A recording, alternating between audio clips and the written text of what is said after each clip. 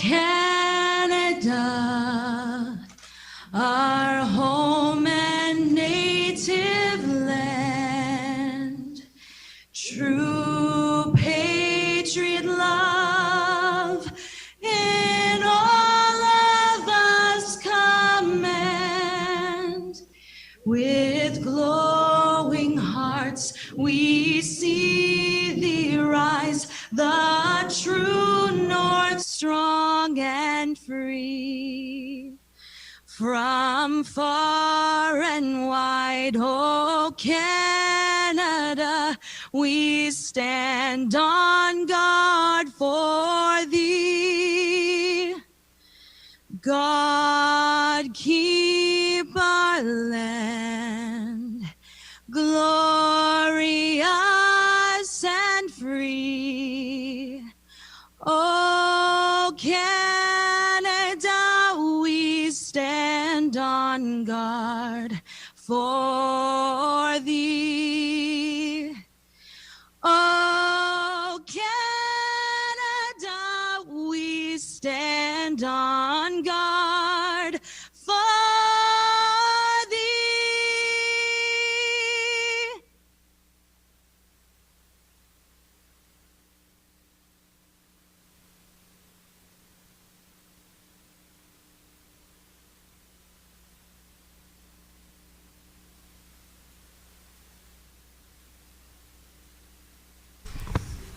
Perfect. The City of Barrie acknowledges the traditional territory of the Anishinaabe people, which include the Odawa, Ojibwe, and Potawatomi nations, collectively known as the Three Fires Confederacy. We also acknowledge the Wendat Nation Huron, who occupied these lands prior to the middle of the 17th century. We're dedicated to honoring Indigenous history and culture and recognizing the enduring presence of Indigenous peoples on this land. We're committed to moving forward in the spirit of reconciliation and respect with all First Nations, Métis, and Inuit people. You may be seated.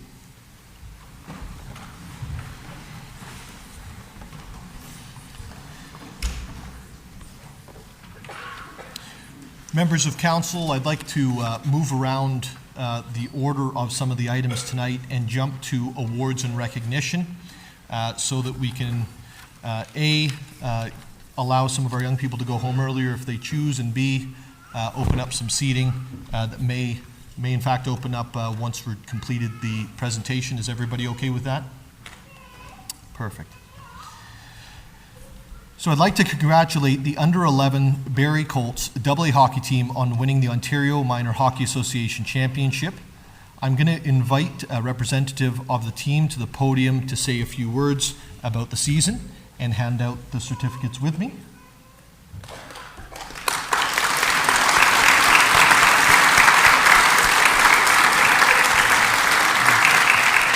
Now, before I hand it over to you, I want you to know I coached a few of these kids, and we didn't get first, so your coaching must be a lot better than mine.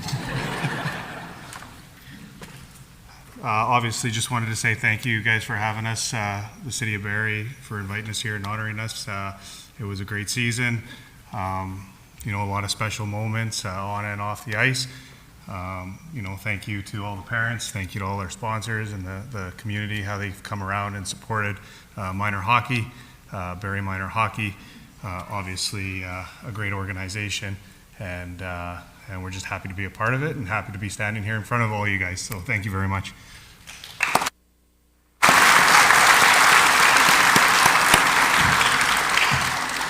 I noticed your assistant coach was an OHL player here in Barrie.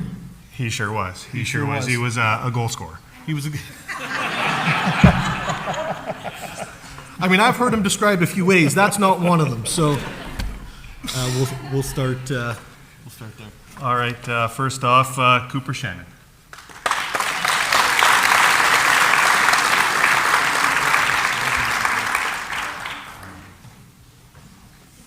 Grayson McBride.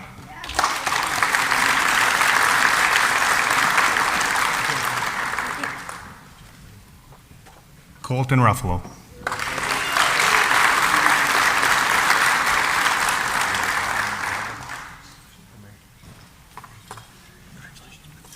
Easton Pattison.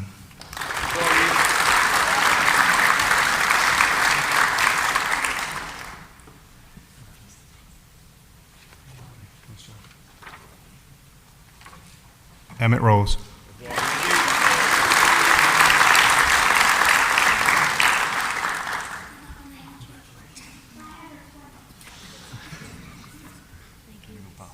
Owen Cameron's not here, but Owen Cameron was a member of the team. Ryland Brooks.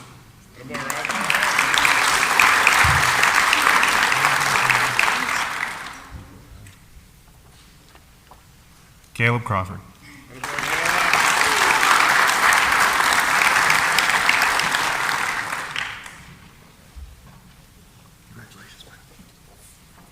Hunter Prock.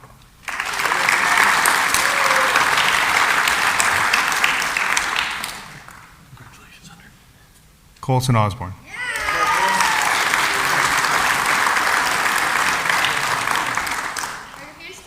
Yep. Cole Bannerman's not here as well, but Cole Bannerman. Colby Taylor.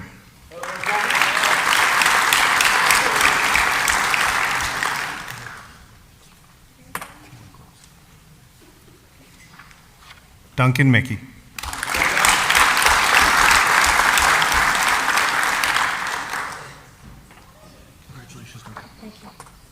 James Martin.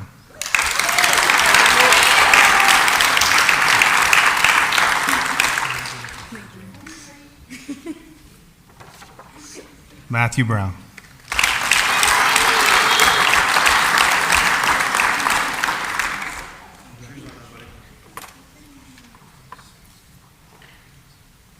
Austin Lorenko.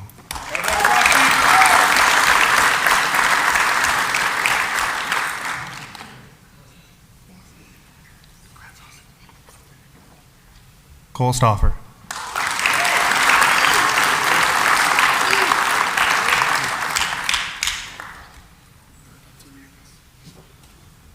That's myself, Corey Brown.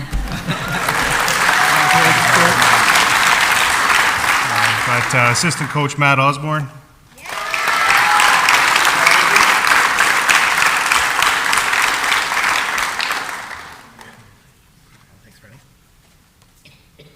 Assistant coach Andrew Shannon.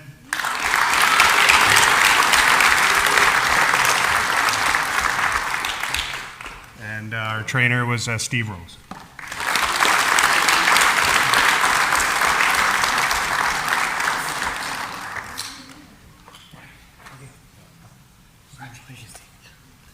Just once again, thanks guys for having us and honoring us, and it's a real pleasure to be here and an honor for us. Thank you.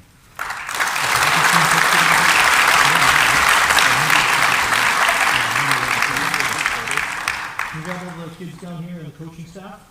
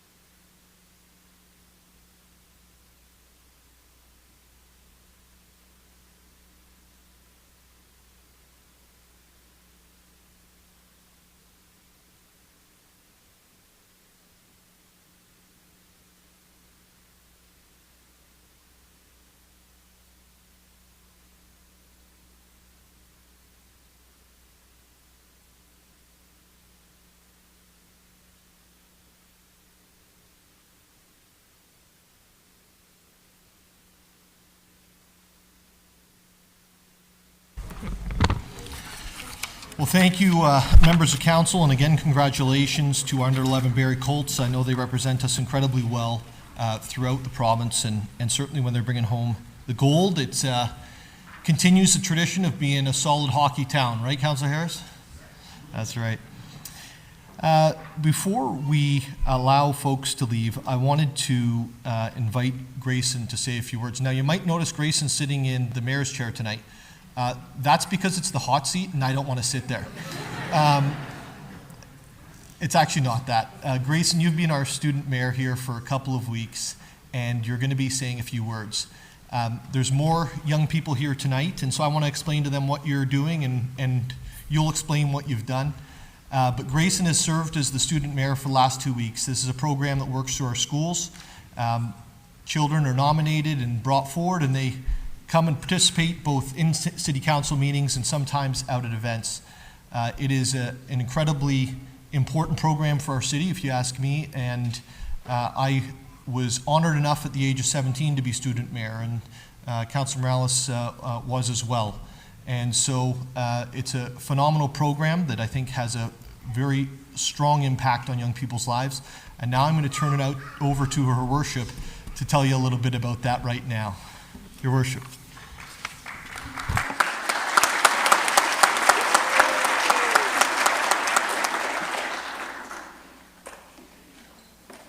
Good evening, Mayor Nuttall and City of Barrie council members. I'd like to thank you all for being so welcoming during the duration of me being student mayor, as I represent Willow Landing Elementary School.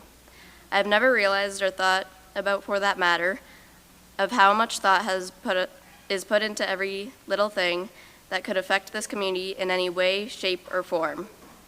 With every minute detail carefully picked over by every council member for every decision, I cannot help but know that the City of Barrie and its citizens are in very good hands. Through some of the 5 hours I've been sitting in on meetings, so far have been slightly boring, but mostly interesting, at times even funny. Even those moments have been elevated by mints from Deputy Mayor, aka Deputy Dude, aka Teddy Bear Thompson. However, I did find most of my time here very enjoyable and interesting. I got to see the moments when local school teams won awards, and when I got to see when council members try to figure out whether to vote or not in order to vote upon a topic. I have found my time here very rewarding and enjoyable. I thank you all for being so welcoming, although I do find it curious how only one council member has all the nicknames. Either way, thank you for having me as student mayor from May 1st through to May 15th.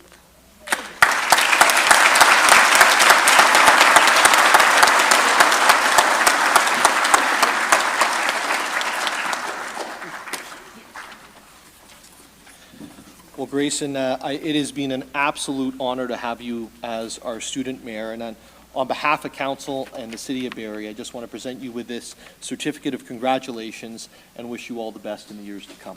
Okay. Thank you.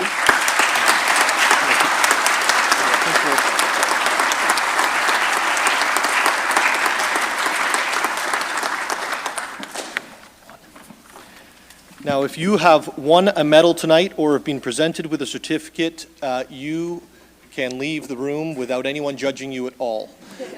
So the hockey team, if you guys want to go, thank you for coming, and thanks for representing our city so well.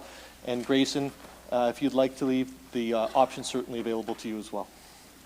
We'll take about 2 minutes for you folks to file out. I would suggest going this way. It's going to be a lot easier.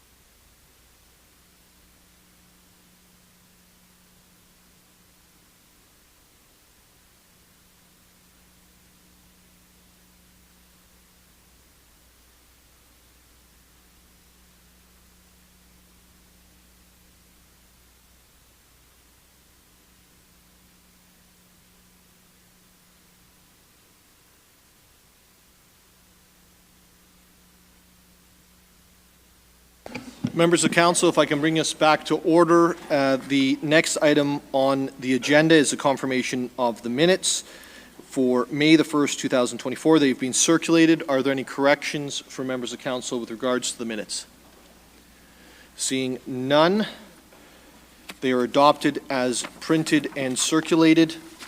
We, as you know, have already completed the awards and recognition. There are no reports from officers, and in record time, we are off to deputations.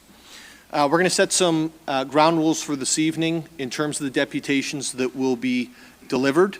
We have 31 deputations this evening, and so we will leave it just to those 31 at this point. We won't be taking any new deputations from the floor.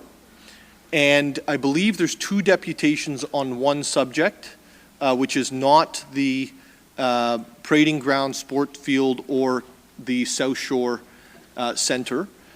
So I'm going to start with those 2, Madam Clerk, in case they are not staying for the vote. So could you just help me by saying who they are and inviting them down one by one?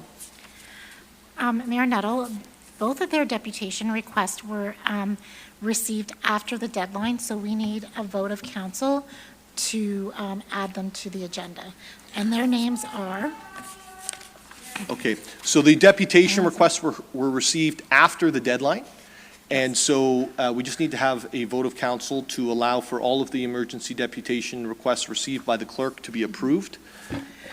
Is that correct? Yes. So, Mayor Nuttall, we received 9 deputation requests for the South Shore and the multi-purpose park, and we also received as emergency deputations, and we also received the 2 for the Bear Creek parking matter. So you can just ask. So all 11, we'll vote on all 11 of them now. Anyone who has submitted to the clerk for an emergency deputation because they missed the timeline, all those in favor of allowing, that's unanimous. So all of those deputation requests have been accepted. We'll now move on to the 2 who are not regarding, who are regarding Bear Creek. Okay. So, Mayor Nuttall, we have, and excuse me if I pronounce your names wrong, Pete Bredro, and Haley Clayton. Those are the 2 deputations for Bear Creek.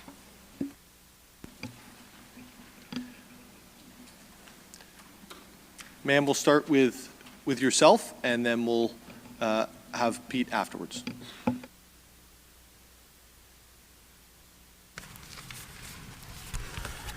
I'm Nancy. I'm Pete's wife. We're speaking together. Wonderful. Thank you. Good evening, Mayor Nuttall, city councilors, and staff. Thank you for the opportunity to speak here tonight and raise concerns over the parking challenges in the Bear Creek Ridge development. We have watched the community grow rapidly since Andine Lane became our home in 2020. With much of this development having some parking opening up, my focus is on Andine Lane this evening. Andine Lane in the summer has 10 to 20 cars parked at any one time.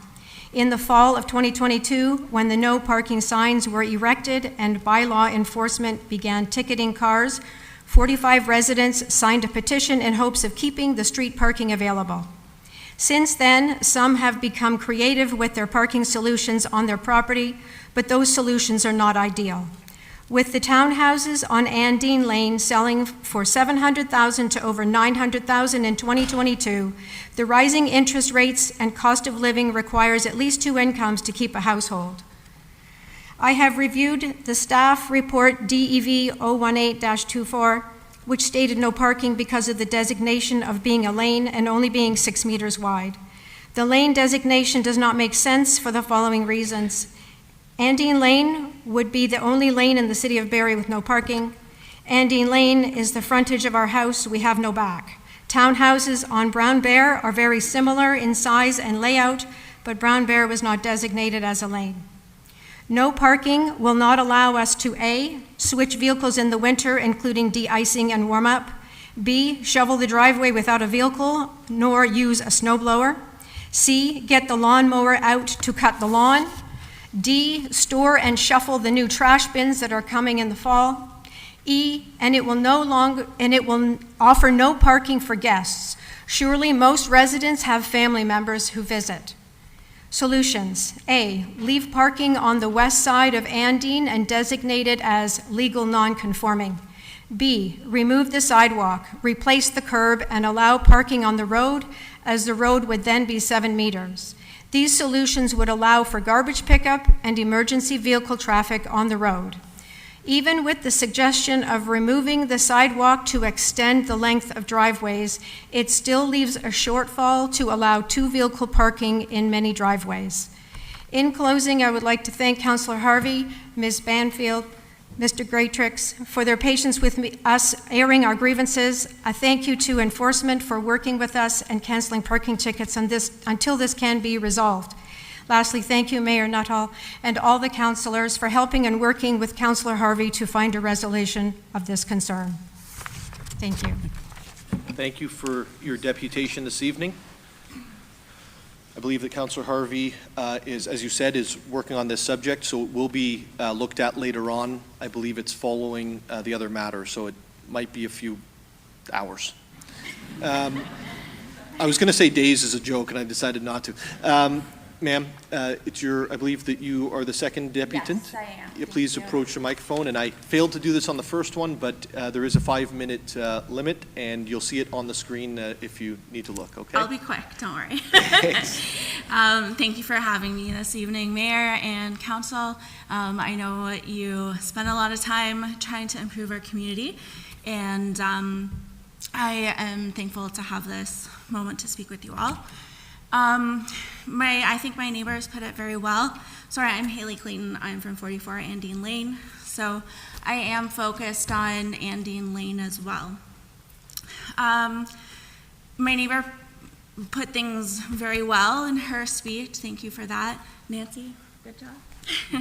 I have a few other concerns as well, in addition to what Nancy and Pete brought forward. Essentially, there's the concern about home care workers or service people coming into your homes. If you do remove all of the parking on Andine Lane, they will not have easy access if there are elderly living on our street that need help or child minders coming to help families. As Nancy mentioned, you do need 2 incomes to own one of these properties now.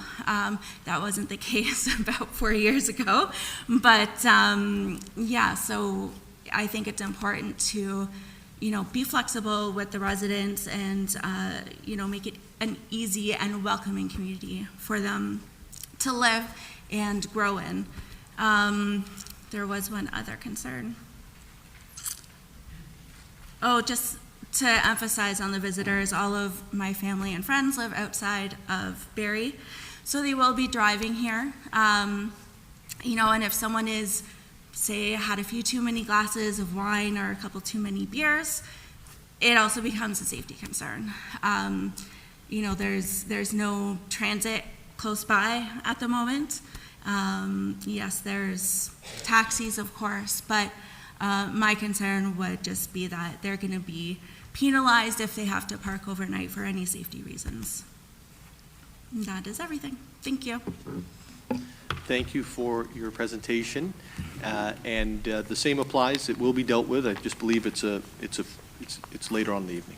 Okay. Thank you. Thank you. We're now going to go to the remaining deputations.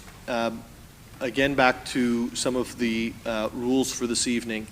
Number 1 is signs are not permitted in the council chambers. Number 2 is, and I should have said this earlier, and I apologize for not, I would ask everyone to remove their hats in the chambers. Number 3 is when you agree with somebody, I would ask that we don't go into big applauses back and forth. I think that's not really what we're looking for here tonight. We're looking for information, opinion, but not a back and forth on that subject. So we'll start with the final, this has been requested by a member of council. Is every 10 or so deputations, we allow some time for a nature break. And if no one on council would like to at that point break, that's okay, we'll keep going through. But if there is a requirement, we will have that time set aside. The first deputant I would like to call up is Tom Yules. Tom, you can correct me on how I pronounce your last name, sir, if I just said it incorrectly.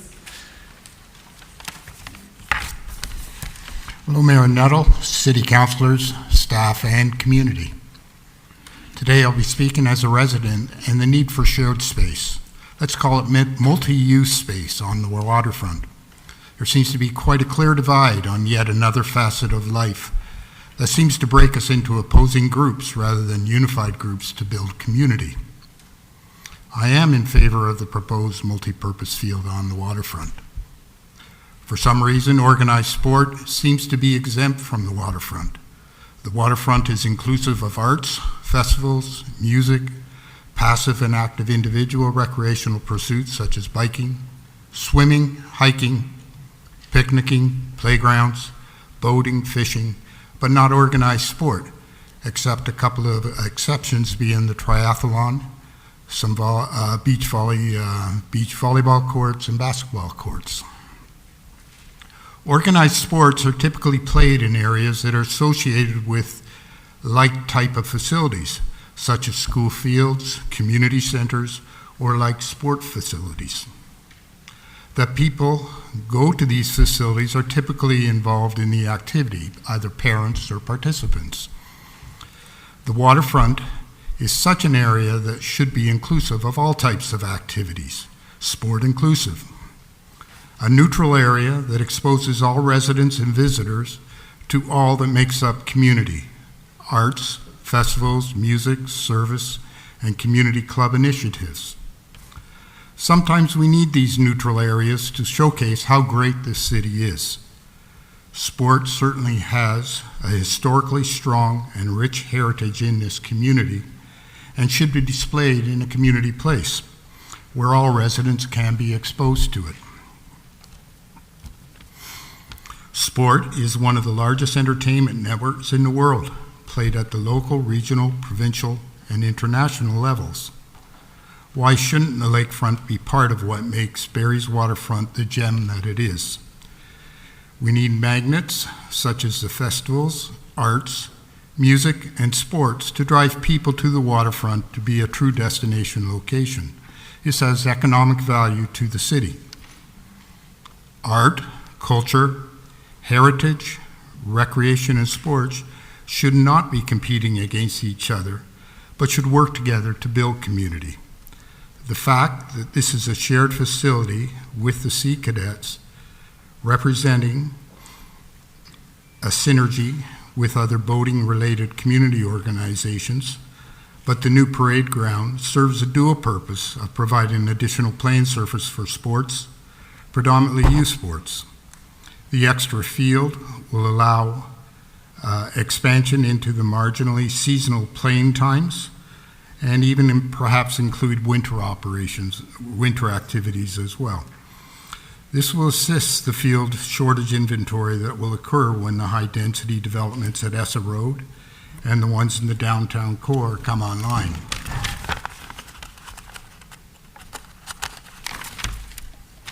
The proposed location is far away from the active area of the waterfront and may even entice residents, walkers, hikers to walk the full length of the waterfront to see what is happening down the south end. Walk through the military park. This area is typically the passive area of the waterfront. They may engage or see what our youth are actually doing and engaged in and contributing to community. The engagement of non-sporting people with sporting people could only help build community. The reciprocal is also true, that youth or sports will also be engaged in the general community, not just their own sporting community, as is typical when you go to a game at a park, school, or community center. One final point I'd like to mention is a multi-purpose field could be an emergency staging area for an emergency incident on the waterfront as well. Thank you for the opportunity to give these points of view. Thank you, sir, and thank you for respecting the rules so far, folks. I appreciate that. I'm going to call our second individual up, Kaylin DeMello.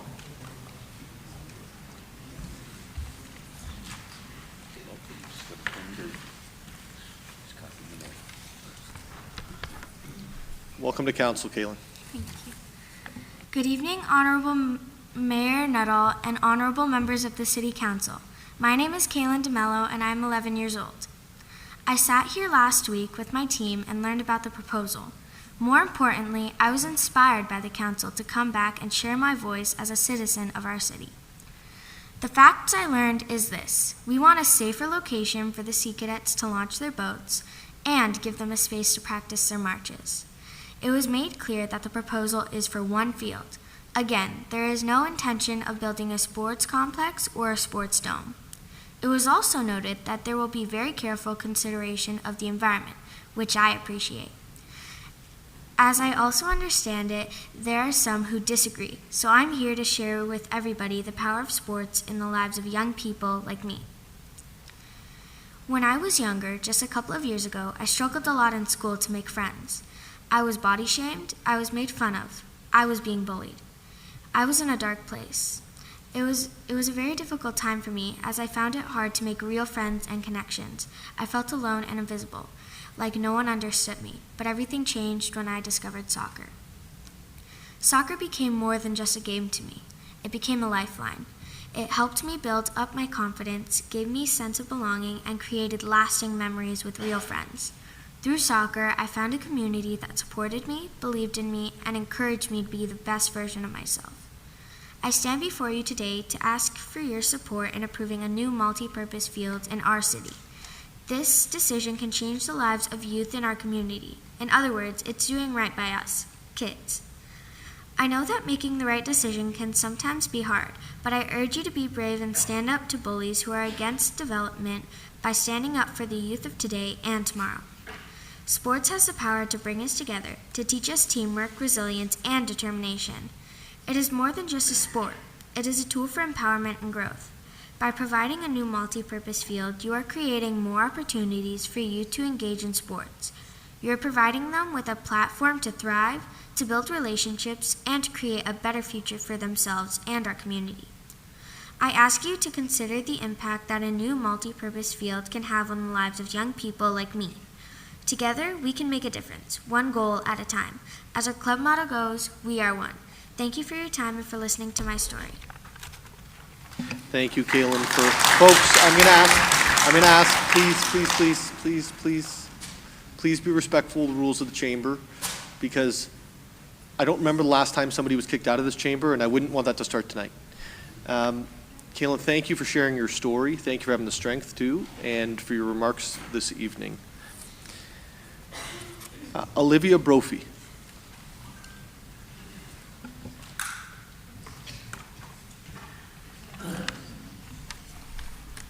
Hello, Mayor and member of the Council. My name is Olivia Brophy, and I'll be speaking on behalf of the Barrie Soccer Club U12 girls team.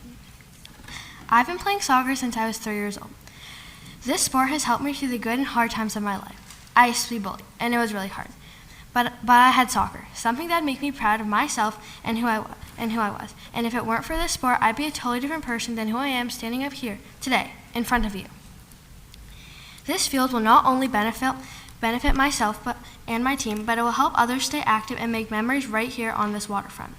Our waterfront is probably the biggest tourist attraction that we have in Barrie, and we are so lucky to have it here. With this field, it will bring in so much more people and allow the families that live in apartment buildings to have a place to play. Remember that not everyone is capable of playing on the sports teams they wish to, but with this field, they will have a place to play. This is a multi-purpose field, so that means not just physical teams will play here, but the people from our community can discover new sports and give them a try at any time. Can you imagine how beautiful our waterfront would be with this multi-purpose field? Teams like rugby, lacrosse, soccer, and many more will have an open and safe field to play on. How important is it to you that the people of our community have a safe place to play? I came up here today not just to speak to you about this field, but to tell you how much this means to me, my team, and probably other teams too. I'd like to say thank you for giving me the opportunity to speak here today. And as my team's way of saying it, we are one. I hope this little speech may make an impact on your decision. Thank you. Thank you so much for sharing with us this evening, and thank you to everybody for cooperating. That was very, very good words. Thank you. David Brophy.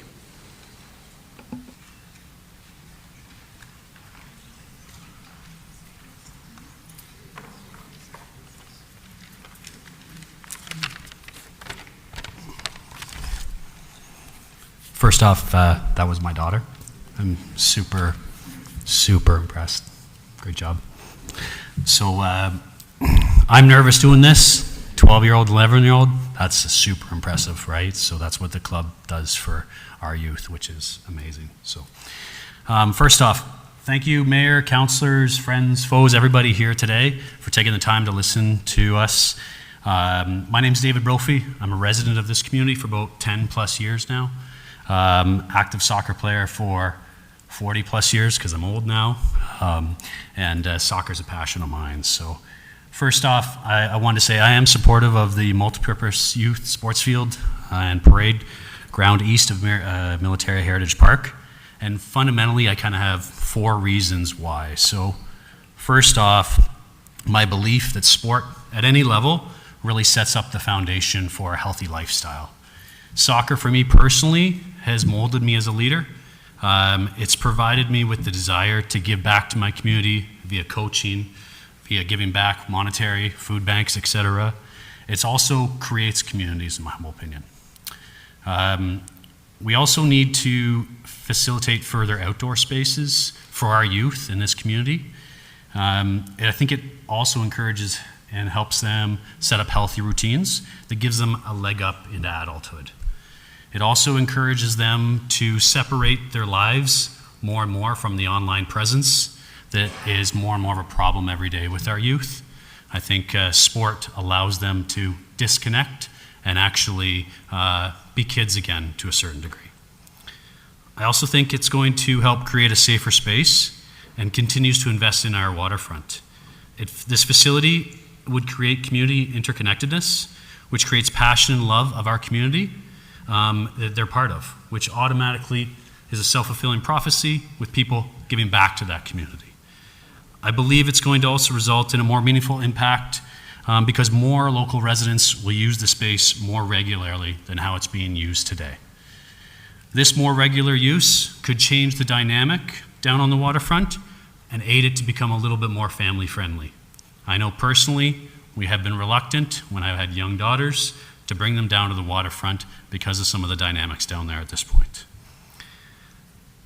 I also think one of the last reasons here is there's limited quality options in this community right now at this time.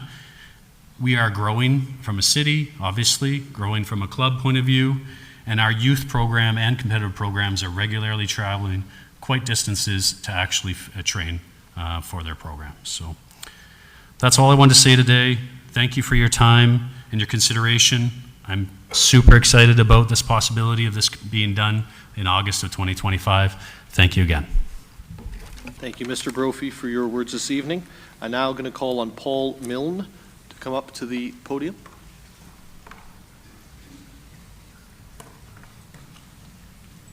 Welcome, Mr. Milne. Thank you, and good evening, Mayor Nuttall and Barrie Council. Thank you for the time to speak in this regard. My name is Paul Milne. I've been a dedicated teacher for nearly 25 years here in Barrie at St. Joan of Arc High School. I'm also actively involved in coaching high school football and soccer, both within our school systems. I've also been an active coach at Barrie Soccer for the past 12 years, and additionally, I serve as a board of director as a member on Barrie Soccer. Throughout my years of experience, I've witnessed the challenges our students and players face when coming to playing sports on inadequate playing surfaces. I vividly remember my own days as a student in Barrie. I grew up in Barrie, where we had to play football and rugby on poor quality fields. These subpar conditions not only hindered our performance, but also pose safety risks to our players.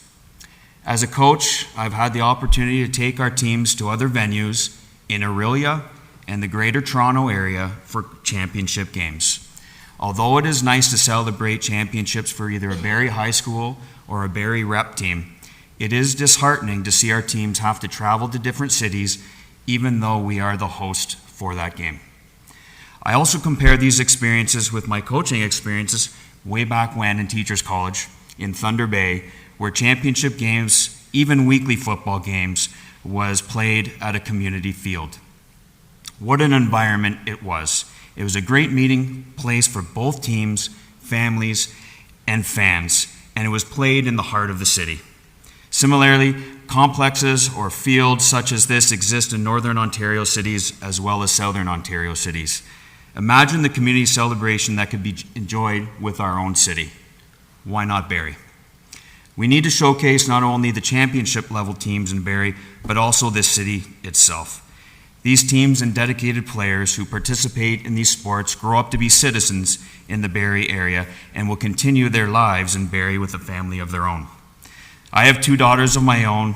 Both play high school sports and play rep soccer and basketball, and I've coached both of them. And as you can see, some of my players are here who are also very, very talented and are here to support this initiative. These players need proper facilities to continue to improve and hopefully wear the Barrie soccer crest later in life, perhaps coming back to coach when they're older. I kindly request you support in advocating for this cause within the City of Barrie.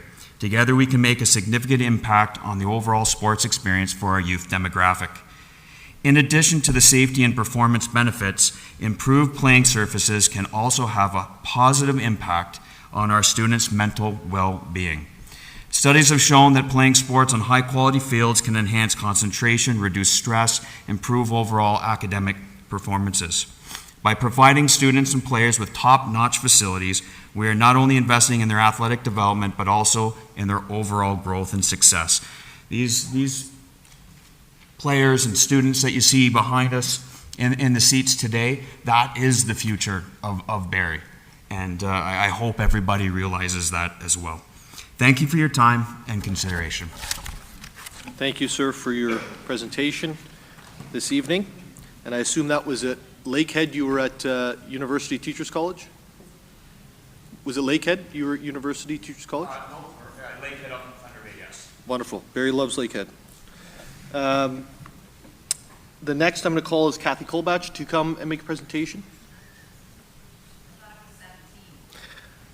Yeah, you are. I'm jumping around a little bit. Okay, would you like me to move to someone else? William Scott?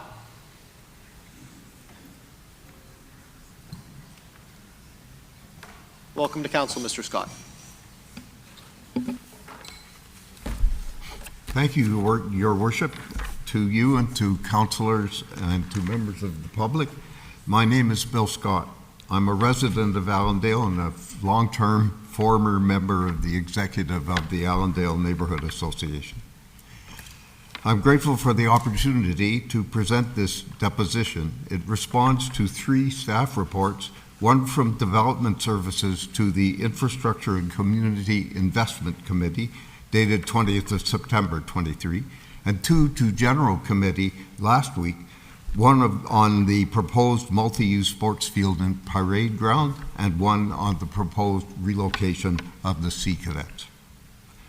First, I would like to say that I endorse heartily the plan to move the Sea Cadets to the lower level of the South Shore Centre, provided that this does not too negatively impact on the rowing club and on the canoe and kayak club.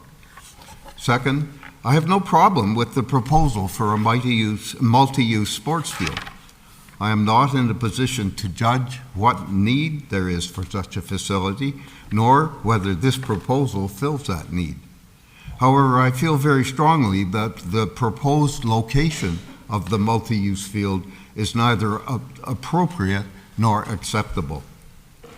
There has been a lack of public consultation about this proposed multi-use field.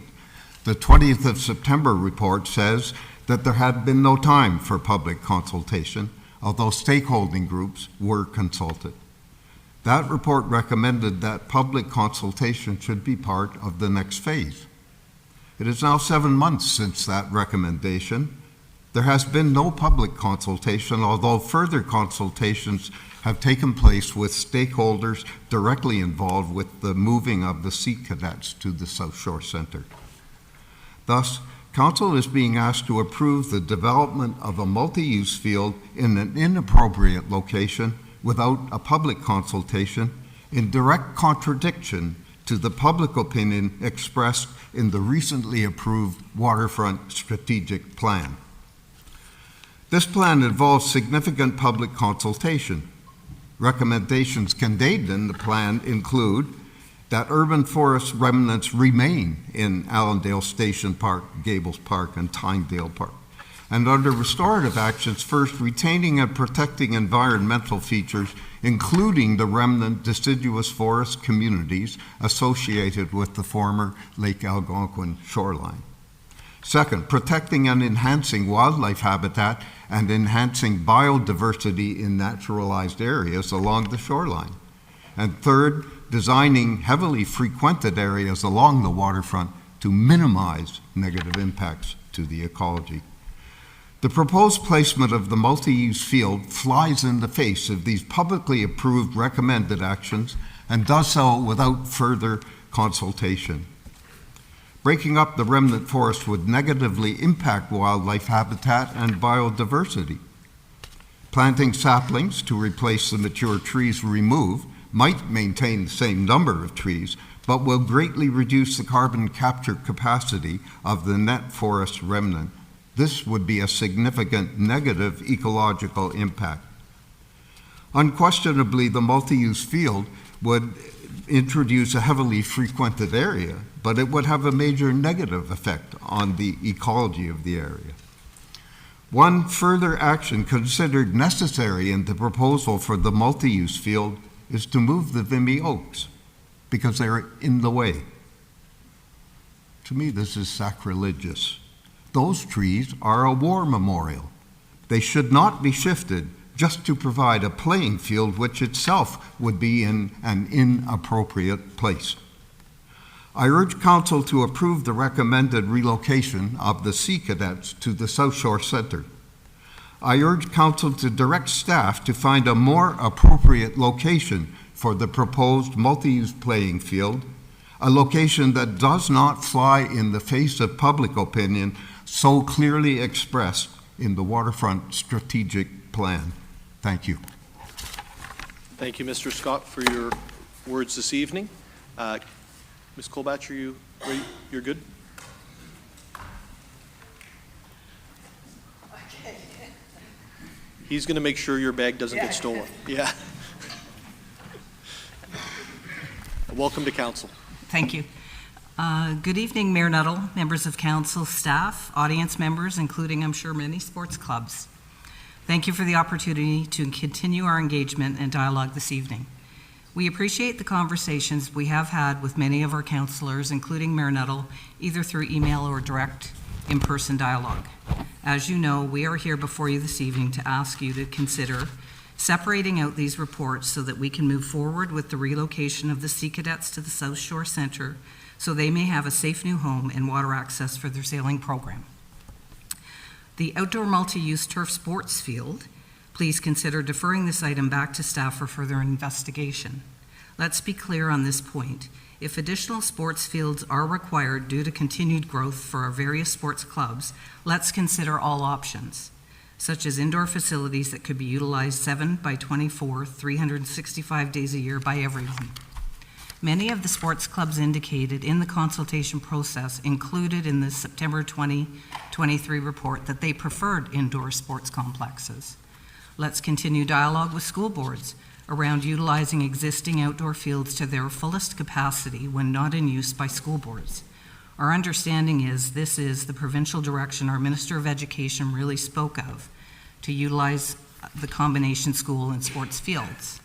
Staff should investigate utilizing existing underperforming parks to see what can be done. Please perhaps consider a dome over an existing field to extend playing hours for all. Let's face it, based on our weather patterns, are we really going to be able to extend the shoulder season on any outdoor field?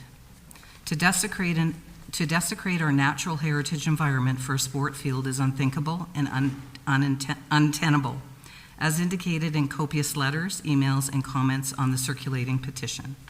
Residents and visitors have a great interest in our waterfront and how it's developed. We have options.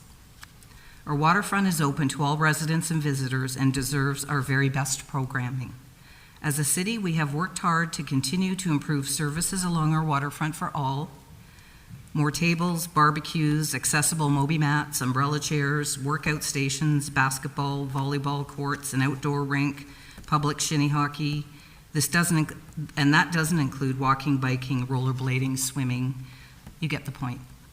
Lots of activities for the residents of Barrie.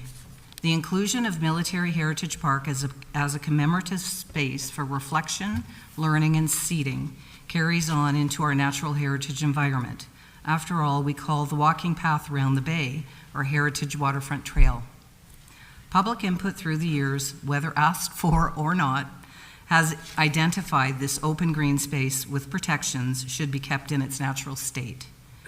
This particular location was approved by Council of the Day in 2020 to remain as a naturalized field with a committee to work towards further passive naturalized and native plantings and education opportunities for youth to learn, including a representative of the Barrie Native Friendship Centre. This space is well used and enjoyed by the public. This area is filled with natural flora, fauna, bird life, and wildlife. Photos were provided and are not being shown. Of the approximate $9 million between these two separate projects, when the city says it's coming from tax reserves, money in lieu of parkland and development charges, is that not public tax dollars? Perhaps in future we should not be accepting money in lieu of, but rather actual parkland within new developments. Thank you for your time this evening, and thank you to all who helped inform the public. As they say, it takes a village. And I would like to make special mention to Al McNair, rest in peace. We'll take it from here. Thank you, Ms. Kolbach, for your presentation. Just on one point that you made, just for everyone to know, the item with regards to the school boards. Yes. We have, number one, not been working until this council with the school board on using their facilities. Right. They've been maintained separately. Our Community Safety Committee passed a motion, which eventually was passed by council, to start working with the school board on their facilities to open them up when they're not being used. And that is, I believe, Ms. McAlpine started in September or December or something like that? Thank you, Mayor Nuttall. We started with the public school board first and are working with the Simcoe Muskoka Catholic District School Board now to identify sites. Well, that's good news for everybody. Absolutely it is. Thank you. Thank you.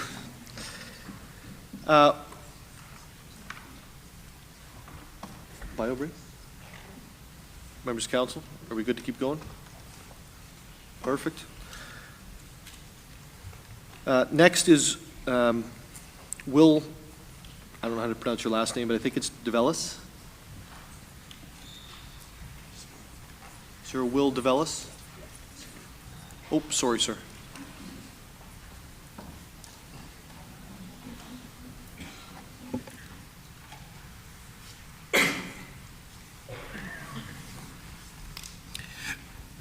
Good evening. Thank you, Mayor Nuttall and Council, for allowing me to have the opportunity to speak about the multi-purpose sports field and parade ground. My name is Will DeVellis, and I'm the president of the Barrie Soccer Club. I've been part of the club for 18 years.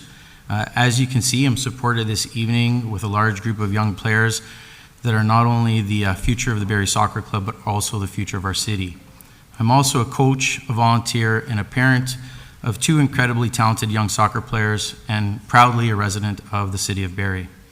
My wife and I decided to move to Barrie from Brampton approximately 18 years ago because we knew it would be a safe city which would provide a ton of opportunity for growth for our children.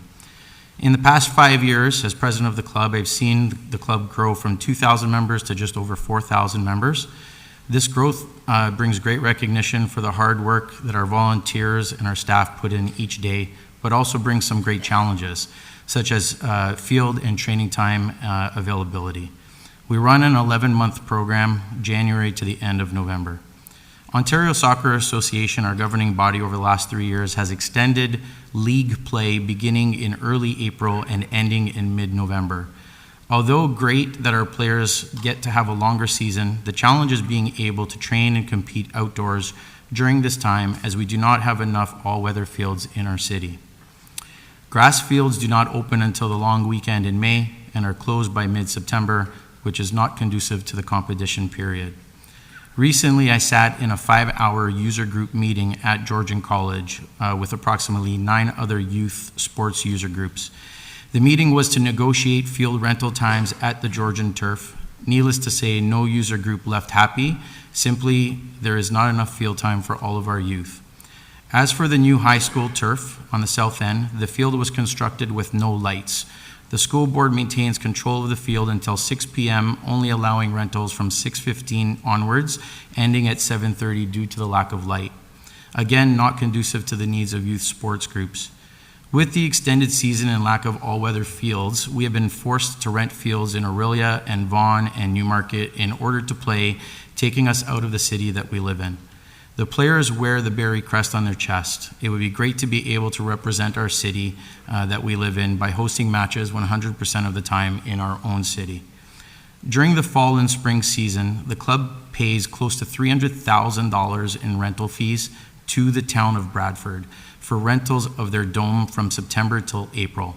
An all-weather field in Barrie would allow us to keep those funds in the City of Barrie and enable us to train and compete outdoors in the fall and spring, only to have to worry about being indoors January and February. We developed a university prep program which assists players on obtaining university soccer scholarships. We have seen 20 players obtain scholarships in the last 3 years.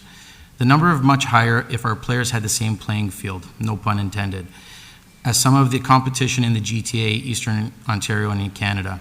As mentioned, my family moved from Brampton 18 years ago for better opportunities, and since then, the City of Brampton has developed 2 indoor facilities and 6 outdoor all-weather sports fields.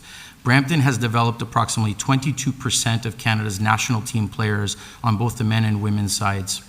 Our annual Barrie Spirit Fest soccer tournament also brings in $250,000 in hotel, restaurant, and local business revenue each year.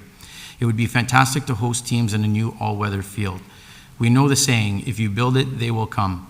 This project would would bring more teams to our tournament, would create more revenue for business, and will increase youth involvement in sport. I will end by saying this. Imagine a youth sports game on a waterfront sports field with residents who walk their dogs, go for a run, or riding their bikes, stopping in for a peek to watch our kids play. What a great sense of community. Most of our kids play on secluded fields in the city where their parents and grandparents watch them play. Imagine the feeling our kids would have if crowds of local passerby are stopping in to watch and cheer them on. Not only a great sense of community, but sometimes the only time these players will have to play in front of a bigger crowd. The City of Barrie waterfront belongs to all residents, not just those in one particular ward. I know that the same is said that for all kids across the city. They are the future of our city, and we need to hand the city over to them in better shape than when we received it. Thank you for your time and allowing me to speak this evening on the topic. Thank you. Thank you, sir, for your presentation. I'm now going to call upon Carolina. And Carolina, I'm not going to try to say your last name because I'm not going to say it properly, so I apologize. If you could say your name when you get to the microphone, and then I'll be better in the future. Hello. So my name is Carolina Kukioka. I knew you would be having troubles pronouncing it. So I am a resident of Barrie. I moved here about 4.5 years ago from Vaughan. And the reason I moved here is due to the waterfront, because I used to come here, walk my dog, and I loved all the stuff that's going on at the waterfront, like the volleyball, the basketball, the running, all the people, and it was always great to see. And the portion of where the South Community Center is right now is my least favorite. So I used to park by Collier Street and then run there and then just turn around because there was nothing going on there. To give more context, I also volunteer at the Barrie Soccer Club, and 3 of my kids, 2 of them are still playing soccer, and 1 of them unfortunately decided to do something else. But they are all familiar, and they still attend, soccer games and everything involved in that. So I'm just going to say a little bit of boring stuff, because what I heard so far and, read online, a lot of people are a little bit inaccurate in what they're saying with the environmental stuff, and also like what the waterfront should be. So I am basing my speech on the zoning bylaw, the Barrie official plan, and also City of Barrie Transportation Master Plan. A lot of people say, why waterfront? It should be left the way it is. And if you actually look at the map and see where the proposed location of that field is, 60% of it is already a field. And from what I understand, the trees are going to be replanted, so not just cut down, they're going to be moved elsewhere. And going by the official plan, when it speaks about the waterfront in section 5.6.3, it says that the waterfront shall be social and cultural focal point within the city's open space network. And, that seems like the field would be the ideal place for that field would be in the downtown, because everybody can access it freely. There's a lot of transit, people run, people walk, there's a lot of parking, public parking. The Lakeshore Drive is a parkway, which is the major facility that can carry significant volumes of traffic. And not a lot of people know this, but Lakeshore Drive is actually proposed to be widened to 4-lane road, which will just help. People can park there's on-street parking along there, residents can park there. The multi-use sport field also proposes a parking associated with it. And since it's going to be a community soccer field, well, I'm saying soccer because I'm involved with soccer, but it's a multi-purpose, multi-sport field. It is not going to generate a lot of traffic, just based on the IT trip generation, which is the Transportation Engineers Association. It will be very minimal new traffic, and the traffic that's going to be generated by the field is not going to be the same as the rush hours like we usually drive. There's going to be no people or a large number of youth going there in the morning where people drive to work, because everybody will be, the kids have to be driven, people will drive to work, nobody uses that field in the morning. And in the evening, same thing, people have to drive back from work, grab their kids, so it's not going to be the same as the PM rush hour traffic. Just to conclude my speech after that boring part of it, we've heard a lot of stories about the kids being bullied. Only about 15 seconds left. Sorry? 15 seconds left. Oh, then I'm done. And I thought I'm going to be a lot less. Thank you, Carolina, for your comments this evening. I'll now call upon Sean West. Sean West. Mr. West, welcome to council.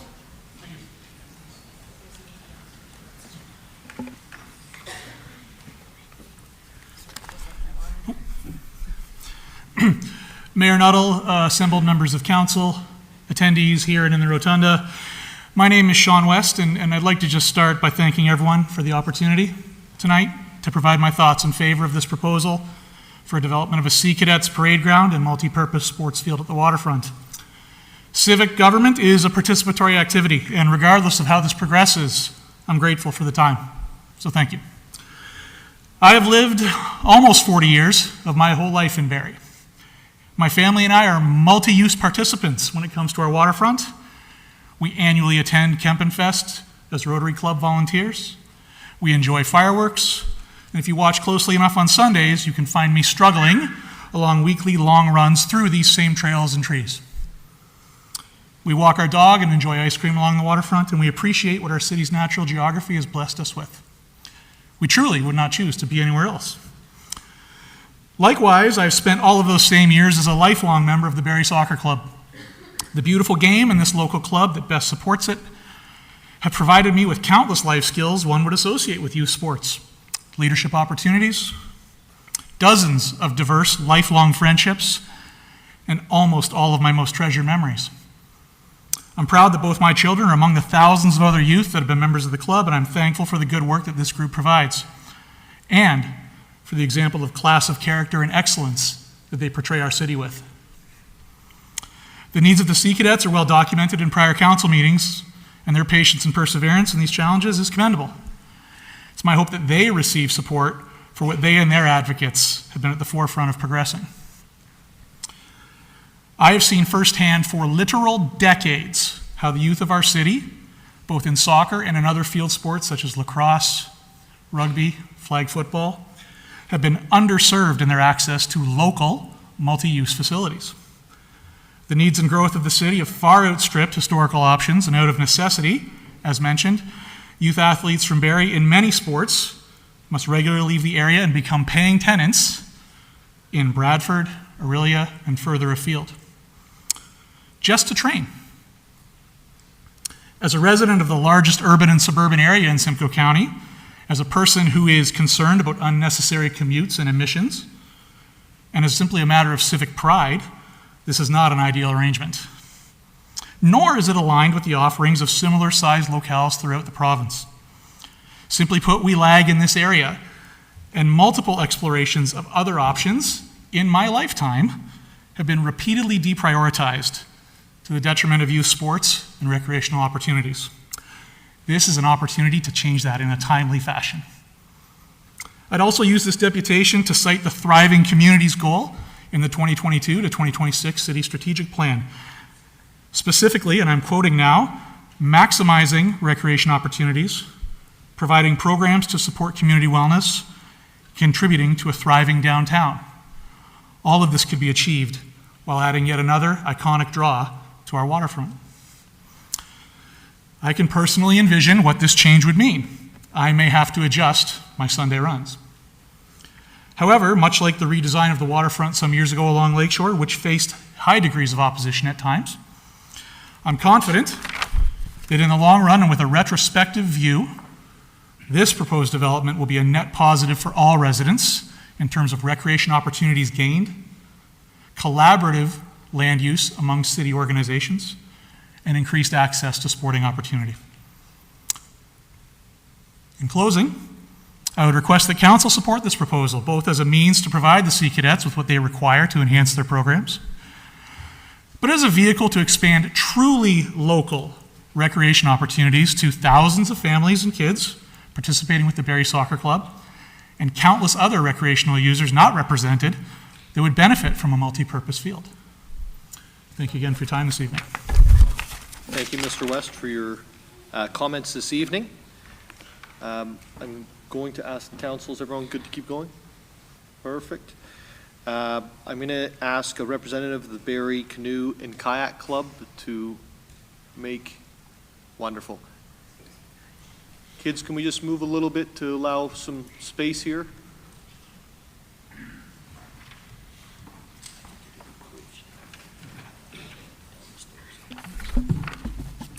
Sorry, I just need my reading glasses. No problem. I made the mistake of leaving mine in the car, so I'm with you. If you could just say your name for the record as well, please. My name is Heather Rosier, and Welcome I have to been council. a Barrie resident for 33 years now. Good evening, Mayor Nuttall and council members. I am the president of the Barrie Canoe and Kayak Club, which is normally known as BCKC. BCKC was founded in 1979 as a nonprofit organization dedicated to providing local families and individuals with the opportunity to enjoy a safe and enriching paddling experience on Kempenfelt Bay. With over 300 members, we offer low-cost memberships that allow participants to engage in a variety of activities, including paddle nights during the summer, day and overnight canoe trips, and kayak trips, and paddling in our large Voyageur canoes. We also offer hiking and snowshoeing activities to our members. Our membership fees are meant to be affordable. A single parent with up to 4 children can join for just $80 per year. A couple with up to 4 children can join for $145 a year. A BCKC membership provides access to a wide range of equipment, including canoes, kayaks, and stand-up paddleboards. Because we are run entirely by volunteers, we can offer these affordable memberships, ensuring that Barrie residents have access to boats and essential safety equipment.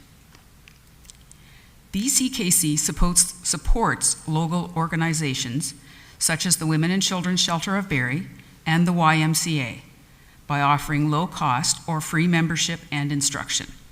We provide certified instructors who offer training in canoeing, kayaking, and stand-up paddleboarding, fostering a love for these activities within our community.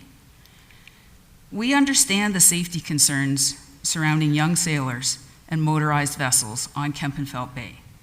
Our club prioritizes safety and works hard to ensure that everyone can enjoy the water without undue risk. Regarding the proposed relocation of the Sea Cadets to the lower boathouse level of the South Shore Community Centre, BCKC is not opposed to this move. However, we do have concerns about how the construction will impact our operations. We need clarity on whether we will be able to continue our activities during construction, and if the new boathouse space will be configured to meet our needs. The current flat grassy area between the boathouse and Kempenfelt Bay is essential for placing boats outside of the boathouse. This alleviates crowding, especially during paddle nights and when multiple courses are running simultaneously. The ramp to the waterfront must not be too steep, ensuring that our volunteers can safely move the 700-pound Montreal Voyageur canoe down to the dock and back to the boathouse. We also need a safe place for new paddlers to learn and practice. Canoes, being slower moving and less maneuverable, cannot quickly move out of the way of faster boats. We are very concerned that having inexperienced sailors sharing the area with novice paddlers could result in accidents or injuries. Having separate designated areas for different types of boating would help to ensure the safety of all boaters. Our boathouse requires sufficient space to accommodate multiple people accessing boats simultaneously. We need a workshop with good ventilation for refinishing and repairing boats and paddles. Additionally, the training room is essential for our board and coordinator meetings, as well as for conducting courses that are open to both BCKC members and the public. Vehicle access to the boathouse is also crucial for loading boats onto trailers for use at other locations. BCKC wants to work with council and the city staff to ensure that these needs are met and that the transition is smooth for all the parties involved. Thank you for hearing me tonight. Thank you, ma'am, for your presentation this evening and for clearly articulating the needs there. Arnie Ivesons, I've seen you. You're here. There you are, right in the center.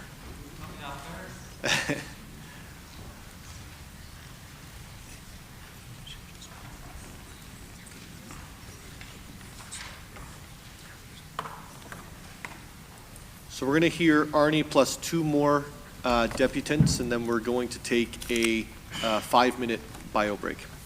Just a moment before I start, if you don't mind, I'd just like to acknowledge Deputy Mayor Thompson and Councillors Corser, Hamilton, and Mr. Harris for joining us Monday for a very hastily gathered meeting.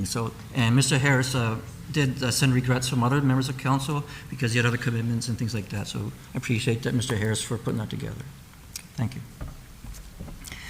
Dear Mayor and Council members, thank you for the opportunity to speak this evening. Although I'm affiliated with the Allandale Neighborhood Association, the ANA, and support wholeheartedly their stance on this matter and comments made by Mr. Scott and Ms. Colbatch. The opinions expressed in this deputation are my own. I want to begin by saying that I support the relocation of the cadets to the safer southern shores of the bay. As has been suggested by the ANA, I feel that there is sufficient space west of the General Hayter South Shore Community Center to develop a single-use parade ground for the approximately 165 cadets. Common size for such a parade ground is 160 paces by 80 paces, and as was discussed at a meeting Monday, in other cities they are held in gymnasiums, legions, parking lots, as the size varies. I also want to say this is not about sports. As a child, I played minor soccer. I was on school teams for track, volleyball, soccer, and basketball. I play hockey 2-3 times a week. I have no objection whatsoever to a multi-use field. It'd be wonderful for Barrie to get that, but just not at the proposed location. There's an old saying in real estate, location, location, location. All of Barrie's residents and taxpayers own this waterfront location. And if it wasn't for Kathy Colbatch sipping her Saturday morning tea a week and a half ago, curious about what was on the council agenda for May the 8th, and frantically emailing a few of us asking, did any of you see this? There would only be a handful of people here tonight. Mayor Nuttall, in an article dated December the 12th, 2022, you were quoted as saying, as we all know, transparency in the process of government decision-making is of extremely high importance. So I ask you and members of council, where's the transparency here? The ANA met with yourself and Councillor Harris here at City Hall on May the 7th. When we asked about this proposed development, because we hadn't heard anything about it until a few days prior, you both basically said in not so many words, everyone knows about it, it's public knowledge. How could you not know? I'm surprised you didn't know.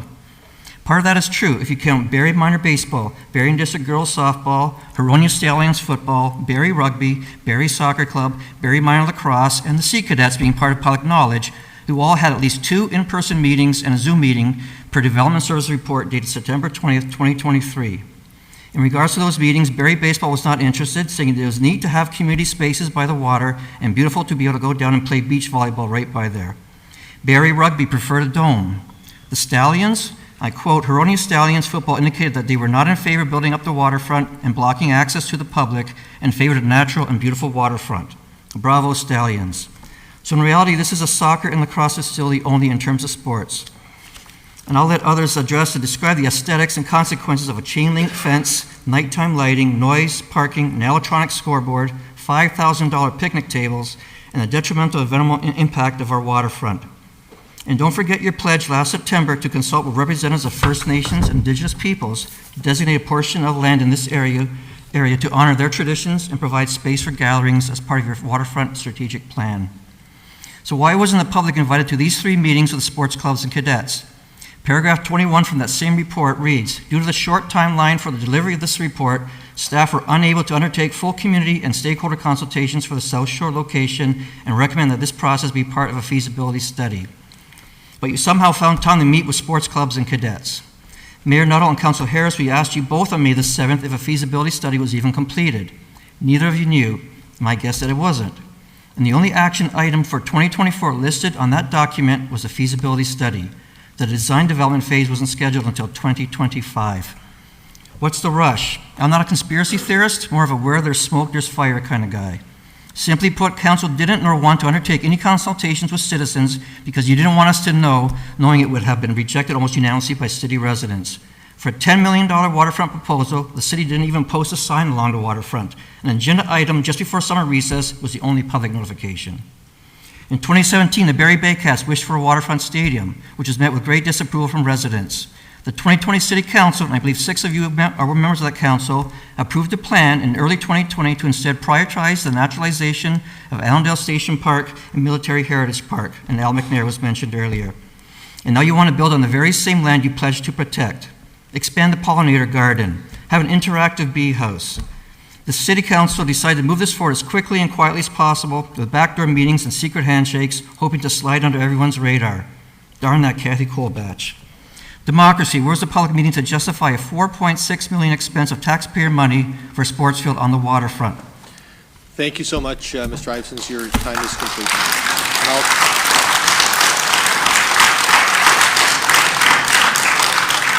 So folks, surely, if the 8-year-olds can play by the rules, our adults can too, right? So let's make sure we do that.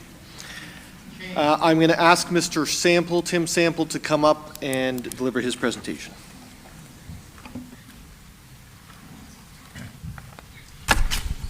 Mr. Mayor, councilors, city staff, and members of the public. My name is Tim Sample, and I'm an inductee of the Barrie Sports Hall of Fame. Who would have guessed that a kid from Barrie would be on 2 Olympic and 10 World Championship teams, along with being the chief operating officer of a Canada Games, where 5,000 athletes, officials came from all over Canada to participate in 26 sports and cultural activities. What sticks out in all of this, though, is that sports teach young people goals, how to get along with people, discipline, how to face adversity, how to manage through it, and most importantly, how to be a good person and a future community leader. As a youth, we didn't have a lot of facilities downtown.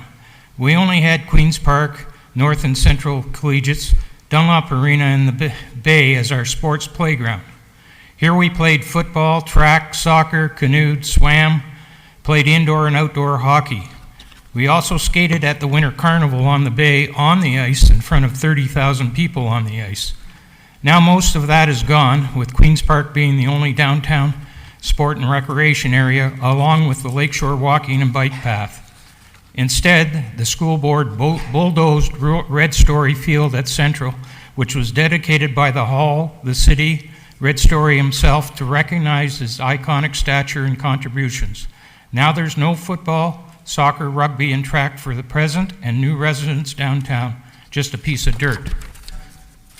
What I saw in my travels to many other countries were sport facilities by lakes, rivers, streams in downtown areas with communities that embraces their youth and encourages all types of recreational activities.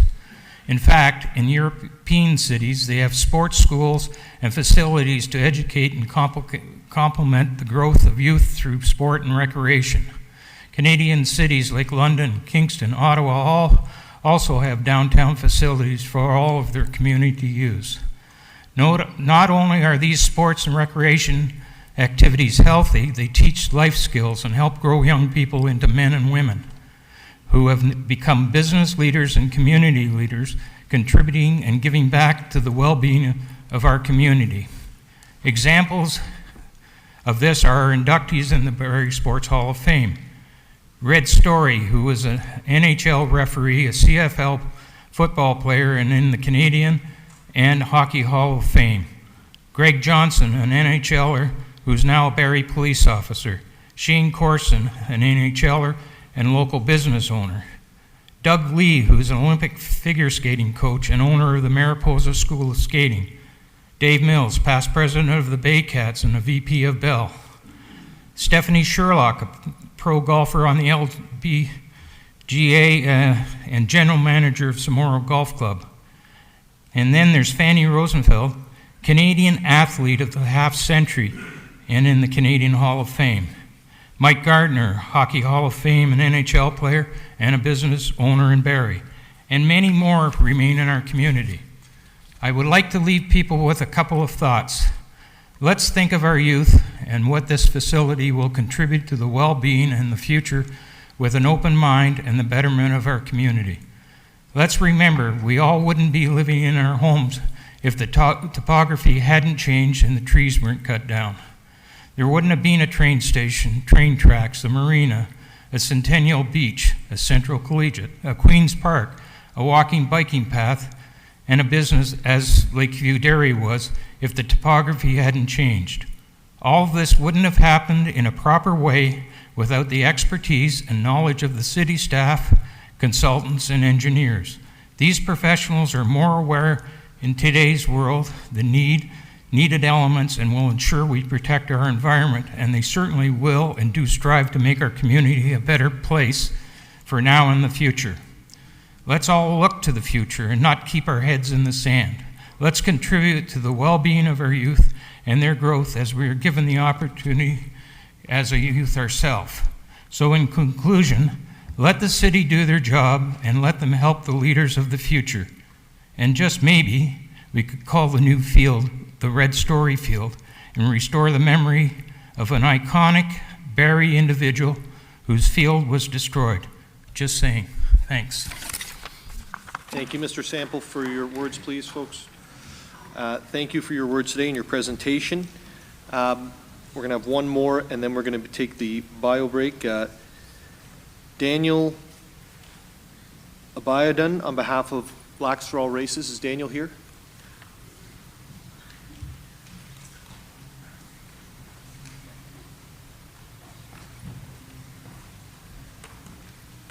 Welcome to council. Please correct me if I'm not saying your name correctly. So Daniel was supposed to be here. He had to step out for an emergency, but we are all Black BFAR, which is Blacks for All Races. And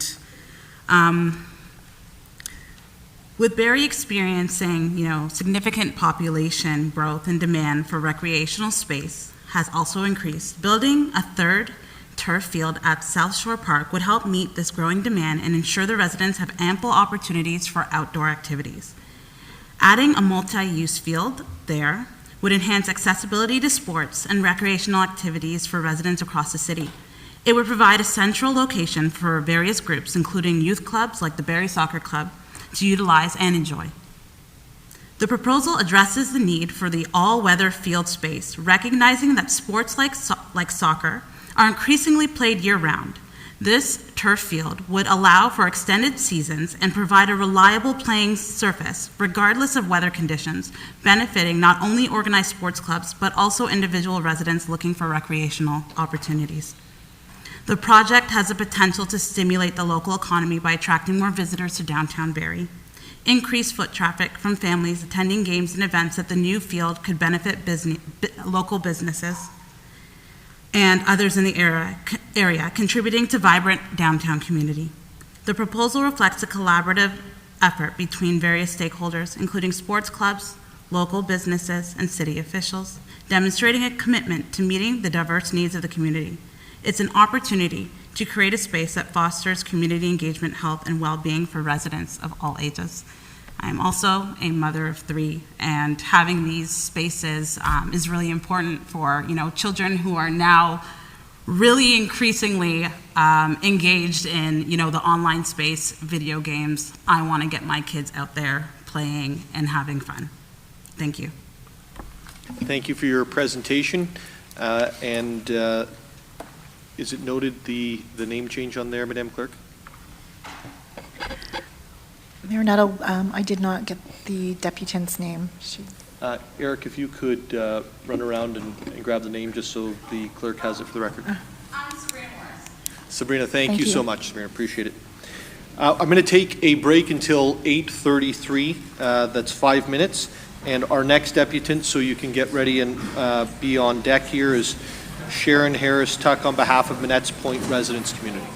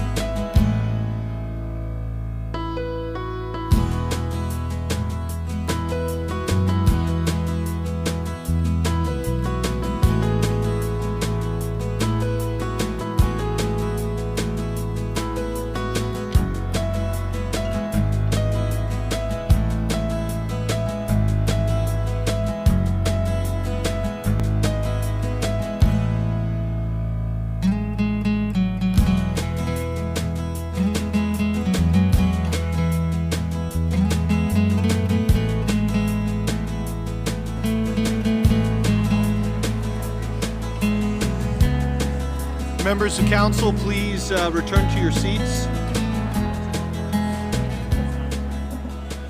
Members of the public, please return to your seats if you can. We're going to bring the meeting back to order.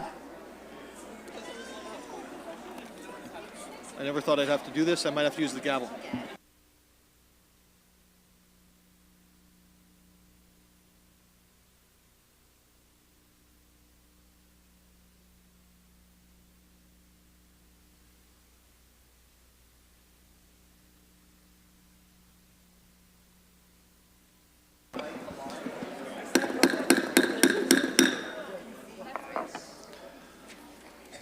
I always wanted to do that, so thank you.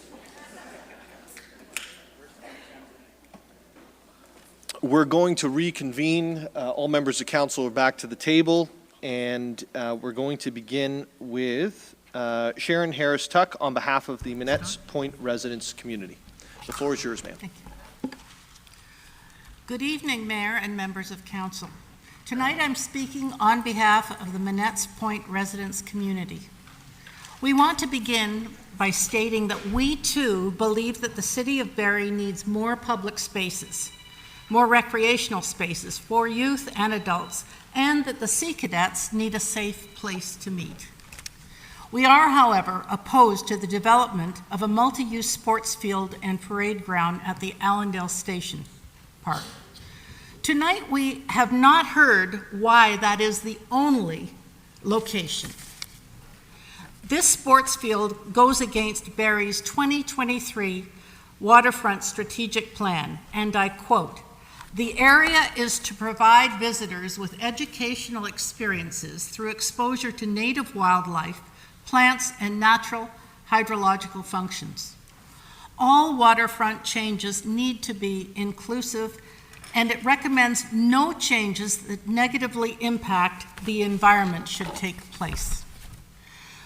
The Waterfront Strategic Plan did not advise bulldozing a forest field habitat, replacing it with artificial turf and fencing it in. There is a significant loss of natural habitat proposed in a way that completely bisects the forest and grassland area. This development's sizable fenced-in sports field with a gate would be accessed only by a few rather than by many. This is not how a fully public space at Barrie's waterfront should function. This proposal doesn't solve Barrie's need for a year-round sports field with ample parking or washroom facilities.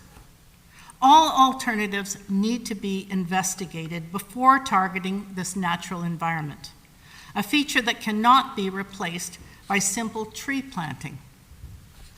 There are alternatives, many offering additional options for amenities and the option to be domed for year-round use. Perhaps an extension to the Sadlin Center with a YMCA partnership, or the proposed South End Sports Complex. The provincial government is emphasizing joint use facilities with school boards, and we have heard tonight that council is working on this. Awesome, all the more reason to defer the decision. What is really driving the scope and urgency of this development proposal? It's driven by the potential to build a restaurant on a prime waterfront location where the Sea Cadets currently are. This is the first domino, resulting in the need to move the Sea Cadets elsewhere, which is domino number 2. And they ask for a parade ground, domino number 3. And then the parade ground is blown up into domino number 4, a premium multi-use sports field. We are concerned with the lack of public consultation with this proposal. We're asking council to reject or defer the sports field parade ground decision until widespread public engagement and consultation is held. Alternative locations are thoroughly explored and key impact studies are completed. This proposal should not be considered until the following studies have been completed and made public. alternate locations for public sports field parade grounds, considering public or private partnerships, environmental implications, cataloging species, including those at risk, and a traffic impact study, the environmental impacts of artificial turf, and impacts of amplified noise and lighting to wildlife and neighboring residents. This sports field goes against Barrie's 2023 Waterfront Strategic Plan. This issue concerns all Barrie residents who enjoy the waterfront, whether they live nearby it or not. In fact, in only 1 week, almost 3,000, it could be over 3,000 by now because we're checking by the minute it's going up. The signatures that we have gotten against this proposed location. Again, we are not against sports fields for our kids. We love our kids as much as you do, and many of our kids are in Barrie sports. They're in soccer, they're in hockey, they're in all sports. Thank you, ma'am. Unfortunately, I have to cut you off at that point. Okay. Thank you so much for your presentation. Thank you, Council.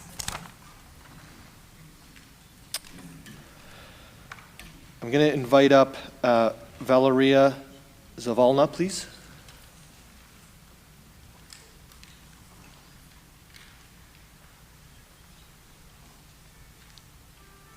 I may be saying the name incorrectly, and I apologize. Valeria Zavalna.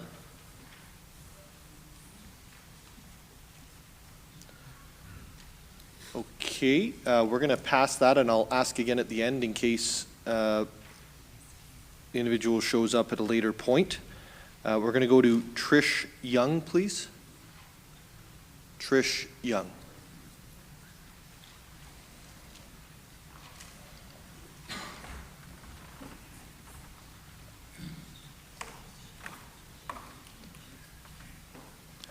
Welcome to Council, and the floor is yours. Thank you.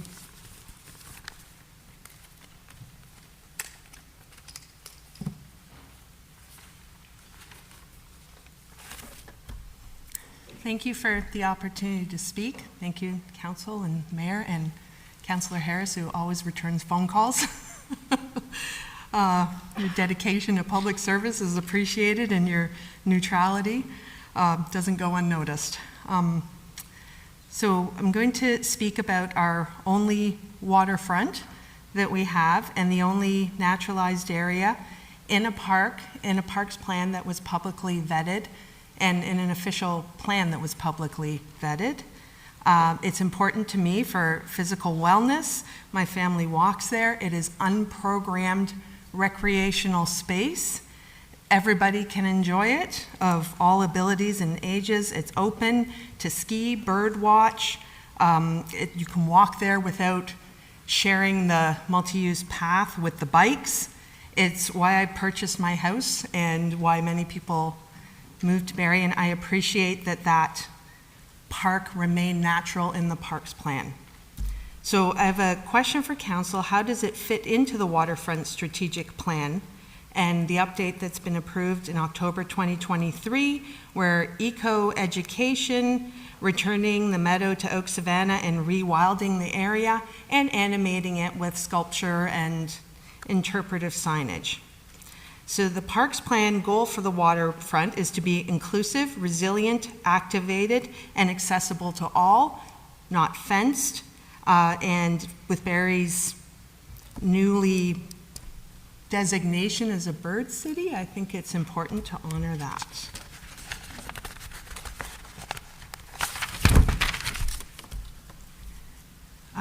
I do question how this decision would fit into OP Policy 563, that the waterfront be managed in an environmentally responsible manner for future generations, and your climate and adaptation strategy to protect biodiversity and enhance ecosystem function. So this area is designated for enhancement in the waterfront plan. Another question I have is, how does a $9 million project, not in any of the wonderful plans that your staff have prepared, how do you justify spending that money when it looks like your asset management plan for parks shows a $6 million deficit for the whole rest of the park program for 10 years. The staff report states that the funds have to come from deferred or deleted projects. Where did the money come from? What is not being funded with this proposal? Also, I notice your asset management plan has 55 soccer fields in Barrie. 3 lit are projected, so that is the Sports Complex, Salem, and Hewitt's, and it sounds like Sadlin is also possibly another opportunity. If there is money, it seems there's a lot of interest in the soccer program.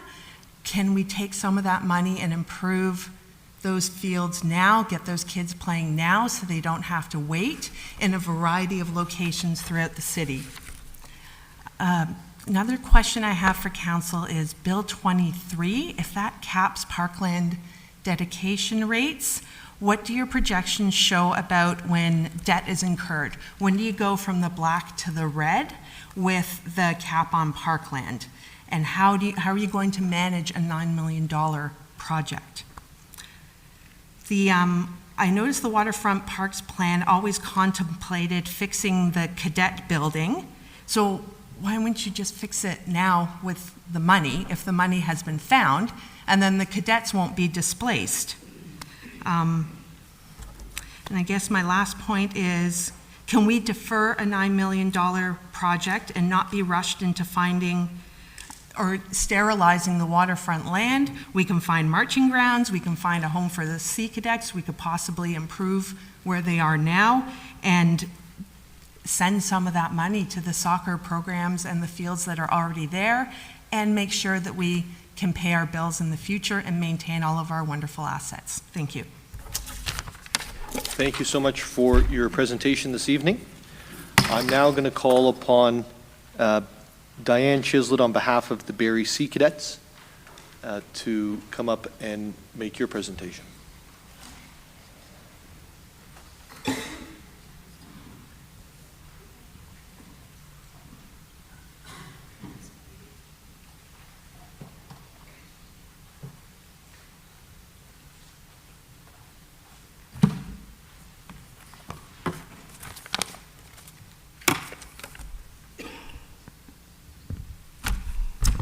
Thank you, Council, for your indulgement. My name is Diane Chislett, and I am the president of the Barrie branch for Navy League of Canada that oversees the Sea Cadets and the Navy Leagues. I've been working with these groups now for 22 years, including my predecessors. We've been trying to move the Sea Cadets for 30 years. This year, the Sea Cadets will be having their 80th year graduation, which is a shining example to the program and what we like to call Canada's best kept secret. It is a free youth program. It's inclusive. We always support our kids, even those that come in. Sometimes they haven't had dinner because they don't have that money. So we make sure that they're always taken care of. Our kids come first.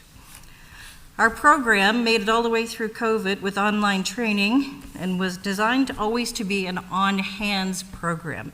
So this was very difficult for the officers and the volunteers. However, they made it possible. They made including boat building online, cooking, community cleanups, and even how to change a tire.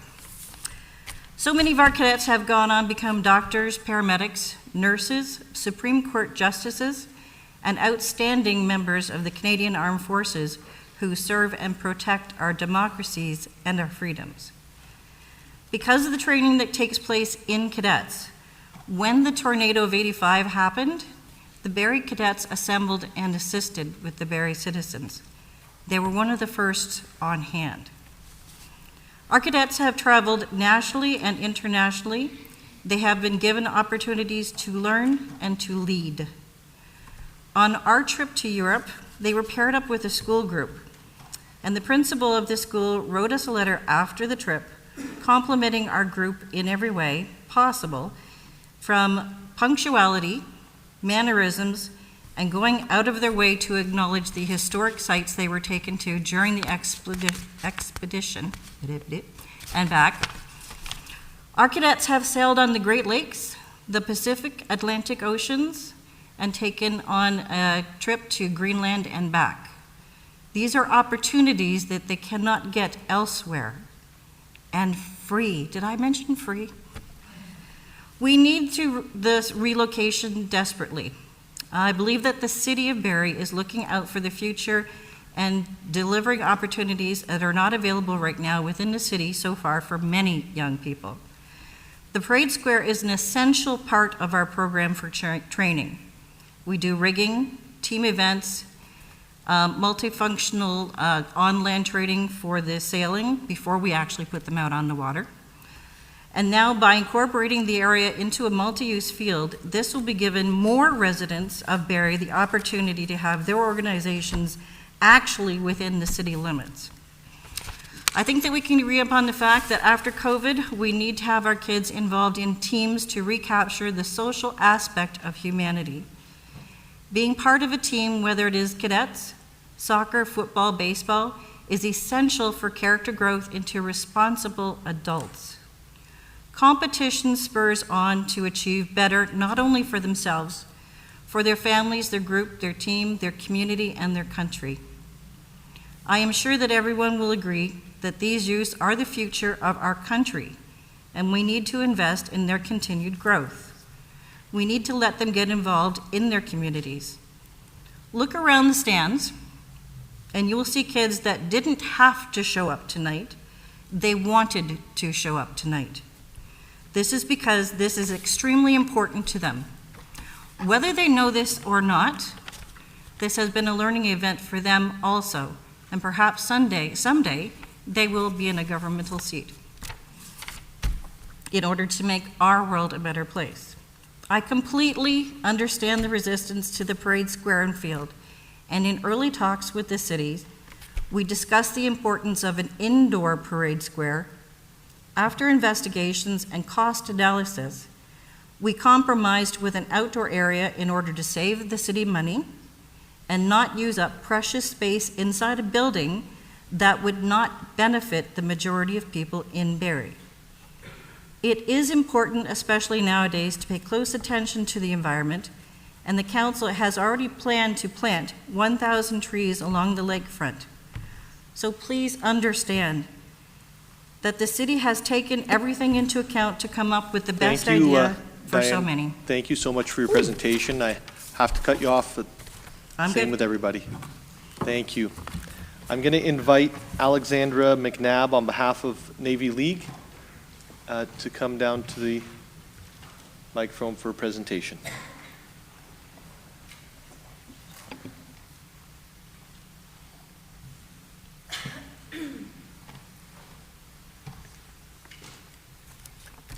I just keep reminding myself if the 11-year-olds can speak, then I can also speak. Mr. Mayor, members of council, thank you for having me. My name is Alexandra McNabb. I currently live in Alliston, Ontario, but I moved to Barrie 20 years ago, also from Brampton, like our president of the soccer club. And I'm the Navy League Barrie branch secretary. I've been an executive branch member since November 2022, when my youngest son joined the Navy League Cadets. My experience with the Barrie Navy League and Sea Cadets actually began around 10 years ago when my oldest son joined the Corps. He's over there. Unfortunately, he was unable to continue. I was to be moved out of the area to a city that wasn't fortunate enough to offer a cadet program. Over the last 10 years, I've been surprised by the number of people I've encountered in both my personal and professional life who have been involved with the Barrie Navy League and Sea Cadets in one way or another. Though my personal experience with the program isn't what you may consider impactful, my hope in speaking with you today is to shed a little light on why this program is such a valued part of the Barrie community, and remind you that a new boathouse and parade square isn't just a building, a field, or a new place to run our sail program, but a place that Barrie's young people, their families, and future generations can continue to access and grow our Navy League and Sea Cadet programs. I want to tell you a story tonight about Master Cadet, or MC Marcus, with permission from MC Marcus and his parents. MC Marcus is a member of our Sea Cadet program. When I joined the branch and started attending our Tuesday and Wednesday parade nights in 2022, I always noticed a very quiet cadet who usually ended up sitting in the stairs while the rest of the group participated in their regular parade night duties and activities. You could tell that he was anxious, hesitant to participate, and waiting to be picked up at the end of the night. This was the first year back from trying to navigate the cadet program online during the COVID-19 pandemic, and many of our cadets were brand new to the program. Over the last 18 months, I have witnessed MC Marcus make new friends, participate in parades and our sailing program, and even show some of his teenage sarcasm and sense of humor. Last year at our annual ceremonial review, I proudly took MC Marcus's picture for his mom who couldn't attend as he received the award for Most Improved Cadet. He likely has very little idea of who I am, aside from one of the branch members who occasionally attends parade nights, but I have been privileged to watch him grow up and come out of his shell as a person and a cadet. This is just a brief example of one of the many stories I could tell you about the impact our program has on the youth in Barrie and surrounding communities. We are fortunate enough to be in the city with the ability to offer our sailing program on Kempenfelt Bay. Our cadets and their families travel from many other communities such as Stayner, Elmvale, Severn, and Richmond Hill. Those parents and guardians who travel from out of town do so because we were able to offer our sailing program, in addition to the various other activities our corps offer. I have seen the pride that my niece and nephew take in their uniforms and obtaining their sailing credentials. In early May, we held our spring tagging fundraiser. I had several cadets proudly telling me about the community members they spoke with who shared their own experiences with the cadet program over the years, as well as many parents sharing how their normally extremely shy and introverted children were sharing information about the program with anyone who walked by. These are not skills or opportunities that these children have within their schools. We need the space to continue to run our programs and grow. Our cadets require a parade square and space to continue our sailing program. We need space for our future generations to build lifelong friendships and develop valuable skills that they will use in their future careers. I ask that you consider the thousands of cadets who have been and will continue to be in our cadet programs when deciding on the approval of this project. Thank you very much. Thank you, Alexandra, for your presentation this evening. We're now going to go on to the emergency deputation approvals. Stephen Donkers. Welcome to council, Stephen. You have 5 minutes for your presentation as well, sir.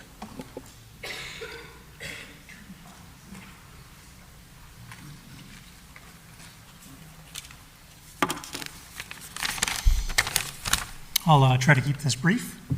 I know we've had a lot of speakers tonight. Good evening, Mayor Nuttall and council members. My name is Steve. I'm a Ward 4 resident here in the City of Barrie. Barrie is also my home city, so I've been here a long time. I want to express my support for the proposed development of the new multi-use sports field and parade grounds. I acknowledge that there are concerns from some residents regarding this project and urban development at large. However, this initiative is more than just a win for our youth. It is a victory for the whole city. I support this because I see the project as a valuable investment in our young people and a step towards a brighter future for our lakeshore. The fact is, Barrie is growing, it's not shrinking. It's evolving from a small city to a middle-sized urban center. The benefits of this project far outweigh any potential drawbacks. As Barrie continues to grow, supporting projects that will benefit not just the current population, but also future generations are vital. This multi-use sports field and parade grounds will provide a much-needed space for our youth to engage in healthy physical activities, develop their skills, and foster a sense of community.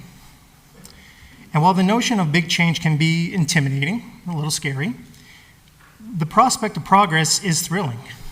It's bold. It's necessary. I believe in Barrie. I believe in the city. And I want a city that embraces opportunities for growth and positive change. Our city's youth today and the generations that follow deserve this. So make the right call and build it. Thank you. Thank you, Mr. Donkers, for your presentation. I'm now going to call upon Derek Lubert. Welcome to council.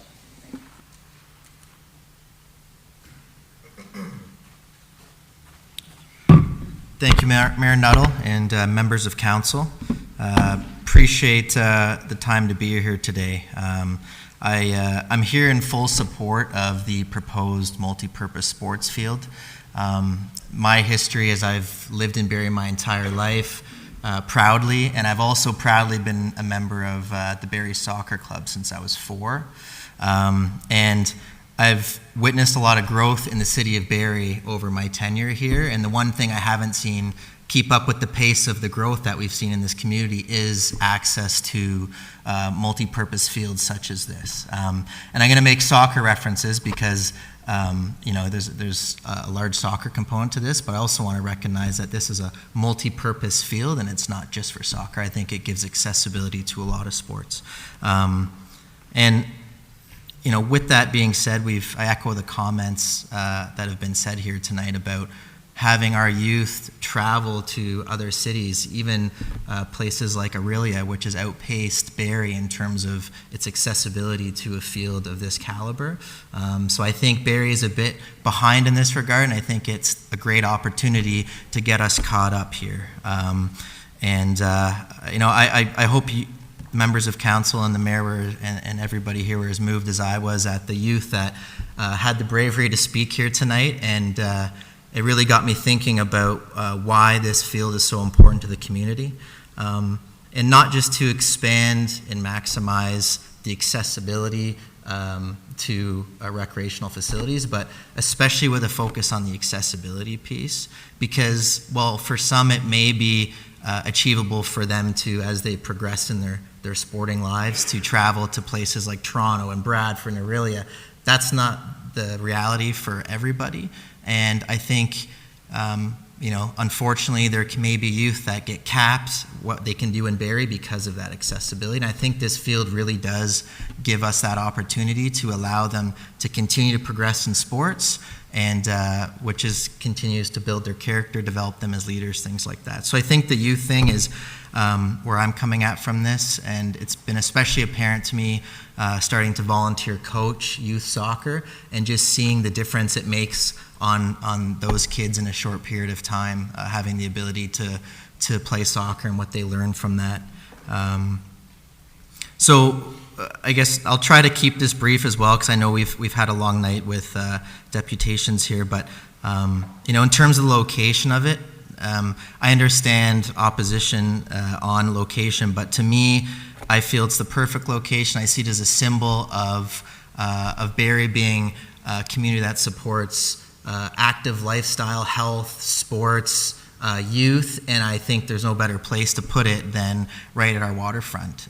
Even driving here along the waterfront to get here tonight, I saw the basketball courts and I saw youth playing there, and they get pulled in a lot of different directions at this age, and to have the ability to play sports and have it accessible in our community in a central location, I think is paramount. So I just imagine that field as a symbol of Barrie for years to come. I imagine what it would do for a young person to play a game on that field during the day or under the lights in front of people, in front of their family, in front of their friends, and what that does to their confidence. And then I imagine ultimately what those youth in our community is going to do for the future of this community. So I'm fully supportive of the proposed development of the multi-sports field, and I appreciate the time again tonight. Thank you. Thank you, Derek. Full disclosure, Derek and I went to elementary and high school together, and he stayed in shape and I didn't. It's the soccer. I've got a foot says that it isn't the soccer. Okay, it might be the meals. I'm going to now invite Dorothy McEwen on behalf of the Bird Friendly City team.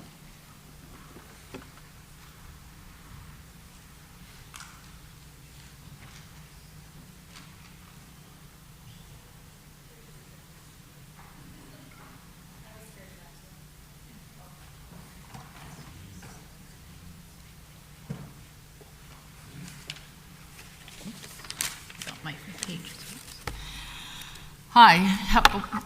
Hello, Council. I know a lot of you being on the Bird Friendly City team and being on the ATS committee. And I have to admit, being on the ATS committee, which stands for Active Transportation and Sustainability, I was actually a bit concerned that this wasn't discussed there.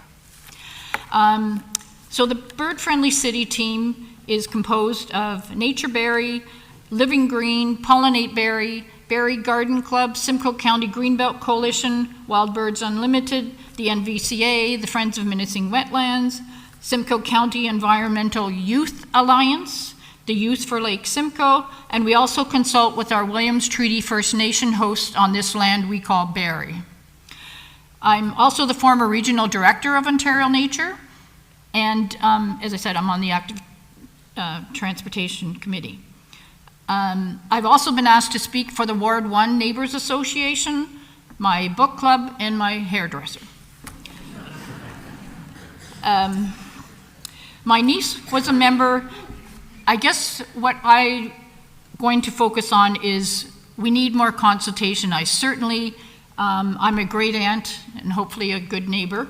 And I have grandnephews and grandnieces who are in sports in Midland, so of course they come to Barrie to play sometimes too.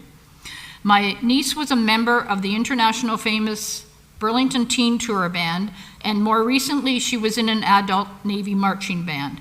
For both of these, the practices were in a parking lot, and for the pattern formation shows, they borrowed a grass sports field. The Sea Cadets wouldn't be going from boats to marching, so they don't really need it right in the same area, I would think.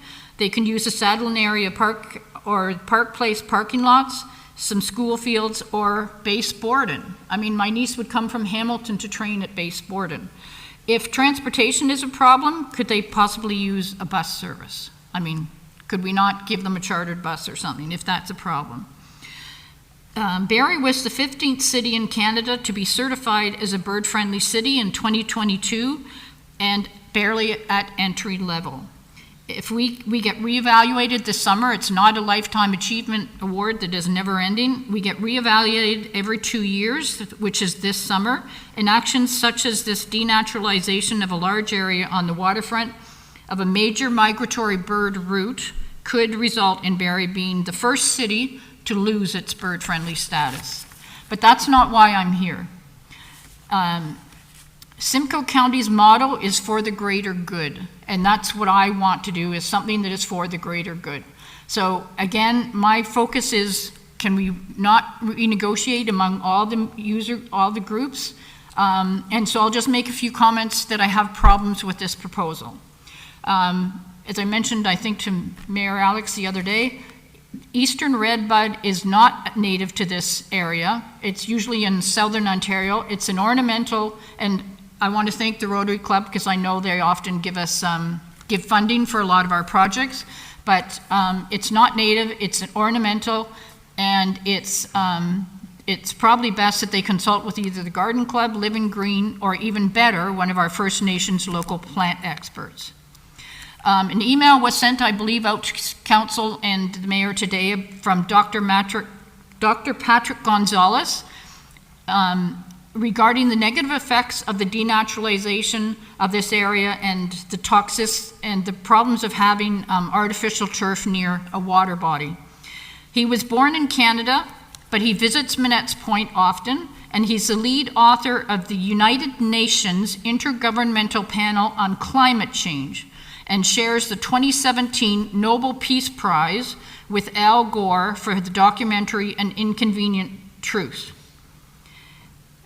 So he's someone who comes from Berkeley, California. He's also I'm not sure his position at Berkeley, California, but so he comes and enjoys Minette's Point as well. So one of the problems I have, artificial turf, there's a 20% greater chance for non-contact injury due to abrasions, less traction, and less shock absorption. To me, that's 99.9% too high. Dr. Gonzalez outlines the problem of the toxicity of artificial turf because it will accumulate, sure, it will run off. It's going into Lake Simcoe, I'm sorry, which Dorothy, I is... need to cut you off. Oh my That's gosh, the end already? of the 5 minutes. Oh, no. Okay. We do have the correspondence from earlier, though, I understand. And so, thank you for your presentation. Okay. Sorry, can I just say one more And I'm going to call on the next person thing? to come up to the microphone. One of the big problems we have, we're concerned with climate change, and I have one word for you, tornadoes. Barrie's in a tornado alley. If we don't really get serious about climate change, because the artificial turf is heat retentive, and so are asphalt parking lots, and we need to be doing planting, a lot more planting. If we spend a lot more money planting all over Barrie, because I'm going to have our to call it there. tornado, Thank our you. last tornado, if you look on Google Maps. I'm going to ask Victor Capabianco to come down to the microphone. There's no Victor grass. Capabianco. Victor Capabianco. Victor going once, twice, 3 times. I'm next going to ask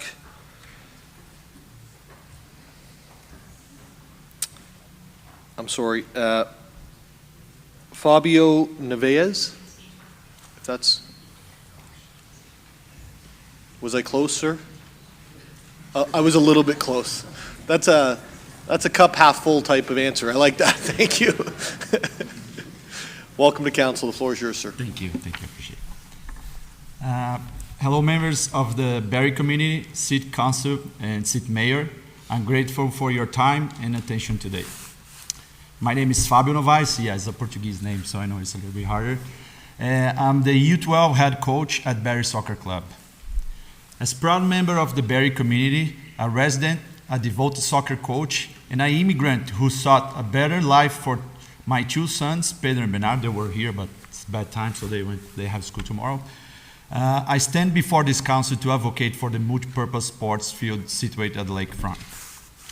Being actively involved in the soccer community, I have witnessed firsthand the pressing need for more sports fields, a challenge that hampers the development of the sport in our city. With a diverse and expanding population settling in Barrie, an increased number of children seek opportunities to engage in sports, with soccer being the most accessible and inclusive choice for many. Soccer, a sport that requires nothing more than a ball. I know because I'm from Brazil, so it's my background there. I can take testimony to that.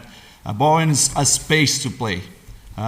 Face challenge during the extended winter months. The Barrie Sports Dome, the sole availability location during winter, is shared among multiple sports, making challenge secure practice lots for soccer teams.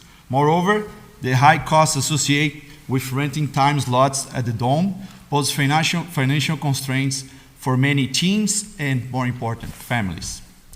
The prospect of having an additional outdoor option to extend our comments to soccer season not only instills hope within the soccer community, but also showcase the strong bond between citizen and the Barrie Council.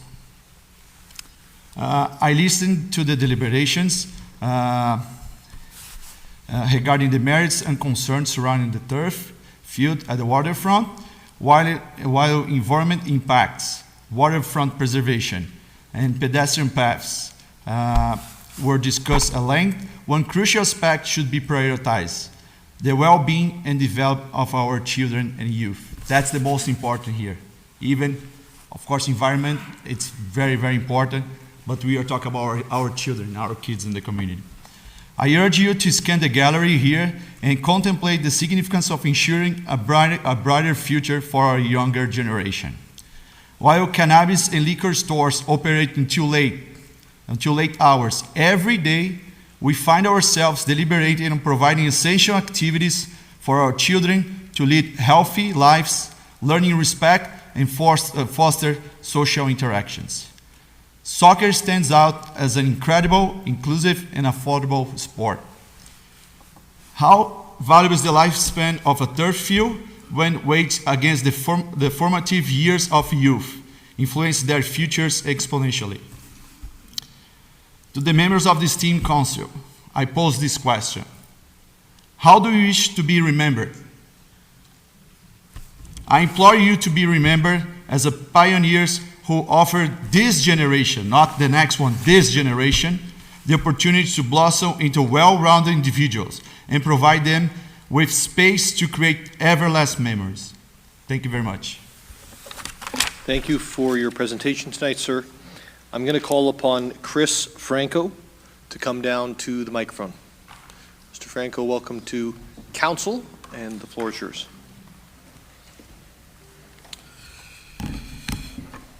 Thank you.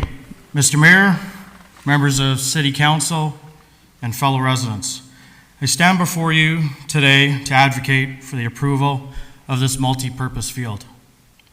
This proposal, outlined in a comprehensive report provided by the City of Barrie, presents a meticulous, planned initiative that promises immense benefits for our community. Firstly, the development of a multi-use sports field aligns with the city's vision of promoting active lifestyles, enhancing recreational opportunities for residents. By approving this concept, we are not only investing in infrastructure, but we are also investing in the health and well-being of our citizens, fostering a sense of community. Reasons why this location is perfect. Accessibility. It's situated as the southern gateway to Barrie's core waterfront area. The field offers easy access for residents and visitors alike. Its location at the head of Kempenfelt Bay ensures that it serves as a central point for recreational activities. Number 2, existing infrastructure. Allandale Station is already equipped with amenities like the Waterfront Heritage Trail and South Shore Center, which houses washroom facilities. This existing infrastructure enhances the field's appeal and convenience for users. Number 3, it's a symbol of our investment in our community. Overall, the location offers a balance of accessibility, existing infrastructure, policy support, environmental stewardship, community engagement, and historical significance, making it a perfect site for the proposed sports field project. Moreover, the proposed synthetic turf offers a multitude of advantages over natural turf, including extended playing seasons, consistent surface quality, and reduced environmental impact. Furthermore, the inclusion of a parade ground in this concept not only fulfills a specific community need, but also enhances the functionality of this sports field.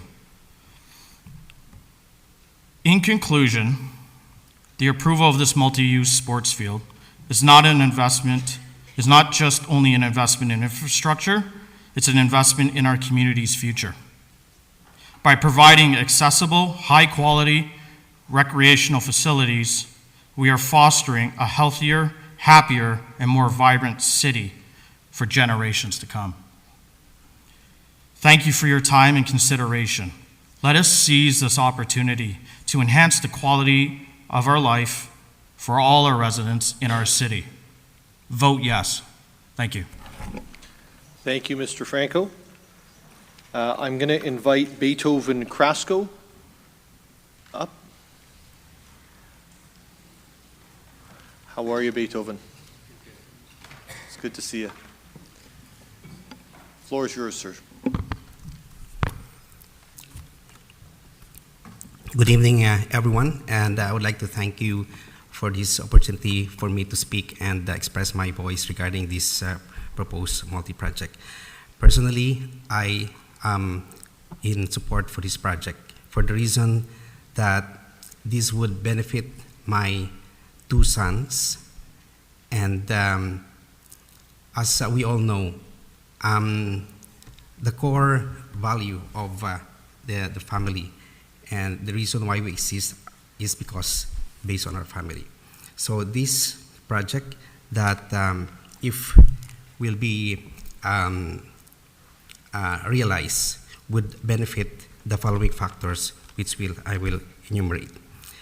This will promote sports among our children, and it will promote health related activities, and at the same time it will attract tourism in our city.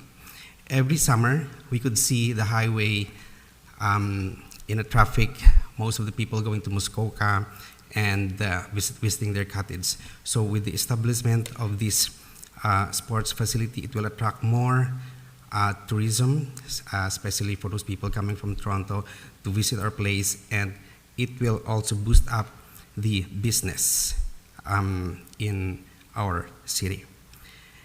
And likewise, one of the benefits that would result is it will refrain our children from being exposed to drugs, and at the same time it will refrain them from doing negative activities, which it will make a negative impact on their lives. And this project, the location is very ideal because of the fact that this is very accessible to the transportation. We have the train, and we have the every summer a lot of people coming from different places would visit our lakeshore to experience the activities in the summertime. In fact, I have friends and families who are based in Toronto and other parts of the neighboring area who would drive here for an hour just to experience our nature. And Barrie is an all year round place because during summertime we have the lakeshore. During winter time we have also the different snow related activities. So as far as the environment is concerned, wherein some of the trees will be uprooted, it's part of the development, because somehow, somewhere, when I arrived here 19 years ago, I see that there's some limited activities wherein we could indulge among ourselves. So with this the development, it is just natural that we need to succumb or adjust with the rising population that somehow, in due respect with the residents who are living in Minutes Point and those who oppose this development, somehow, somewhere, long before, the house where, or the location where you live was once planted with trees. But because we need the place, those trees was uprooted and your houses was built on it. And in the same manner, so with the rising population, and these people need, especially our children, need some recreation, wherein this would help them become a better citizens, and somehow, somewhere, all those young children here will become leaders of our country, and at the same time, they will occupy key places, a key position in different aspects, either in business, government. So it is just manner, and this the health condition that they should develop within themselves is very crucial at the young age, and I foresee that this project would benefit our young children. Thank you so much. Right on the mark. First person who nailed the 5 minutes. Well done. Beethoven hosts an incredible Christmas party with the Bayanihan Filipino Association at Allandale Rec Center every year. So if you're from the area, you should go. It's a pretty impressive time. I'm going to call upon Tracy Strom to come to the microphone. And I apologize, Tracy, just for a couple seconds. I've got to turn on a machine for myself, so I apologize. And if you want to wait till I'm done, that's okay, because there might be a few beeps here.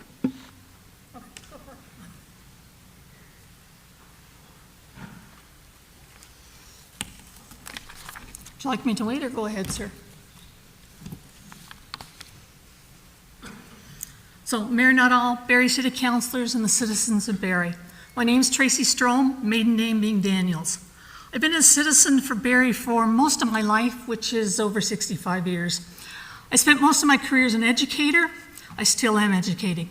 I've taught swimming and lifeguarding many years for the city and the Y, and most importantly was a founding member of Recreation Barrie, which is a citizen sports group that got together and funded the building and the planning and the design of the Allandale Rec Center. We needed one, we got together, we did it. I'm here today because I believe in sports, and I believe in sports fields, but not there. I have a little history lesson for you.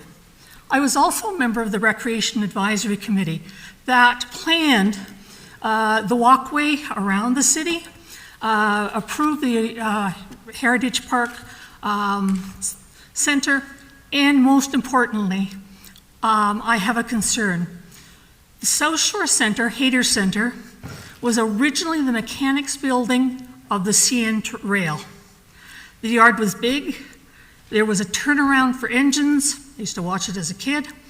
And more importantly, there were lots of lines that they parked broken trains on, trains for fixing, trains for scrap, right where the field's going to be built. When we acquired that field, through the wonderful negotiations of a man by the name of Al Burns, who negotiated with CN because he was a past president, and we traded lands in order that the citizens could have access to the waterfront. Part of that was how are we going to clean up the yard area. The yard area was filled with detritus, piles of industrial waste. Often those trains were just drained in place. Remember, this is pre-1980s. A lot of your citizens used to pour oil directly into the bay. That happened. We worked hard to approve get that through, and one of the things we worked really hard on is to work with CN to ensure that that land would be as safe as possible given its former use. Terry Patterson and myself were co-chairs of the committee. Al Burns, Sam Kinsella, and the city representative Sid Armitage spent many hours talking with CN people, Al doing most of the work. We had a vision of the city park around the bay with spokes connecting all the neighborhoods with parks. The spokes disappeared with the next council, but anyway. Al Burns was aware that CN did not really want the machine shop lands because they knew they could not build on those lands due to previous usage. And negotiated for the swap, and CN subsequently sold off the lands. We supervised sort of the removal of the materials, and then were assured that the land had been sealed, and the essence of it was then the vision was to remain a naturalized area for passive use of the city, and that it would remain safe as long as the coverage or the sealant remained there. Remember, this was the 1980s. We really didn't have environmental stewardship in mind a lot. We put riprap in, we filled the lake. By the way, folks, none of that is natural shoreline. It's all artificial. And hence, there was the development of the artificial island by the Rotary Club in order to encourage wildlife to come back. Now we're about to disturb the area, and I see it as reneging on a passive agreement that we had with CN, and let alone disturb the soil structures that may be harmful to our children. I'm especially concerned because I'm one of the Prince of Wales 12, one of the 12 teachers who had brain tumors. I'm the only one left alive, and that was because of something dumped in that area. The mayor assured me with a phone call this afternoon that if there was an environmental study done and anything was found, that the proposal would have to come back to council. I urge you to listen the history. I still can't find my minutes, but that was a long time ago, and it was on old mimeograph paper, mimeograph paper, and I'm sure it's probably disintegrated. So, Ma'am, I need to cut you off there. I apologize. Thank you for the information, and thank you for your presentation this evening. Thank you. Nicole Nixon. Is Nicole Nixon here? Nicole Nixon?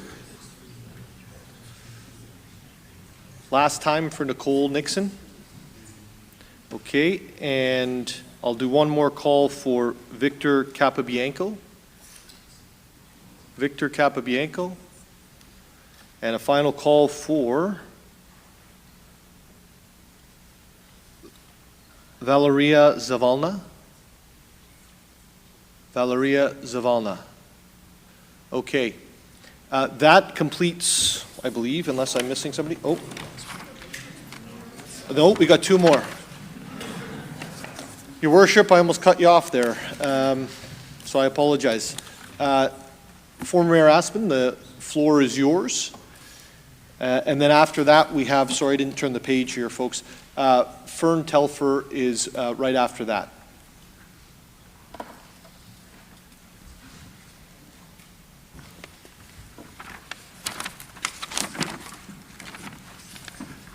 Good evening, Mayor Nuttall, members of council, and city staff. I believe it would be beneficial for the residents of Barrie if I provided a Coles version of the Sea Cadet Boathouse.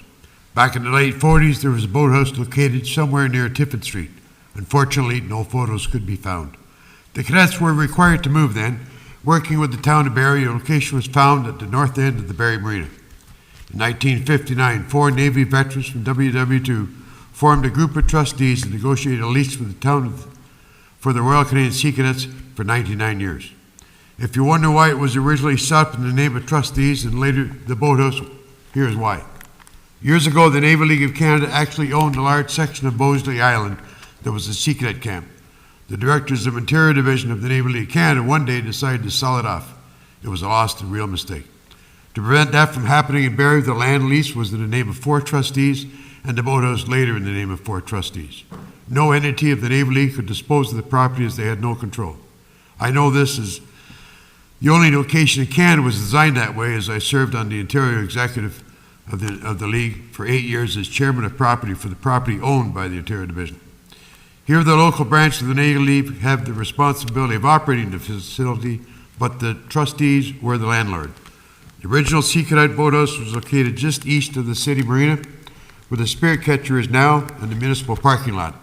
This area was all water. I remember the white wooden blank boathouse because I was a Sea Cadet in the 60s and 70s. In 1971, the Cadet Boathouse, between the Cadet Boathouse and the foot of Bayford Street, the city expropriated all the businesses, Delaney Boat Lines, Fort Marina, and the car wash. The city then again wanted the Cadet Boathouse and the property, and the trustees were approached by the city to move. The trustees agreed and moved to a vacant lot working out of a cargo trailer where you see it now. With no compensation, funding, or grants from the city, a deal was struck to build a new boathouse where it presently sits. The A&F made a significant contribution, and the A&F formed a group of 4 trustees. I know most of the Barrie lawyers at that time made contributions to support the kids. I returned to the branch in 1981 and served as president from 83 to 92, and was president when it was officially opened September 8, 1984. There was informal discussions in 1990 to relocate, but nothing materialized. North Shore Johnson's Beach wasn't adequate. Minette's Point wasn't adequate. Allandale wasn't adequate. It narrows it down pretty much. In late 2010, I was leaving City Hall, as you all know. There was only one original trustee left, my friend Chris Spanis. Chris was a former building inspector, ex-Navy, and he was now 87, and he felt it was time to retire. Chris asked me to return as chair of the trustees and continuity of the agreements and change the governance of one group of 4 to one group of 4 instead of 2 groups with a total of 8 people. Being aware of several waterfront studies and plans and actually being part of them, I knew the city's need of the Sea Cadet lands. More importantly, the issue of the cadet safety is number 1.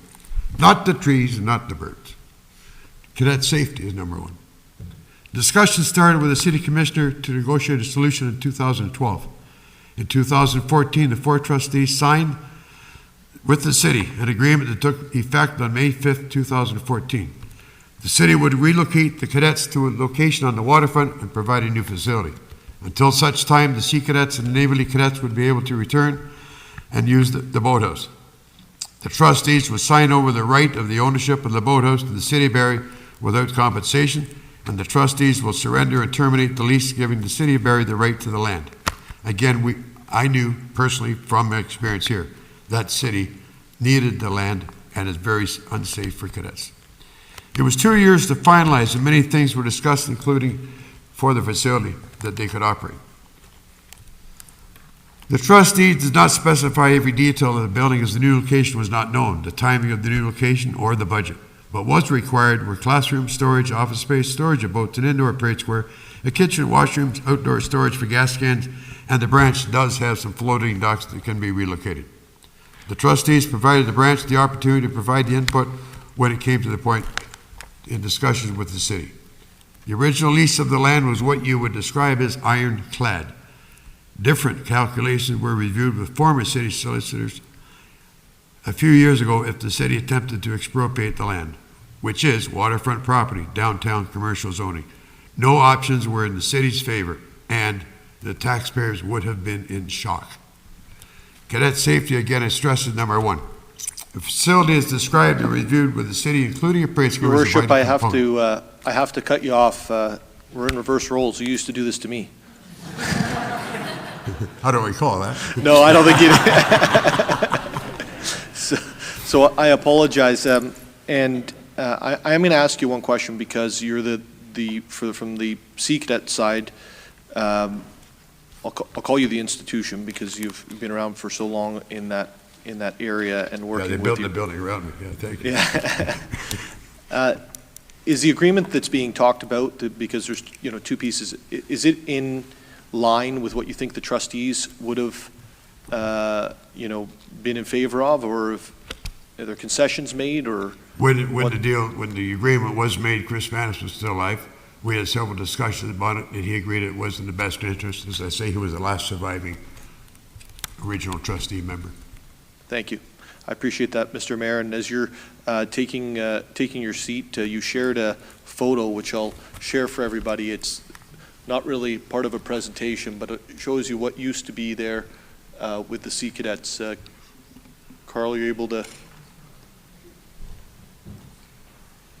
It's the first time I'd ever seen this was today. It was. A lot of people would not have seen this years ago. I've been around Barrie almost 71 years now. And that is what it used to look like down at the waterfront. You see the white side just above the marina where the cars are parked. That used to be a city lot.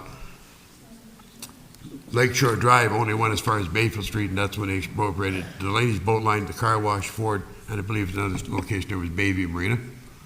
But right above the slips, that white boathouse, that is the south side of that plank building. Well, thank you so much for that. What year was that, Your Worship?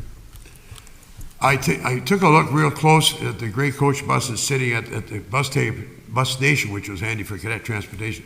Those are GM coaches. They were made between 56 and 58. Wow.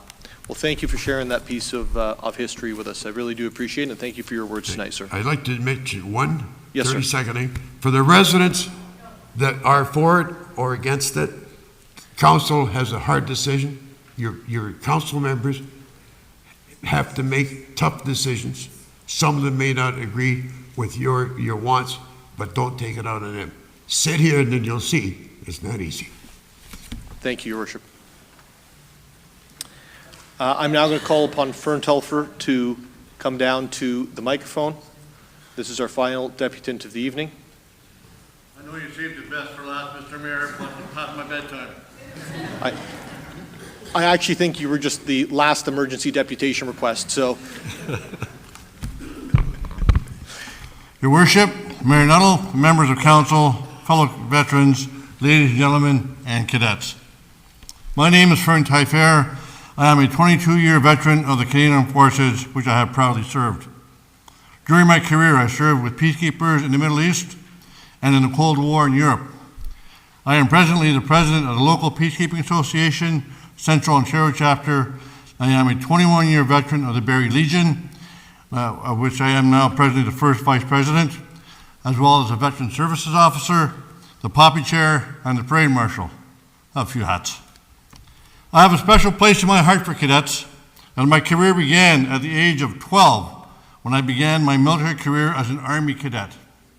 The cadet program taught me life skills which included, but not limited to, team building, leadership, confidence, discipline, just to mention a few.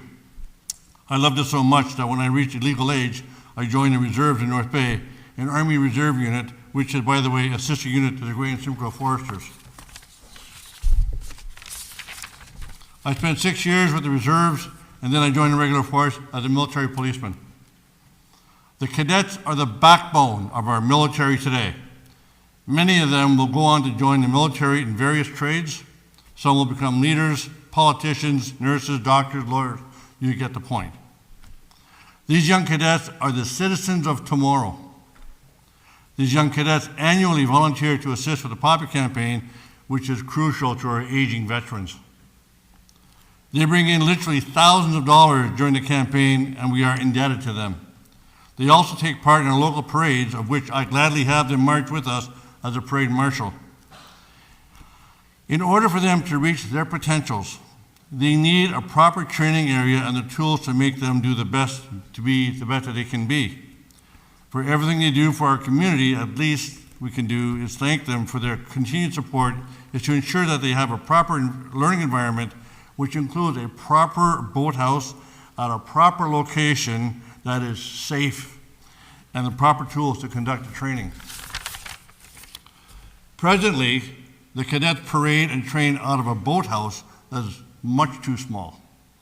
This location has limited space to do any land training, and there's no insulation in the building, there's no running water. It creates an unsafe water for non-powered sailboats, especially with all the power boats that are moored on the docks next to the boathouse. And there's no running toilet. There's a couple porta potties. And so I heartily concur that the boathouse should be relocated to the South Shore area next to Military Heritage Park. What a perfect spot for the cadets to train in and commemorate our military. It is near the waterfront and has plenty of space for our cadets to do training on land.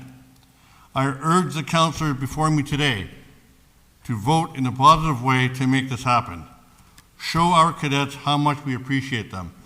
I wasn't going to talk about the sports complex, but I'm with you on that one. I thank you for the opportunity to speak today, and I wish continued success to all our cadets, and thank you for allowing me to come and speak today. Thank you, Fern, for your presentation. That concludes our deputations for this evening. There's two things, just housekeeping before we get into the rest of the business for the evening. The first one is, Madam Clerk, there was a number of community groups that expressed that they had been speaking to council members one way or another about this matter. Can you confirm whether we've had folks signing up on the lobbying registry when they're doing that work? This is not including tonight's. If you came and spoke at a public meeting, that's completely good, but just in speaking with the actual groups, the Sea Cadets, I believe at some point the soccer, the Allandale and the Manette's Point groups, are they on the lobbyist registry at this point?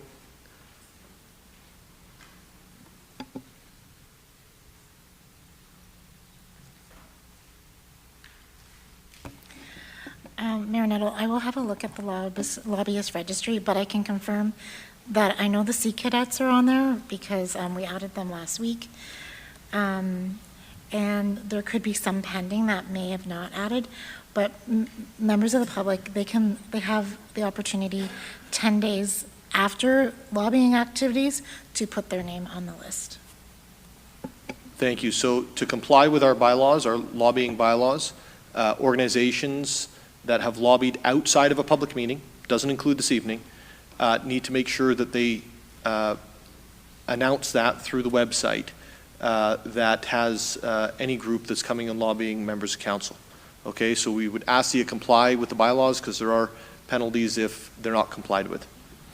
The second piece before we continue is today we had a ceremony where we announced at the South Shore Community Center that we would be renaming the facility the General John Hayter South Shore Community Center, recognizing his volunteerism in the community, his commitment to our community, but also our country.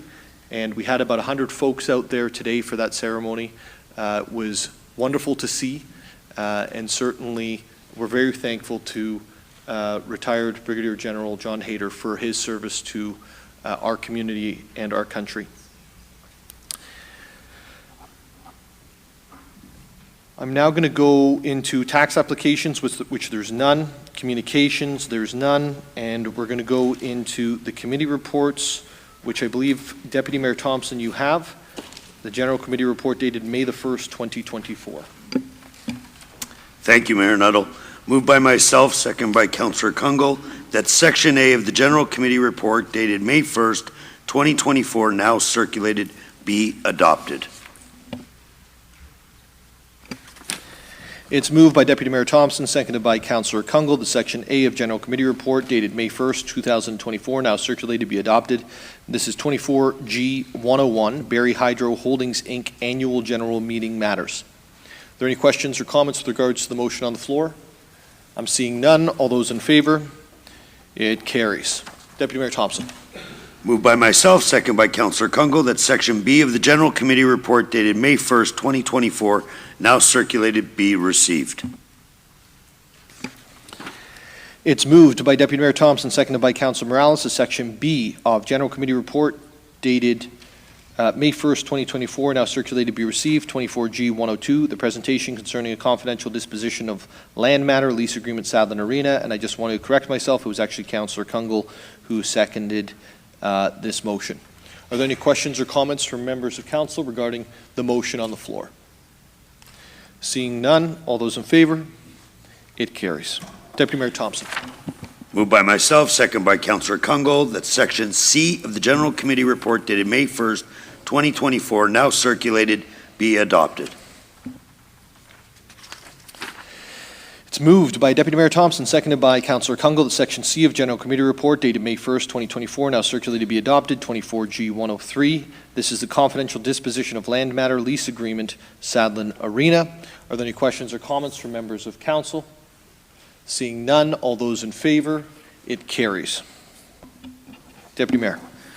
Moved by myself, second by Councillor Kungl, that Section A of the General Committee Report dated May 8, 2024, now circulated, be received.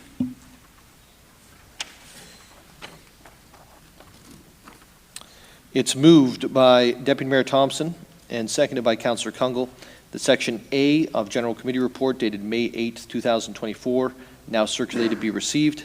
This is 24G 104, Report of the Finance and Responsible Governance Committee dated April the 23rd, 2024. Are there any questions or comments with regards to the Finance Committee meeting and motion? Seeing none, all those in favor? It carries. Moved by myself, second by Councillor Kungl, that Section B of the General Committee Report dated May 8, 2024, now circulated, be adopted.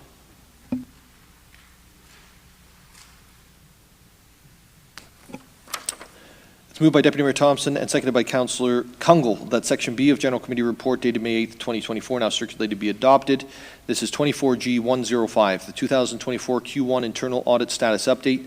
24G 106, Community Project Fund submission from Councillor Morales regarding the planting of mature spruce trees at the intersection of Stundon Lane and Mapleview Drive East.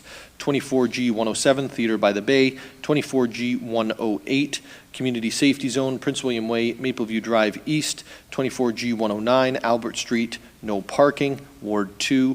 24G 110, trade, secret, or scientific, technical, commercial, financial, or labor relations information supplied in confidence to the municipality or local board, which, if disclosed, could be reasonably expected to prejudice significantly the competitive position or interfere significantly with the contractual or other negotiations of a person or group of persons, towers. Are there any questions or comments with regards to the motions on the floor? Seeing none, all those in favor? It carries. Deputy Mayor Thompson. Moved by myself, second by Councillor Kungle, that Section C of the General Committee report dated May 8th, 2024, now circulated, be adopted. It's moved by Deputy Mayor Thompson, seconded by Councillor Kungle, that Section C of the General Committee report dated May 8th, 2024, now circulated, be adopted. This is 24G111, Waterfront, Allandale Station Park, Multi-Use Sports Field, and Sea Cadets Parading Ground, Ward 8. And 24G112, Sea Cadets relocation to South Shore. Councillor Harris. Thank you, Mayor Nuttall. I have an amendment. Moved by myself, seconded by Councillor Kungle, that motion 24G112 of Section C of General Committee report dated May 8th, 2024, concerning Sea Cadets relocation to South Shore be separated and reintroduced as Section J. And I can speak to that.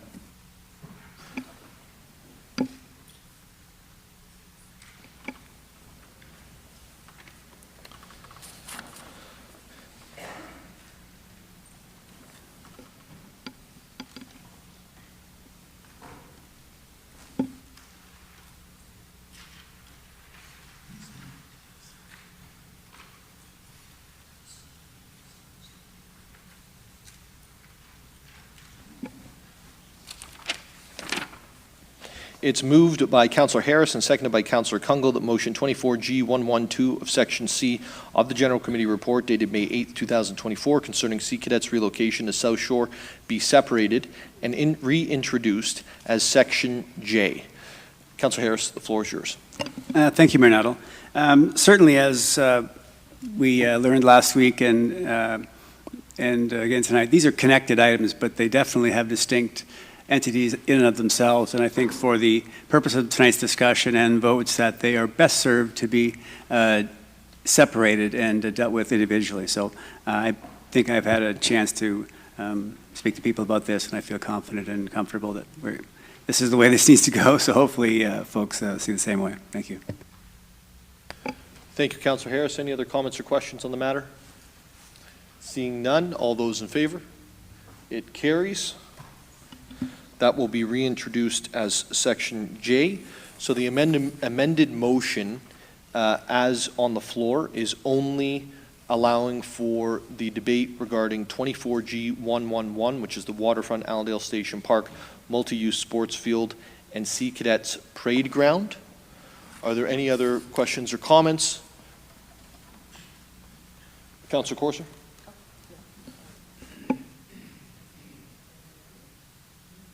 Yeah, you'd speak to it now. Okay, I have an amendment to the motion on the floor. That motion, it's moved by, myself, and seconded by Councillor Harris. That motion 24G111 of Section C of the General Committee report dated May 8th, 2024, concerning the Waterfront Allandale Station Park Multi-Use Sports Field and Sea Cadets Parade Ground be deferred it's been rewritten here, be deferred for further public consultation to be undertaken at a cost of up to $5,000 to be funded from the reinvestment reserve, and I can speak to that.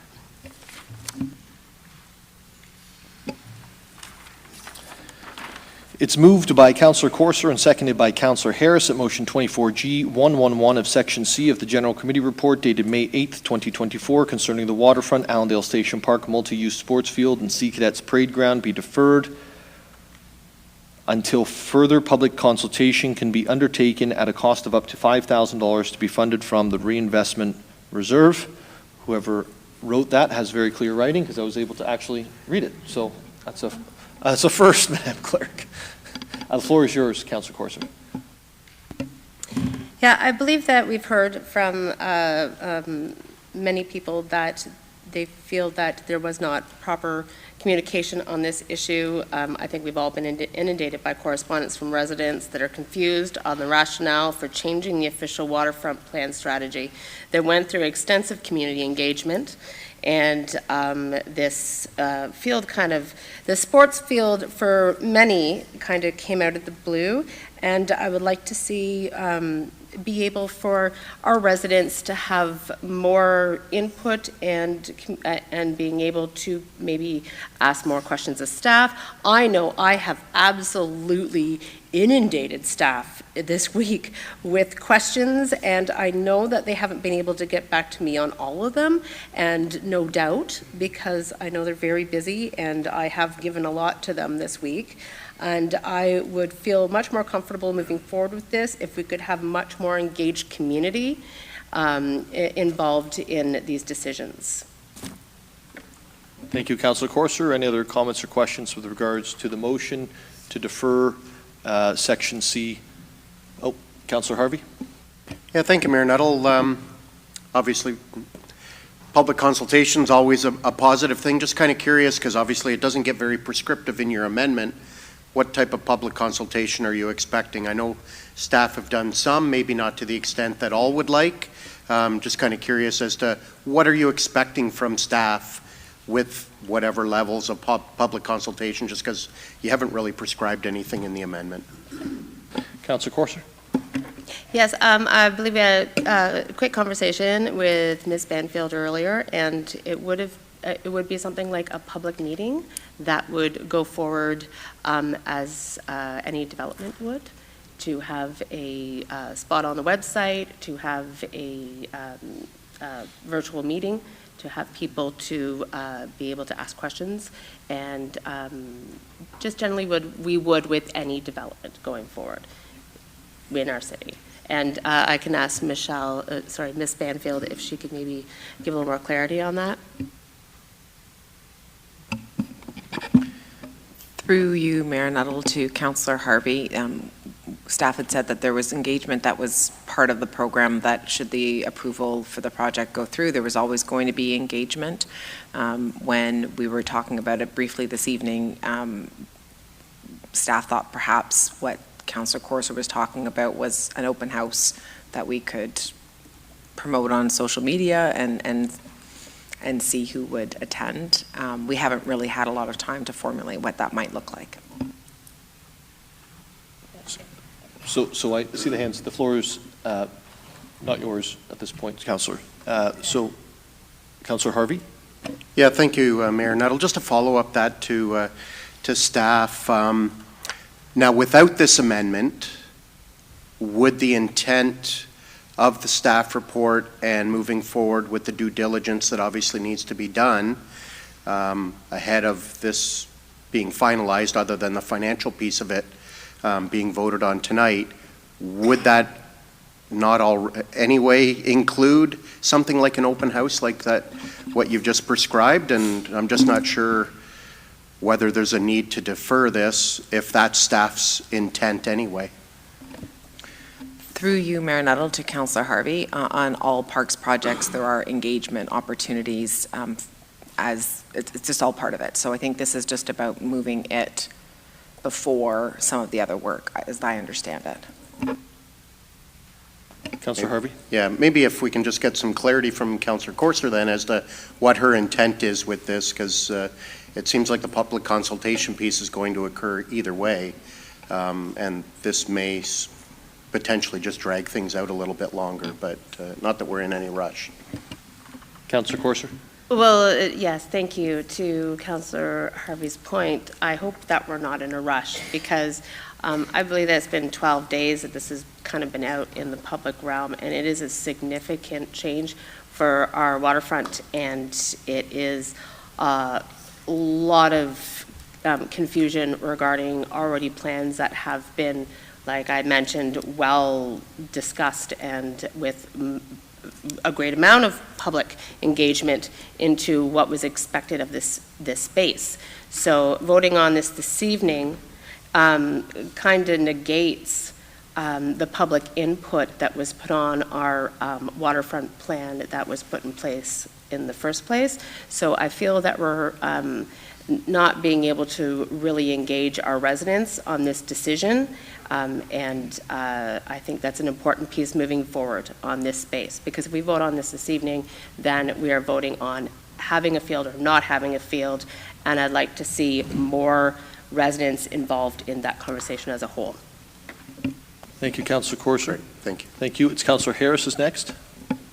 Okay, thank you, Mayor Nuttall. And I want to begin by thanking Councillor Corser, first for the amendment, and also for attending the meeting on Monday with the ANA, and also Councillor Hamilton was there and Deputy Mayor Thompson as well, so thank you. I think one of the things, and we get the report and open it up and read like you do, and one of the surprises was that the staff didn't have time for the consultation. So I think from my perspective on this ask, it was to course correct that piece where if it had been done, I think that would have been a better outcome for all of us. So I think for me, and we've heard tonight from residents that that's one of the pieces that they really saw was important, and that it changes this application or recommendation changes the plans, and that a key item, and we have this as many of our larger items, we have a discussion and we have a consultation with residents, especially related to the waterfront. So that was really the spirit of it, to move it to the kind of back up that step where it didn't quite have time for staff to do this. So that was the spirit behind this request. Thank you, Councillor Harris. Councillor Morales and then Councillor Hamilton. Thank you, Mayor Nuttall. I'll go to the Executive Director, Ms. Banfield, but before I do, for the main question, I just want to touch base with Mr. Bradley, who's in the audience. Mr. Bradley, there's a lot of similarities between the public consultation that's being discussed as part of this amendment and what happened at Painswick Park. I just want to quickly confirm with a simple yes/no as appropriate. Were you present for the community open house, if you will, at the Painswick Park when the City of Barrie had a couple tables, Bristol boards, and was gathering feedback from the community that attended on how to, the minutia of the detail on how to redevelop the Painswick Park in Ward 9? Yes. Excuse me, yes. Perfect. Thank you for confirming that. Ms. Banfield, it's my understanding, and I just want to clarify, lots of people who are attending, it's been a long night, nuance is important. It's my understanding the public consultation for this kind of park re-envisioning can occur after the decision has been made. So I don't think anyone's implied it directly that you forgot your staff. So but I definitely want to stand up for staff here and clarify. It's my understanding that public consultation on, minutia of the details, are there covers on the lights, are there the various aspects, those can happen in the form of an open house, even after council has made the decision, either through a formal motion or through allocation and earmarking in a budget. Is that a correct understanding? Yes, that's correct. Okay, perfect. Mayor Nuttall, I just think I respect members of council wishing to get more information. I have a different opinion of this. I was 11 years old when I was part of the Sea Cadets for 1 or 2 summers for Chambly, and it's long overdue. So I just wanted to stand up and be very clear and get a direct clarification from staff about the fact that an open house can still occur even after a decision has been made. So just wanted to be abundantly clear on that. Thank you, Councillor Morales. Councillor Hamilton. Thank you, and through you, Mayor Nuttall, and thank you to Councillor Corser for bringing this forward. I think it allows good dialogue to really look at what are the pros and cons of a deferral and what it is we're trying to achieve or to not achieve. Again, I'm all for public consultation as well. I think we could probably host 2, 3, 4 nights and we still wouldn't reach a consensus where everyone's going to be happy, and I think that's the difficult position that we're in. My concern is with more and more consultations is we still have unanswered questions, and if this consultation does not include consultation with the LSRCA, Lake Simcoe Regional Conservation Authority, with our Indigenous consultations, with the archaeological investigations that have to occur, with the ecological impact studies that need to occur, I'm not sure we're going to be able to offer much more to our residents. The way I read the wording in the motion, it says that we're approving a concept to guide the planning, the design, the construction. There's so many more steps that have to be taken, and I think it was just doing a public consultation.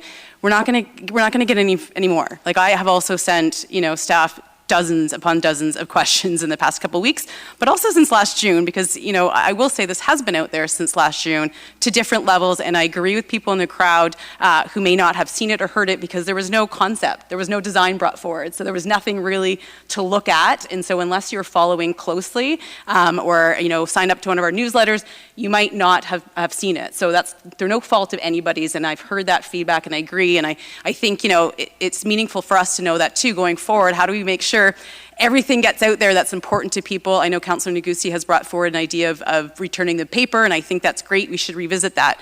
But I'm just not sure at this point more public consultation without the investigative work that needs to be done with the experts in all these different areas, so we can get the answers to some of the questions that we have and to appease, maybe or maybe not appease, some of the concerns that have been brought forward. So for me, I think I'm comfortable still at this point in improving this this evening and not going with a deferral, because I just think I'm not in a rush, but I'm not sure what information I can provide to residents without doing the investigative work that's part of this next step. Thank you. Councillor Hamilton, any other questions or comments with regards to the deferral motion? Seeing none, all those in favor of deferring the motion? All those opposed? It doesn't carry.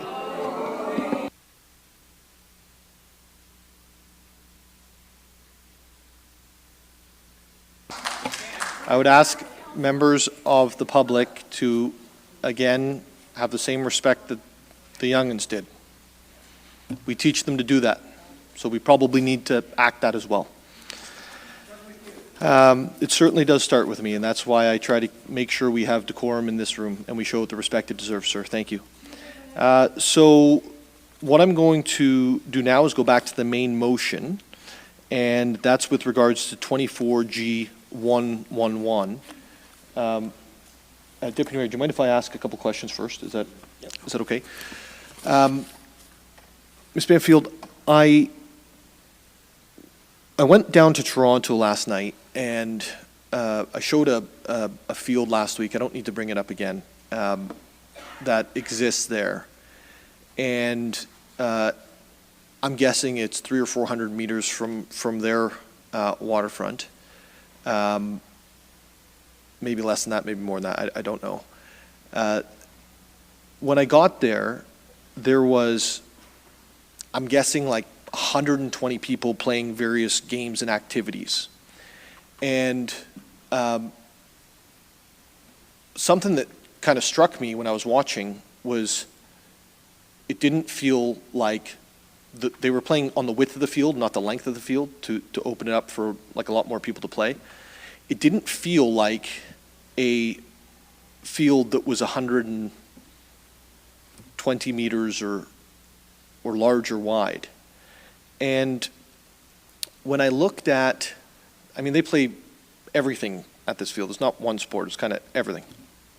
And when I looked at the widths of our facilities, I felt that maybe they were a lot wider than was perhaps even needed.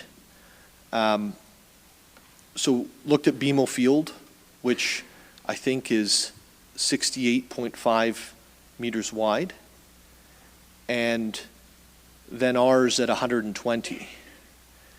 And I'm just wondering, is there a possibility we can go and look at the width of the field? I know this isn't a final concept, but I think what we have heard from residents throughout the last few weeks, and I would say actually we've heard from residents all along in the sense that those who came and said they wanted to plant more trees, etc., is the preservation of trees. Is there an opportunity to go back and look at the width of the field versus other facilities elsewhere? Mayor Nuttall, absolutely, as you pointed out, it was a concept. It is shown on page 14 of the staff report, and Appendix A shows the different sizes. So certainly from the concept, staff did provide the size that a lot of these fields are ranges, is the easiest way to say it, and we did provide a future-proofed multiple use size. But even as an example, the City of Vaughan uses a different calculation than the City of Ottawa, than the City of Brampton. So absolutely, there is the ability to refine the width of and the size of the sports field as more and more studies are undertaken. The second thing that I heard from residents was regards to the fencing. And it's also something I witnessed last evening, that buffers are required.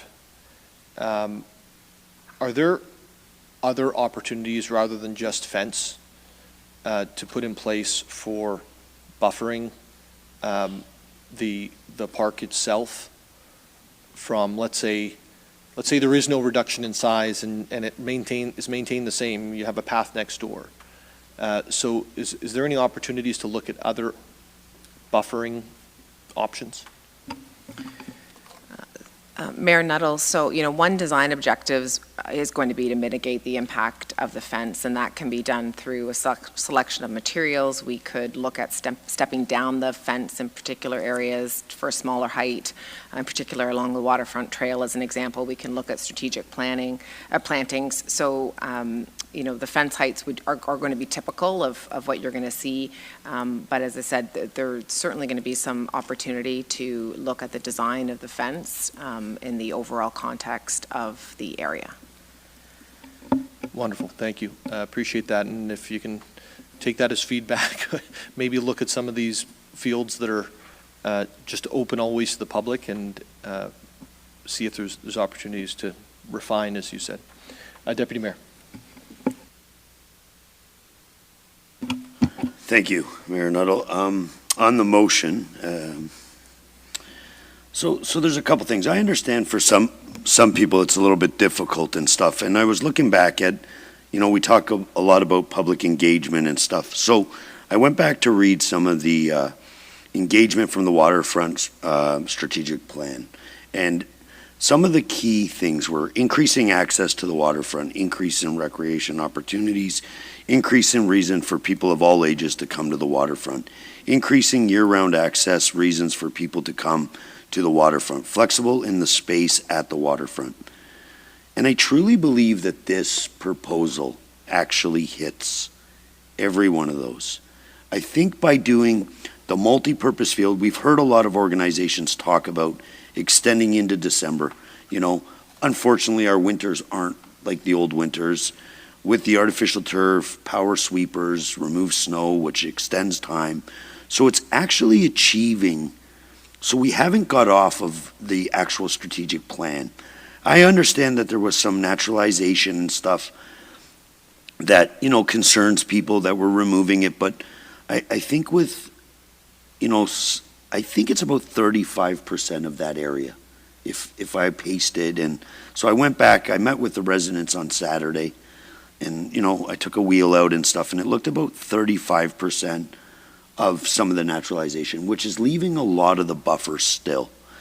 And so I'm a little bit complexed about this has been in the public. And we received the report, I guess, 2 weeks from tomorrow. We have no idea what staff are going to say.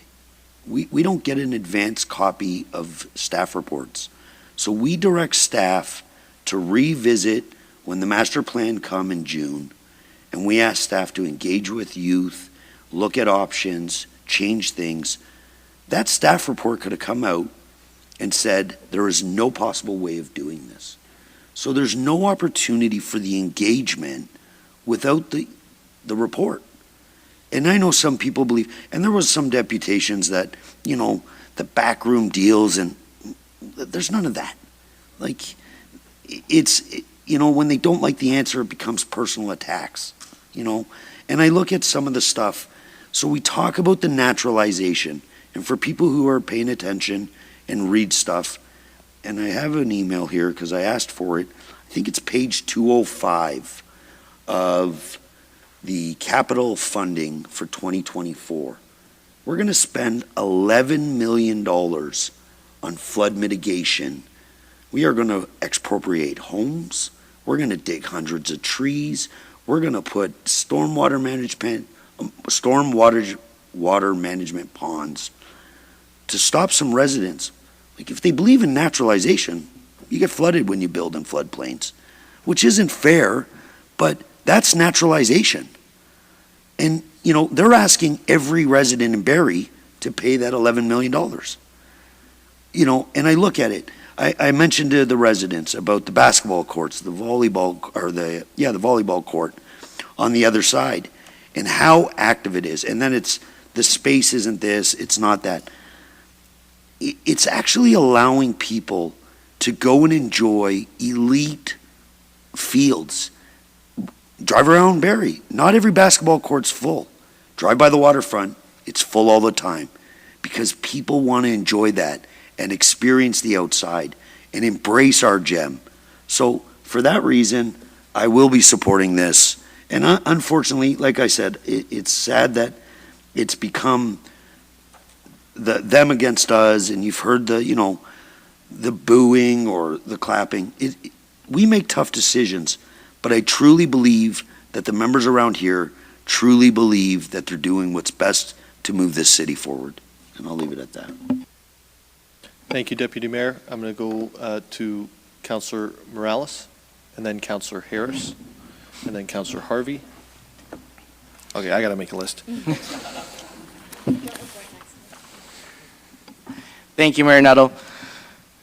Mayor Nuttall, after hearing the feedback from the residents and some of my colleagues so far, I'm of the opinion, from my personal opinion, that if we continue to flesh out this idea, Mayor Nuttall, what was it? It was a task force you were on the relocation, right, back in the early 2000s. If we continue to flesh this out with committees and exploratory groups and consultation on this, I have a very real concern that it will result in another lost decade or two of letting the unachievable perfect get in the way of the good. And that is something that is not something I want to allow it to escape. I actually went over Beautiful Barrie. I'm sure a lot of people here know in the crowd what Beautiful Barrie is. It's a history book of our city that goes up until the mid-2000s. I'm sure they'll update it. I actually was given a copy by former Mayor Lehman on my first day when he back in 2014, and I made some sections here, Mayor Nuttall, and this is really important to this debate here. I'm not just kind of going through a history book, but I kind of am, because history is important. I see young people here. I see not so young people. I'm not going to say old, but what I see is wisdom and passion. So going back to Mayor Aspen, great wisdom. We can vehemently disagree, but we've got tough choices. We're all trying to do the best. I don't think there's anyone here, and even to the people I disagree with the most, I don't think anybody's here going, I want to make the city worse. So once we got that off the table, we all know we're trying to do the right thing, even if we disagree. That puts us in a great situation. And learning from history is important. And specifically here, Mayor Nuttall, 1, 2, 3, 4. In the 1930s and 33, disaster struck to Barrieites in Agricultural Park because the building of the arena skating rink at the time that was insured had a fire. And even though it was in the Depression era, a plan to replace the building went forward. Specifically, the advance noted, as a county town should have a rink in keeping with its status, and there's no reason why it should not. So why am I reading this? It's that resiliency of Barrie to continue. It's going to keep making sense the more that I quote, and I'll go very quick. In the 50s, Beautiful Barrie says that the YMCA opened up in the former Legion premises on Owen Street in 1958. And then in 63, the city sold a portion of the Grove Street swimming pool park to the YMCA. Despite objections that the site was uphill and too far from the downtown, a $500,000 funding campaign was launched to build the facility, and the facility was completed. That is really important because some of the feedback that we heard was put it in another location, right? There's already existing fields. It doesn't have to go into downtown. But back to the Deputy Mayor's point, there's a reason why we're all gravitated towards the downtown, whether we're cycling, whether we're walking, whether we're driving. It's the jewel, it's the soul of our city. And even in the 1958, in a book that was obviously clearly communicated here, was saying that even there were concerns back then.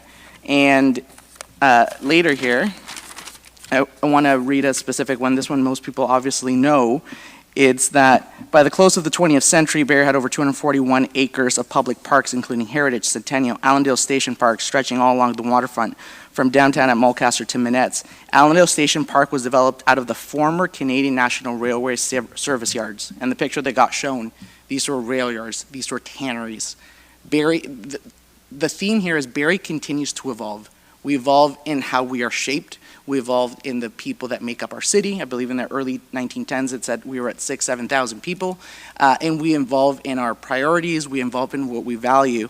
And in 1994, I was a year old, then 1903 former Master Mechanics and Store Department building was incorporated into a new community and rec center, the South Shore Community Rec Center. Did not know that. Right? There's continues to be a history of giving from the community, and I love this quote here. Barrie has a long history of urban beautification and civic improvement.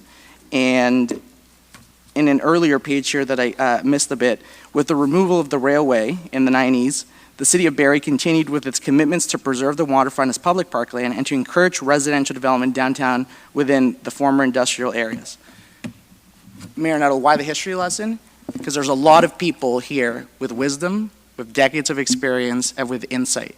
But that also means that there was a page leading up to chapter 17 that said, Barrie, the most a progressive city. And it was specifically a picture of Centennial Park, which was a vision that a lot of people had in the 50s and 60s of taking little private cottages and rail yards and putting them together for public ownership. I think this is a very important step in that evolution. I think we need to activate our waterfront. I think the Sea Cadets, and thank you for Mayor Aspen on a bit of, I didn't know it, so it's a history lesson to me about the commitment that the ANF and a couple of other groups made. When I said last week it was a tin can, it wasn't disrespect. That is great, the people that supported it, and we're here to get it to the next step. So I am not just going to vote in favor of this. I am very proud to vote in favor of this and excited to see this move forward. Thank you, Councillor Morales. I'm now going to go to Councillor Harris. Great. Thank you, Mayor Nuttall. It's been a busy couple of weeks, let me say that. And maybe one other thank you that I didn't offer was thank you to you for meeting with ANA with me last week on short notice. And also, Deputy Mayor Thompson mentioned the Nets Point group you met Saturday. Wind and rain, not too much rain, but thank you for doing that. Greatly appreciated. Maybe I just want to say, start with the agreement. What I heard tonight was clear support for move from the Sea Cadets. I heard a support for a multi-purpose field, not here necessarily. Investing in our youth, I heard that very clear. I heard that we love our waterfront. And I heard it was important to build our community. Building community was really important. And I don't often find myself on the other side of the supporting a youth initiative. That's not where I generally find myself in my life and the things that I do and the things that make up me. And I really appreciate the young people. They spoke so incredibly well, and it was quite compelling. And I hope that they also recognize that the people who spoke with concern about this field being here in this location did so, maybe with one exception, but all those did that with great respect for our young people and the need. I mean, if Barrie Soccer ever needed a mandate for multipurpose field, we'll come to Ward 8. I have lots of people who will sign that effort to put a multipurpose field somewhere other than South Shore. So, and I think, you know, as we look at this, I think, again, the deputations were all compelling, and I think they were well done. But we have a very diverse and wonderful lakeshore that we're all proud of. And I think, and I appreciate the history lesson from Councilor Morales, because it points to something as we evolve. And one of the great evolutions of the South Shore, I'm a Barrie kid. I like saying kid, but I'm not a kid anymore. But that road wasn't there. That South Shore road wasn't there when I was a kid. You rode your bike down as far as Tiffin Street. So part of the evolution is that it was reclaimed as naturalized area. So what a positive evolution that as we activated much of the lakeshore, and we'll be redoing Heritage in the near future, that this part of the lakeshore was able to be the naturalized side. And when I met with residents and heard a multitude of rationale for their position, what really resonated, which really was the foundation, was we believe this should be the naturalized part of our wonderful waterfront. And that's enough. I mean, I think for most people, that's the reason. Will soccer work? Will there be enough too much private use, not enough public use? That really isn't the issue. The issue is preserving the natural state of that part of our lakeshore. It doesn't exist around the other side. And, 100% agree. I missed their sample. I have to say, my Barrie was very similar to your Barrie. Dunlop Arena was the king. Queen's Park was the king for baseball. And riding your bike down to the government docks was a good summer day. So it's really, for me, it's really uncomfortably on the opposite side of recreation. I mean, I don't have a vote for recreation and one vote for naturalization. I don't have a vote for youth and a vote for neighborhood associations. I get one vote. I have one vote for Ward 8. And thank you, Ward 8. You've been very clear and in your effort to communicate with me. And I hear clearly from our side for Ward 8, the clear prevailing sentiment is we support Sea Cadets moving. We support multipurpose fields, youth. These are, moms, dads, aunts, uncles, grandparents. They support that activity fulsomely, but just not here. I think that's clear. And I even, so that's as simple as I can put that position. I think there's all kinds of, and I get, respectfully in trying to understand this from both sides. And really thank you, Ms. Young, for complimenting my ability to see both sides. It's sometimes a blessing and a curse, but I think, I believe in the statement, he who only knows his side of a case knows little of that. So I think it's really important that we understand both sides. And I think people did a good job tonight of respectfully conveying both sides. And so with that said, I from the perspective of the Nets Point neighborhoods, which is closest to this place, the Allandale Neighborhood Association, which is obviously very much connected to this space and with what happens to our waterfront, and all those who believe in leaving the nature there, allowing it to be enjoyed by both people and through the wildlife that call that area theirs as well. So, I encourage other members of council. I love sports, and my vocation includes supporting youth. But can we find a different place is what I would encourage. And I understand, and we mentioned this last week, this is a part of the city that's everybody's. I know it's in Ward 8, and it's got Ward 8 on the agenda, but I respect that it's a city issue and a citywide consideration. But I think from my perspective, from what I've heard, and again, I want to thank everybody for taking the time, especially knowing on Monday you were going into a meeting that we're not sure about this. For Councillor Hamilton and Councillor Corser and Deputy Mayor Thompson, you came to the meeting and listened to people, and I think that's incredibly commendable. Those of you who couldn't make it understand. So, it's, again, I won't repeat all of the details of the why, and thank you to everybody who did that, and those who came from wide and far. I had an email exchange with Dr. Gonzalez last night, so I appreciate him weighing in from his spot in Berkeley. So, and one thing I do want to say, and if this does pass, I have confidence in staff, I have confidence that everything will be done to mitigate any potential negative impact, and so I don't wear that fear. But I think from my chair, from Ward 8, being responsible to listen and learn and represent, I'm confident that from the feedback that I've got, which has been considerable, that the residents of Ward 8 are in favor of leaving this in a natural state. And I think that's what I would implore members to think about as you adjudicate this for yourselves and for the ward, and obviously for Mayor Nuttall, you look at the whole city. But I would implore you to think about that piece. We've been able to move this place back from a rail yard, home of a rail yard, to being a wonderful naturalized place. So with that said, I thank you, and I hope that you're able to see this as a gem as it is, and all in on supporting multipurpose fields and sports and youth and recreation, all the good things that come from that. The young people were right. There's so many protective factors to sport and recreation.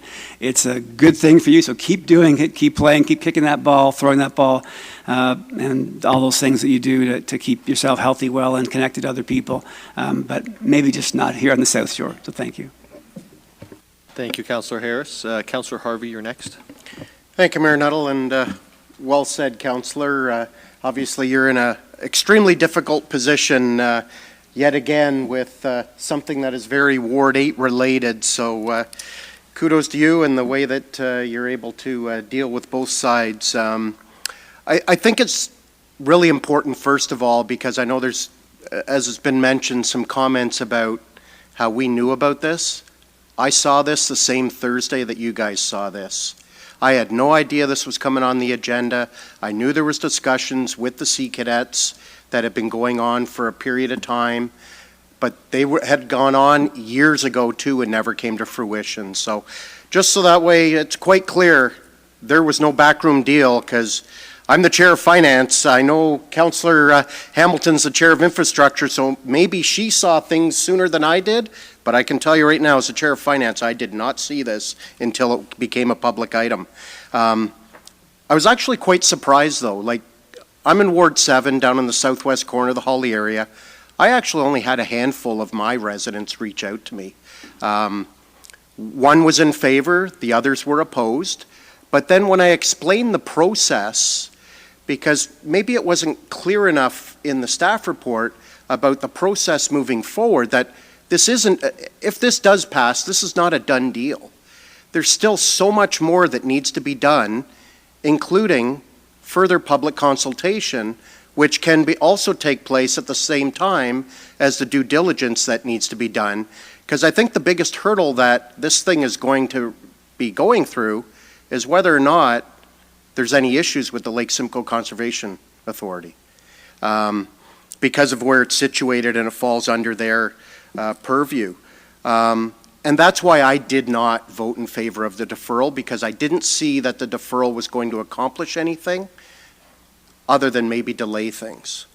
As Mr. DeVellis, I too came here from Brampton just a few years ahead of you, 25 years ago. And I noticed the same thing Mr. DeVellis noticed when he came here, is that per capita, we lacked in recreation facilities, not just fields, just right across the board, you name the sport, per capita, we were definitely behind from what I was used to as a kid growing up in Brampton. Not once did I ever, throughout my AA and AAA years playing hockey, have to go at 7 a.m.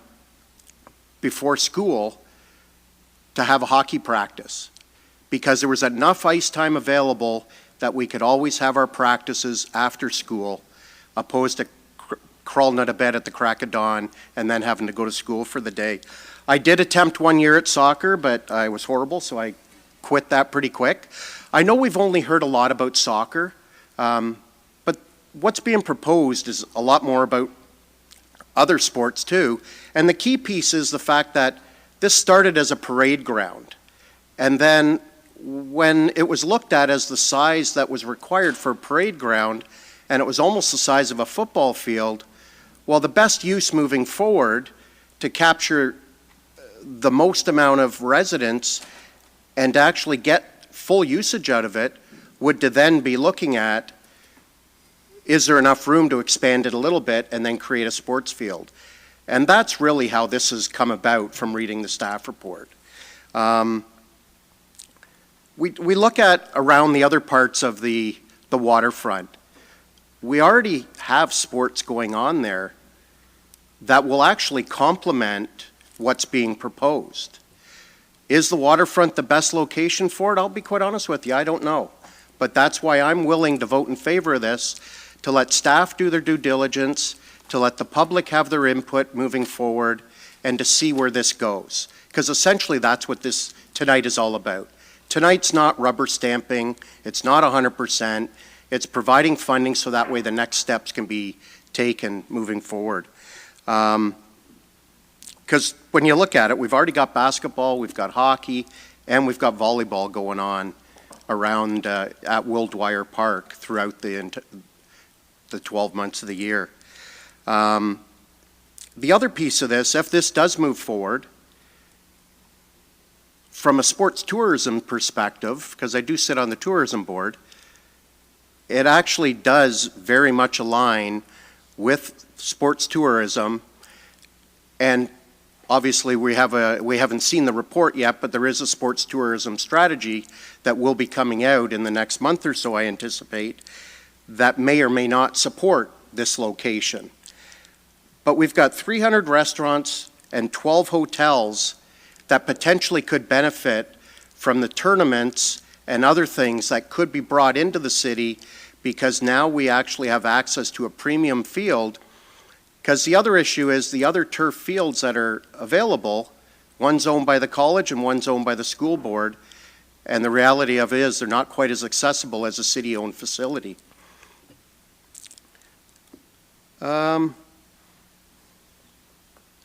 Other than that, I'll leave my comments at that, because I think that pretty much highlights where I am. And even when I explained the process to the people that were opposed to it when we had those conversations, then they understood as to, okay, this isn't a rubber stamp.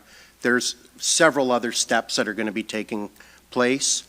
And who knows, maybe this won't get approved with a permit through the Lake Simcoe Conservation Authority. I have no idea. I sit on the NVCA, which covers the other end of Ward 7, but obviously that, I think, is going to be the biggest hurdle, let alone potential other studies and samples that would have to be done. So those are my comments, but I will support the direction here tonight and see where this takes us after the due diligence period is done. Thank you, Councillor Harvey. Point of order, Mayor Nuttall. Yes, sir. Just in light of the time, just so we don't stop the debate once it gets going and stuff like that, if we could just move a procedural motion to extend. So moved. Do I have a seconder for the motion to extend? Councillor Kungle. All those in favor? It carries. We'll now go on to Councillor Corser. Thank you, Mayor Nuttall. To Councillor Morales, I know that book well. I grew up with it. That and several others have always been on my parents' coffee table. And I just wanted to thank everybody that came out tonight, because obviously this is a very important topic. And as mentioned, there was, it is in Ward 8, and it is a lot of passionate residents from Ward 8 were involved in the conversations. I'm Ward 4, and I received countless emails from residents within my own ward with concerns about this waterfront project and the impacts it would have on our waterfront and our city. So it's not just Ward 8. There's conversations across the city, and that is why I think it's an important conversation to have. I did some digging with staff's assistance. Thank you so much. I want to thank staff for all the emails I sent them and all the questions and all the convoluted things that they were probably trying to figure out what I was trying to ask for and trying to pull this all together. And I looked at the staff report from March 18th, 2019, and it was kind of an inventory. It was an outdoor recreation facility study, and the 2017 updated to 2019 Parks and Recreation Growth Strategy. And I went through it, and I know that our city's changed significantly since 2019 just because of the impacts of the pandemic and the amount of growth and affordability and all the things that we've been facing in our city since then.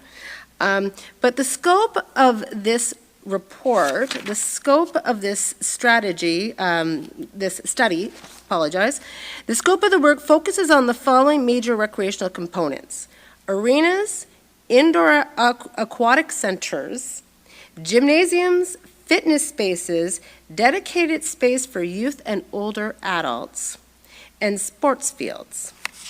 Now, in the report on page 3, section 11 of the analysis, the facility type, which falls under recreational fields, soccer, football, rugby, etc., which would be a multiple use field, a total of 4 rectangular fields should be constructed to redistribute underperforming, low-quality fields in existing areas to improve access within Hewitt and Salem and surrounding area. There's no mention of the waterfront. At the city's discretion, the provisions of a 5v5, which I do not know what that means, or 7v7 field templates may be provided within the neighborhood parks on the basis of facilitating unstructured neighborhood use and enhancing geographic distribution. So I received a few emails from residents that pointed out parks in Ward 4 that were underutilized. One specifically that I am told was historically used as a soccer pitch, but had not been used for years. Of course, with all the landslide of questions I gave to staff, that question was asked and they had to get back to me. And honestly, no fault of staff because they were significantly busy in this. So there's a couple of fields in my ward that are abandoned soccer pitches, possibly. When I get that information back, I'll let you know. So the money that we'd be putting forward to this project, I think would go a long way to revamping, bringing up our fields that we have that are not used in our community. As we need more than one field. Our youth need sports facilities. Like, there is no doubt. I will tell you that one thing I've learned tonight, that we have been sadly neglectful in that sense. We are growing by leaps and bounds in this city, and we are not supporting the youth sports fields that need to be supported, and this is an example, because it is quite evident. I always say, I'm not a sports mom, but my friends are. I have heard it all this week. And I know that it is desperately needed. I would like to see a facility that would be year-round. I would like to see multiple fields. I would like to see something that actually supports our youth in a much more rounded way than to have one field on our waterfront that allow one game at a time. I don't see the motivation of having that one space to have one field that doesn't have the exercise rooms, the change rooms, the amount of parking. Our waterfront has expensive parking. And if you're not from this city, then you have to pay extra. And I know that the people that come, not all the sports teams are actually from, the people that play on these teams, a lot of them are not from the City of Barrie. So they will not have those waterfront parking passes. So parents have to pay on top of that to get their kids to play these sports, and it's expensive and it's ridiculous what sports equipment costs and everything else. There's an added cost on top of that. Plus the pressure of parking, plus the pressure, and I know that will be more parking added, but as it states, as we talk about this, our residents are growing, our population is growing, and there's going to be more and more pressure on parking at that waterfront. Let me be clear, this is not about the cadets. I 1,000 times over vote for those cadets to be in a safe place. And I've spoke to that before because I see it, and I'm a sailor, and I know it, and it is a dangerous place that they're in, and they need to find a safer place. And I am all for them going to the South Shore, the General Hayter South Shore Community Center. I am all for that. I'll be first in line. I will grab a shovel, help build. But I just don't see the importance of having a field that I know staff will do due diligence in all sense, but it is a naturalized area. It should remain a naturalized area. We have conversations about all the people coming to our city. Well,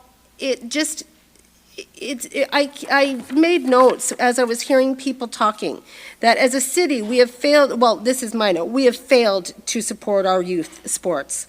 I'm also hearing that we have a rowing club there, kayaks, canoes, recreational path, naturalized spaces. I would, if anything, I would like to see, along with the cadets, I would like to see something like, we're going to have all those towers, as people like to say, at the waterfront with no gardens. How about a community garden in that space? How about green space for people to actually look down on and be able to access? Because this may be accessible to the public, but it's not really completely for all the public use. It's a sports field. So I am not supportive of that. And I find it disappointing that the conversation, as other people have mentioned around the table, I find it disappointing that this single-use field that will only support 2 teams at a time, 1 game, as opposed to moving it somewhere else or putting that money to invest into other fields around the city that are underutilized or not used as it is now. I find it disappointing that it became framed as anti-children or anti-sport, because there are kids in the city that do not play sports or do play sports, but they deserve to have a future that they have a naturalized piece of land on our waterfront. They can have their sports field anywhere, but this is a naturalized piece of land on our waterfront that we should be preserving for our future. And I think I am, as I tyrant on, it is important for us to support all of our youth, and part of that is future naturalized spaces, places that they can go green. We all know the effects, we've all heard it, as well as sports is good for mental health, so is natural spaces, trees, green spaces. We know that, and we're losing them every single day. So, and environmental considerations, we can't give away the last corner of our waterfront that's naturalized. I cannot support that. But as far, like I said, as far as moving the cadets to a safe space, I'm there with a shovel. But I'm not going to support the sports field as it is now. Thank you. Thank you, Councillor Corser. Next on my list, I have Councillor Rietma.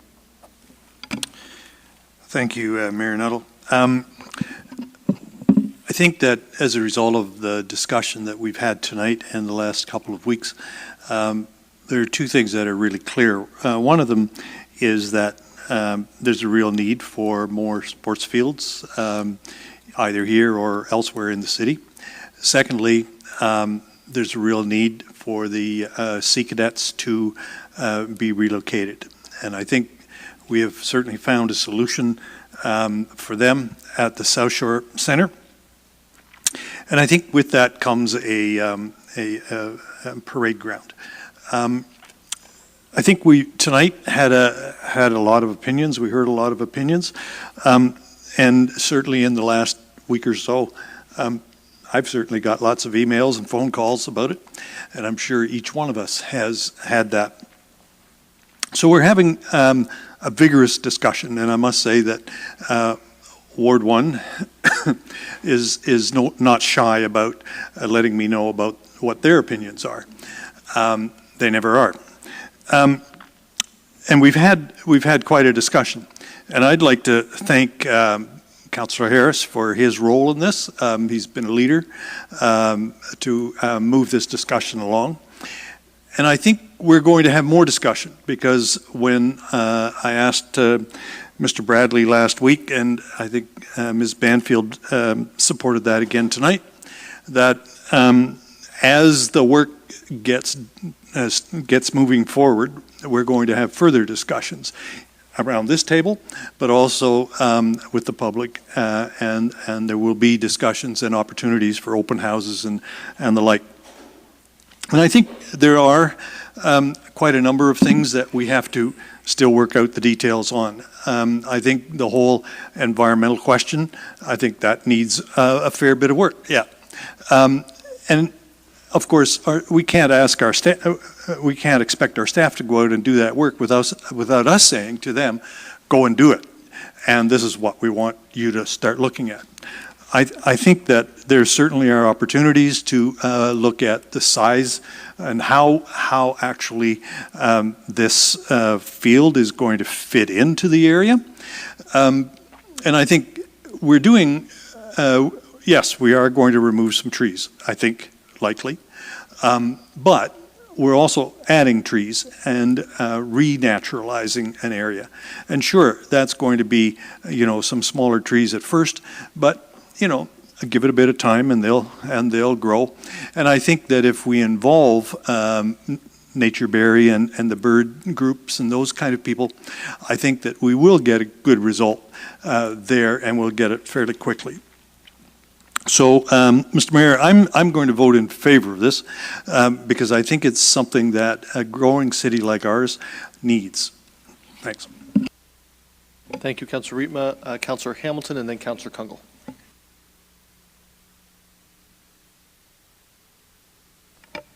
Thank you, and through you, Mayor Nettle. I just want to give a shout out to Honourable Mayor Aspin, and I never thought I would say that, given some of the history there, but his last comment saying that we're in a difficult position and we're doing the best we can. I just really appreciate that sentiment. When I heard all the deputations tonight, I had family in the crowd, I have friends in the crowd, I have neighbors in the crowd, and they're on both sides of the field.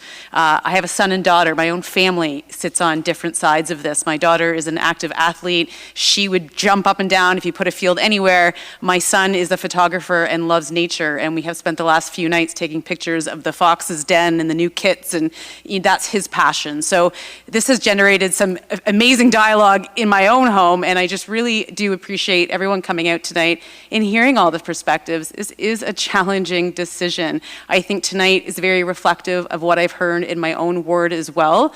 I've tried to meet with as many residents as possible, and I think you have the folks that are all for it. You have the folks that are, don't touch it, it's naturalized area. And then you have the folks that are somewhere in the middle, that have genuine concerns that I believe we're going to hopefully deal with over the coming months as we get into the investigations. And as we know, those investigations may stop us in our heels, I'm not sure, but I think we've heard enough to go down that path. I do want to say there's also lots of misinformation out there, and a lot of the questions I've gotten over the past week are just not accurate. So I appreciate those coming out tonight and being engaged and being informed and asking the questions, and I encourage over the coming weeks, contact your councillors. We're continuing to ask staff the questions, but let's not spread misinformation. Let's not spread rumors. Let's not spread fear-mongering. I appreciate there's different perspectives, but let's make our opinions and judgments on factual information as opposed to some of the rumors out there. It's just not helpful or conducive to productive conversation or to getting us to the right position that is in the best interest of the majority of residents. So with all that being said, I do have an amendment, and I think I've heard loud and clear, as I said, there's those on opposite ends of the fields and there's those in the middle that just have genuine concerns from an environmental standpoint that I said there's still some due diligence to do. But I think if we look at the footprint, what Councillor Rietma just said and what Mayor Nuttall just said as well, I would like to propose an amendment, and should I do that now? I know we have one more speaker. So I'll do that now. That motion, moved by me and seconded by Deputy Mayor Thompson, that motion 24G 111 of Section C of the General Committee Report dated May 8, 2024, concerning the Waterfront, Allandale Station Park, Multi-Use Sports Field, and Sea Cadets Parade Ground, be amended by adding the following to paragraph 1. To ensure that the field meets the minimum size requirements to accommodate the sports identify and to minimize impacts to the surrounding environment, including tree removals. And I think I've spoken to that, but really it is, putting it back to staff to really look at how do we position and place this and keep the footprint as, neat and tidy and as small as possible to be effective to accommodate the parading and the sports, the multiple sports that we've discussed tonight, but really to be mindful of the naturalized area and make sure that we're not creating anything that's more grandiose than it needs to be. We've heard, again, social media, people talking about sports complexes and compounds. Like, this is not what it is. It is a field. It is a multi-purpose field. So let's not make it any bigger than it needs to be.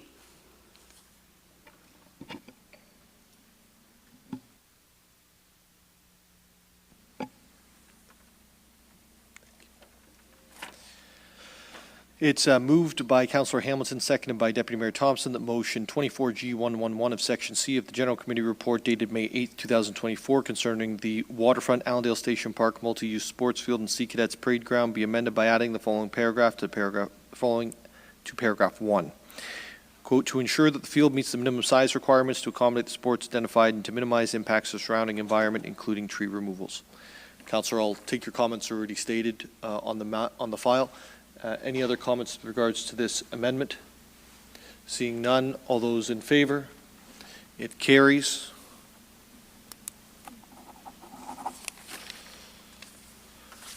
Back on the main motion, I have Councillor Kungle. Thank you, Mayor Nuttall. And I mean, on that, happy to support that because I think it shows our intention about mindfulness on it.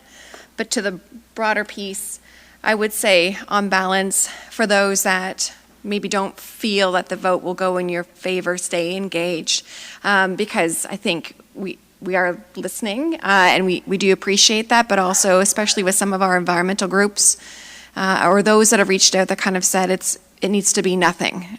So the location is the problem. I've heard you as well on that, and I guess I would say for me, I'm comfortable enough giving a head nod in favor of the location being acceptable.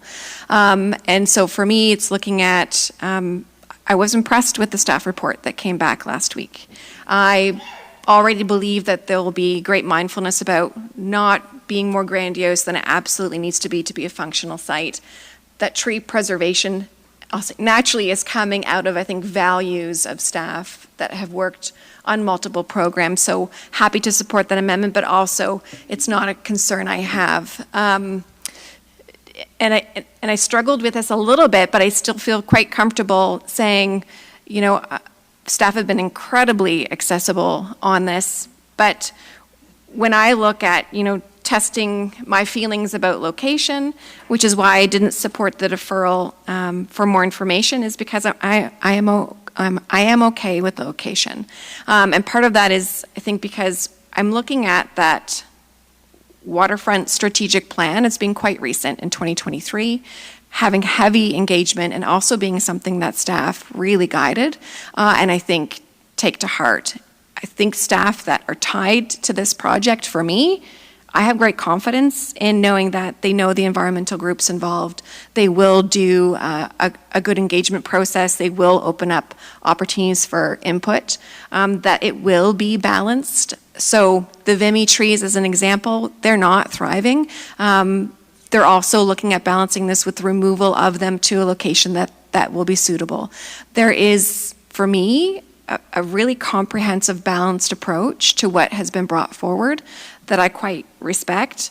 I know some groups have reached out and individuals have said, there's no field identified for the waterfront in your waterfront strategic plan. And I would say, you're right, there's not. But if I look at, you know, what's occurring across those 10 kilometers of waterfront capacity, how people love that space and want to stay in that space, balancing out different needs of different groups, I would say the site, as I understand it, fits a facility test fit, or else it wouldn't have even come forward as an option. The proposal around continuing with bike racks and water fountains and accessible trails, we can talk about naturalization. I completely respect groups to say, just leave it as it is. But I also see that, you know, this is not a space that people are necessarily dog walking through poison ivy. Like, there are some problematic areas in that space, and I think it's come on balance with maintaining active, passive approaches in the surrounding area, and that I think when this comes to public consultation, also looking at how do we add biodiversity into the surrounding space around the field.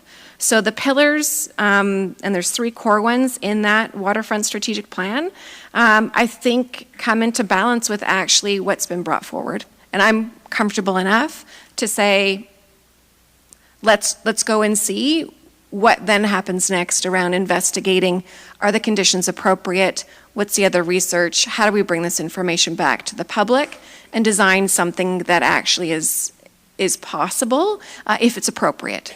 But I'm okay, and I believe Councillor Harvey did a nice job actually for me around talking about process, which is we need to give directions to staff about whether to go or not go. And that's then when a lot of the consultations and the investigations will occur.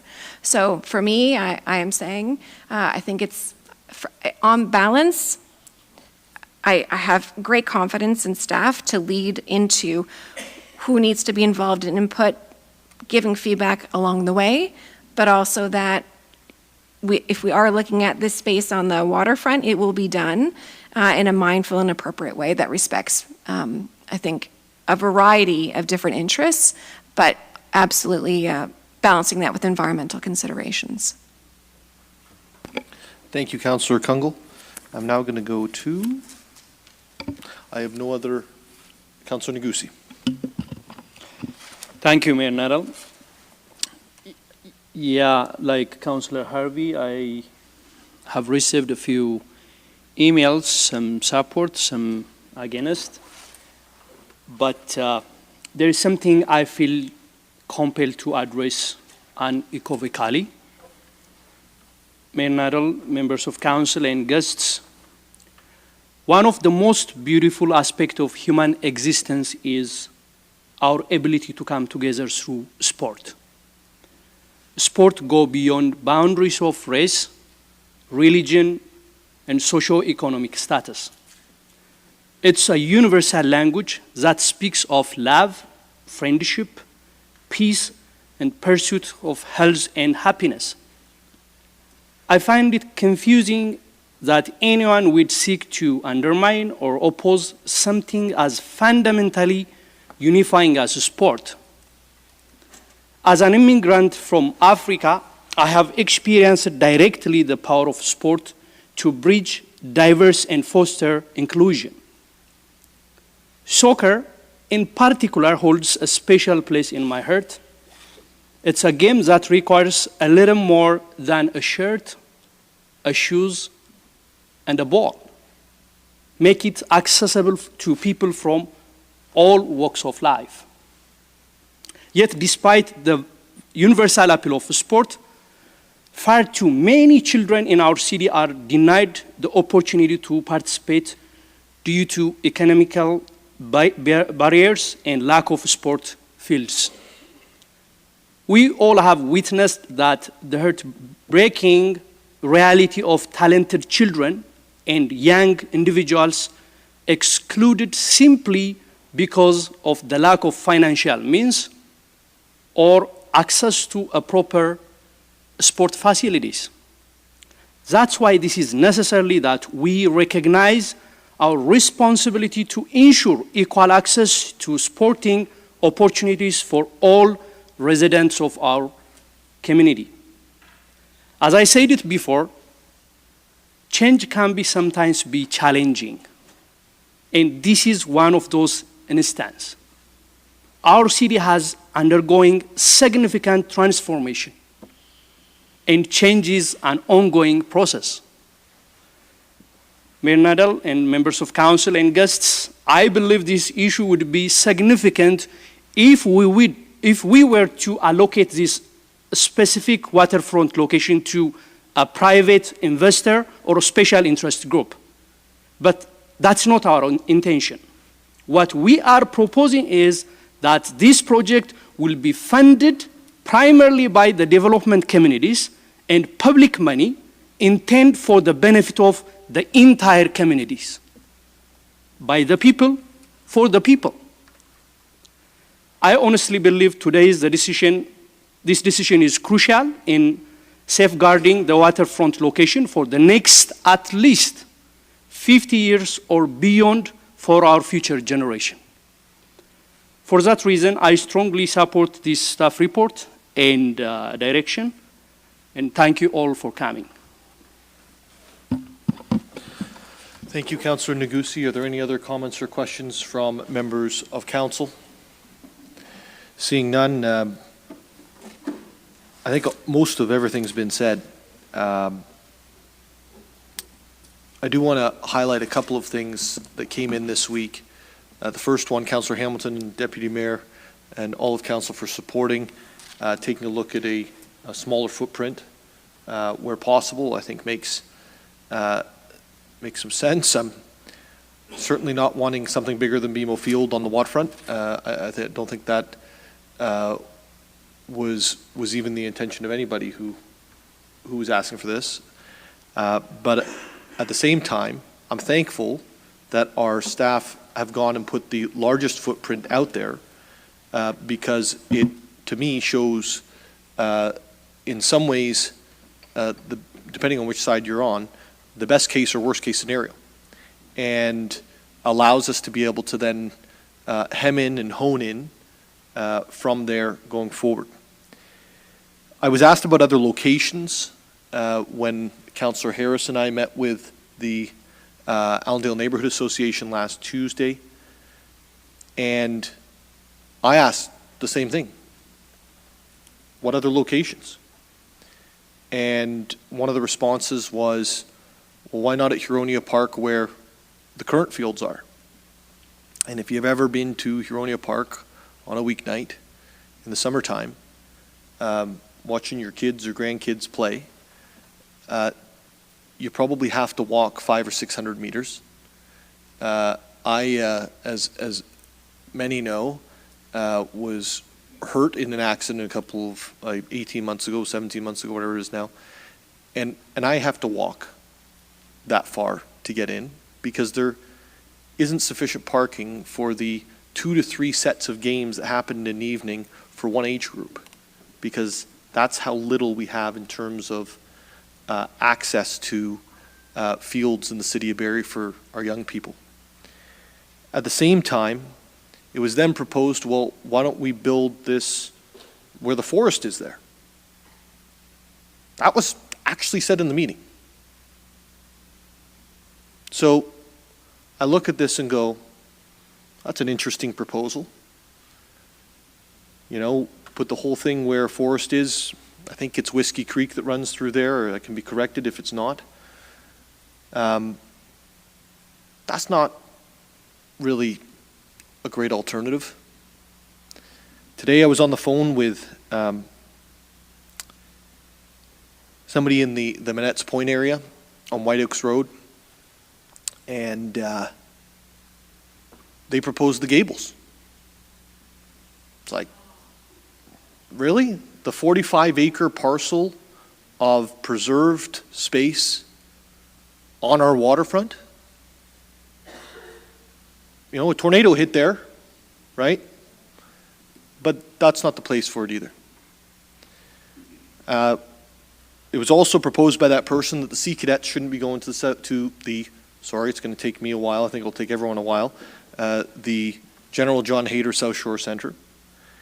And instead, they should be over at Tyndale Park. And I explained that the only access to the water, real access to the water at Tyndale Park, is a beach. And that beach is used by thousands, I'm going to say tens of thousands of kids every summer. So I'm going to call up Ms. McAlpine and say cancel all of the kids programs at the beach. You know, we're gonna move the cadets there. It's not going to be for anyone else anymore. It doesn't make sense.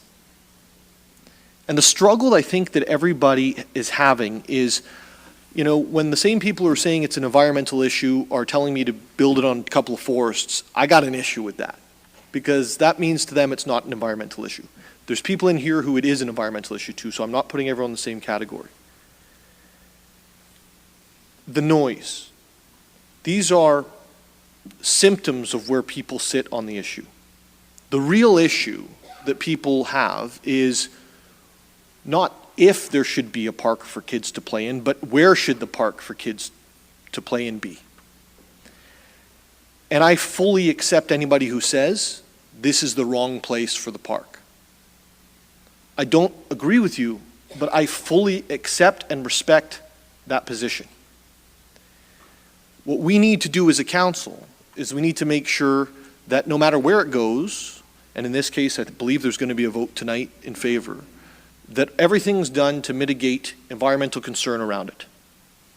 That everything is done to make sure that the landscaping is done in an appropriate way for the place that it's going. That there aren't a whole bunch of items and flashing lights put into people's bedroom windows. That it isn't turned into a place that disrupts the community, but a place where people can find community. And that's my hope. I don't know at the end of the day that any of us actually have all of the answers to all of the questions. What I do know is during that meeting with the Allandale Neighborhood Association, I was corrected. I told them that in September, we started discussing this matter, and I was provided with newspaper articles from June saying we started discussing this matter, and I had actually forgotten it started 3 or 4 months before that. I've done many interviews on CTV, many interviews with the gentlemen who are at the back right now on this subject. And I can tell you, if there's one thing that I'm feeling we are missing right now, and Councillor Hamilton and Councillor Negussi have alluded to this, it's a local newspaper. And we don't have the budget to go around every decision we make, running around and making sure that it's on every front door in the city. The newspaper used to do that for us, right? And then the letters to the editor would take place. And then the, conversation would grow and it would kind of meander through all of the concerns and the positives.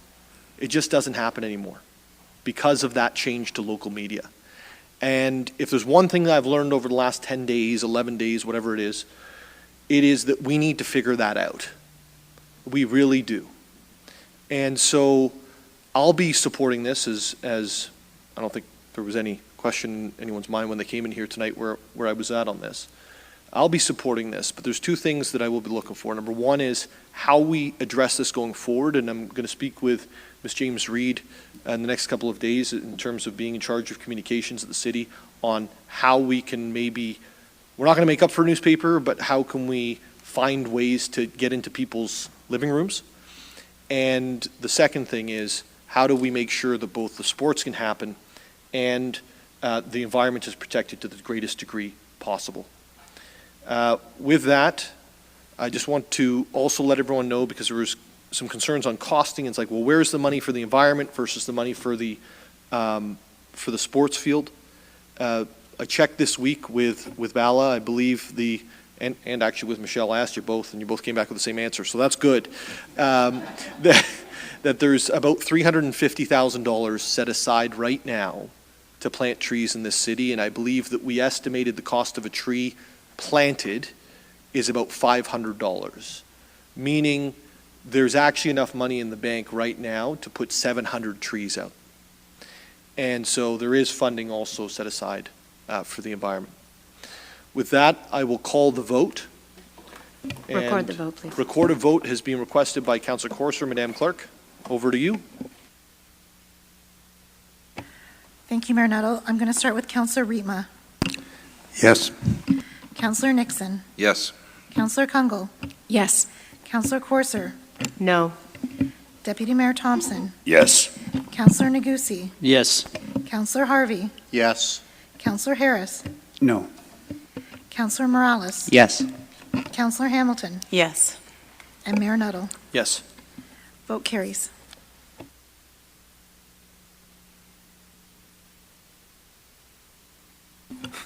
Madam Clerk, here's all of the. Deputy Mayor Thompson, I believe we're on to section D.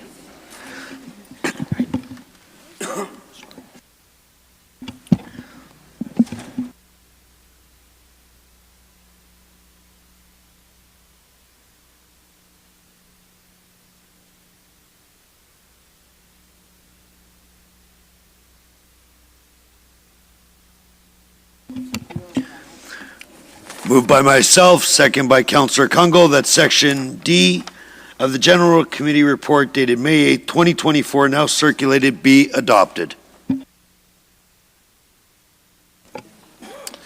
It's moved by Deputy Mayor Thompson, seconded by Councillor Kungle, the Section D of General Committee Report dated May 8, 2024, now circulated, be adopted. 24G113, motion 24G078, referred by City Council on May 1, 2024, request for exemption from signed bylaw 2018-029-201 Fairview Road, Ward 8. Any questions or comments on the matter? Seeing none, all those in favor? It carries. Moved by myself, second by Councillor Kungle, that Section E of the General Committee Report dated May 8, 2024, now circulated, be adopted. It's moved by Deputy Mayor Thompson, seconded by Councillor Kungle, the Section E of General Committee Report dated May 8, 2024, now circulated, be adopted. 24G114, memorandum from circulation list dated February 21, 2024, concerning the key performance indicators for Council's 2022 to 2026 strategic plan. Are there any questions or comments with regards to the motion on the floor? Seeing none, all those in favor? It carries. Deputy Mayor Thompson. Moved by myself, second by Councillor Kungle, that Section F of the General Committee Report dated May 8, 2024, now circulated, be adopted. It's moved by Deputy Mayor Thompson, seconded by Councillor Kungle, that Section F of General Committee Report dated May 8, 2024, now circulated, be adopted. This is 24G115, Community Project Fund Submission from Councillor Sergio Morales regarding the installation of an automated external defibrillator at AED at Painswick Park. Are there any questions or comments with regards to that? Record a vote. Record a vote is being requested by Councillor Morales. Madam Clerk, over to you. Thank you, Mayor Nuttall. I'm going to start with Councillor Rima. Yes. Councillor Nixon. Yes. Councillor Kungle. Yes. Councillor Corser.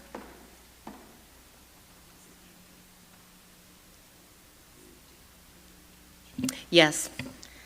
Deputy Mayor Thompson. Yes. Councillor Negussi. Yes. Councillor Harvey. Yes. Councillor Harris. Yes. Councillor Morales. Yes. Councillor Hamilton. Yes. And Mayor Nuttall. Yes. Motion carries.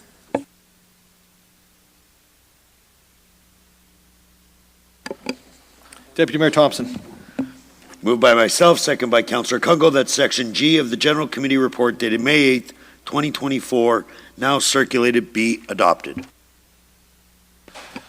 It's moved by Deputy Mayor Thompson, seconded by Councillor Kungle, the Section G of General Committee Report dated May 8, 2024, now circulated, be adopted. This is 24G116, Community Safety and Well-Being Plan Committee. I almost lost that one.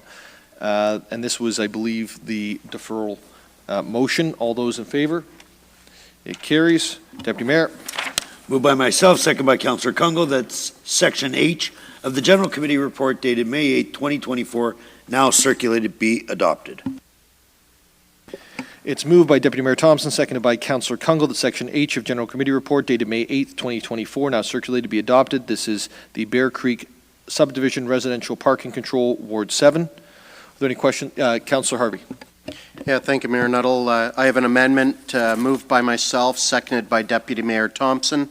That motion 24G117 of Section H of the General Committee Report dated May 8, 2024, concerning Bear Creek Ridge Subdivision residential parking control be amended by deleting paragraph 3 and replacing it with the following: that staff and development services investigate possible options, including but not limited to lengthening the driveways on the west side of Andine Lane to permit a second vehicle in the driveway, and to conduct consultation with residents on Andine Lane to permit public feedback on proposed changes and report back to General Committee.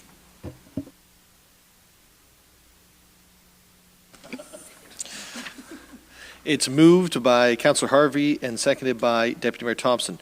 The motion 24G117 of Section H of General Committee Report dated May 8, 2024, concerning Bear Creek Ridge Subdivision Residential Parking Control be amended by deleting paragraph 3 and replacing it with the following: that staff and development services investigate possible options, including but not limited to lengthening the driveways on the west side of Ander Lane to permit a second vehicle in the driveway, to conduct consultation with residents on Andin Lane to permit public feedback on proposed changes and report back to general committee. Are there any questions or comments with regards to the motion? Seeing none, all those in favor? It carries. The main motion as amended, any questions or comments? Seeing none, all those in favor? It carries. Deputy Mayor.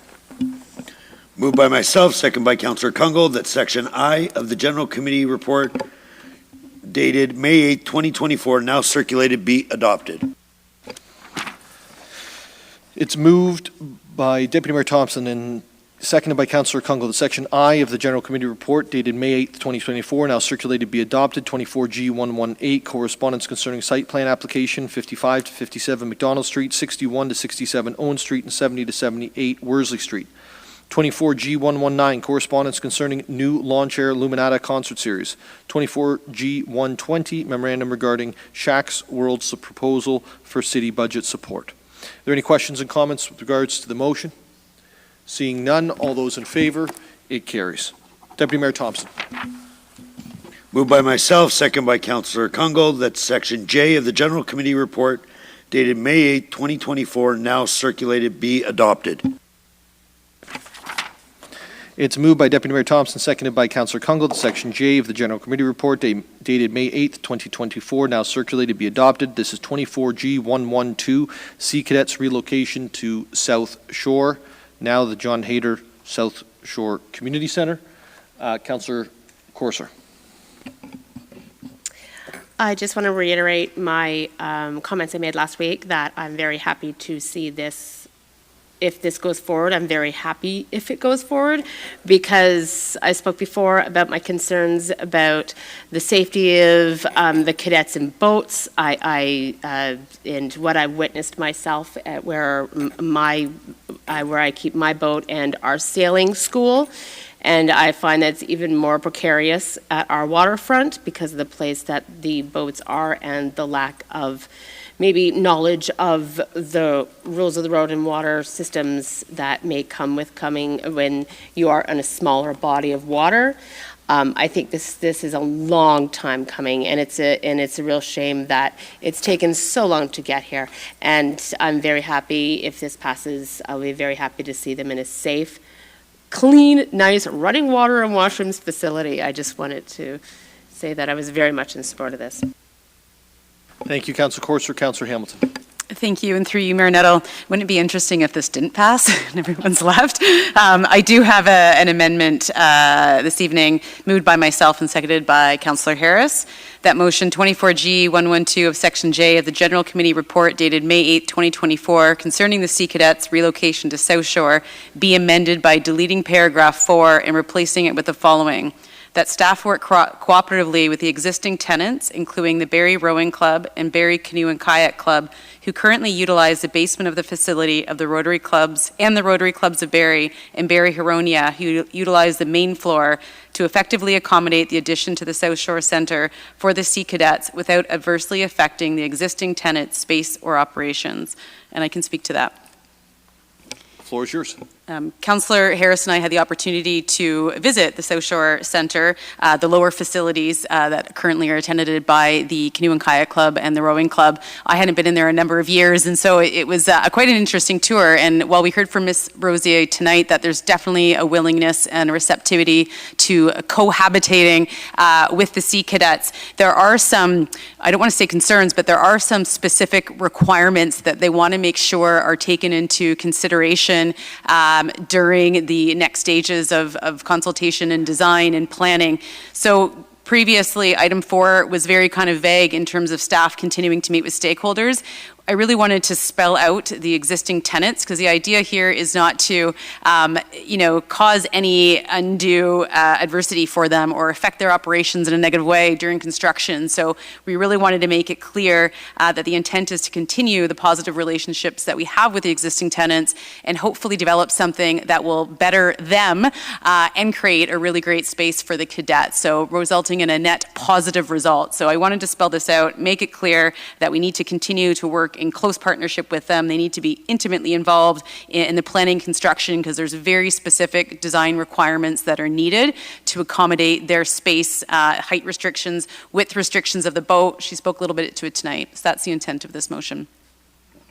Thank you, Councillor Hamilton. Any other questions or comments with regards to the motion? Councillor Harris? I just want to be on the record tonight making a pro sport and recreation comment.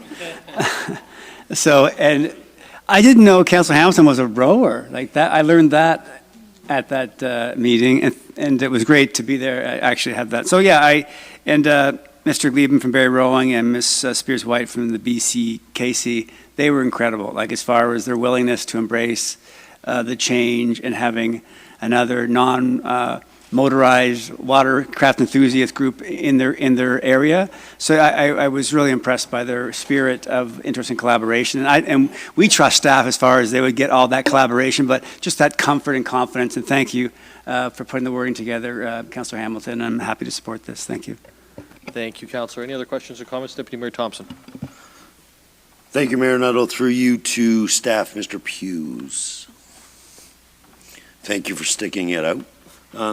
Just a quick question. Would you need a motion from council that during this consultation with the club that we would actually be able to see a report come back of how an extended lease would work? So it's one report opposed to, because they do, if I remember correctly, December 2026, they are our tenants. I just thought it would be, two birds, one stone kind of thing, where we could get, a report that would show what it would look like for an extended term with them. Through your worship to Deputy Mayor Thompson, I don't think we need separate approval for that. We would bring that back as part of our report. We are reporting back to General Committee and ultimately Council on the plan that we come up with, but certainly there's a number of options, an extended lease perhaps, and potentially even the temporary lease of external space for folks to work out of so they're not put out during the winter. They can continue their operations while we do work. So Perfect. I don't think we need a separate report for it. Perfect. I will be supporting it. And actually, I will apologize. We have people in the audience from the bird-friendly city, and I said two birds, one stone, so I apologize. It's probably not a great saying, so I want to apologize to them. So I just realized it, so I apologize. But I will be supportive. That wasn't very, very inclusive of you. Yes. Councillor Harvey. Yeah, thank you, Mayor Nuttall. Just a point of clarity from staff, only because the amendment does miss one current tenant, which is Tourism Barrie, who occupies a good size of office space on the main floor. And I know a few of the other occupants that were mentioned were not necessarily occupants from the lower level. Would we need an amendment, or would it automatically refer to the fact that obviously they're a current tenant of the facility when it comes to this type of an amendment? Mayor Nuttall, through you to Councillor Harvey. It's, as Councillor Hamilton alluded to, the original wording of the recommendation was stakeholders. We're providing additional comfort. It certainly is staff's intent to make sure that we're accommodating all stakeholders.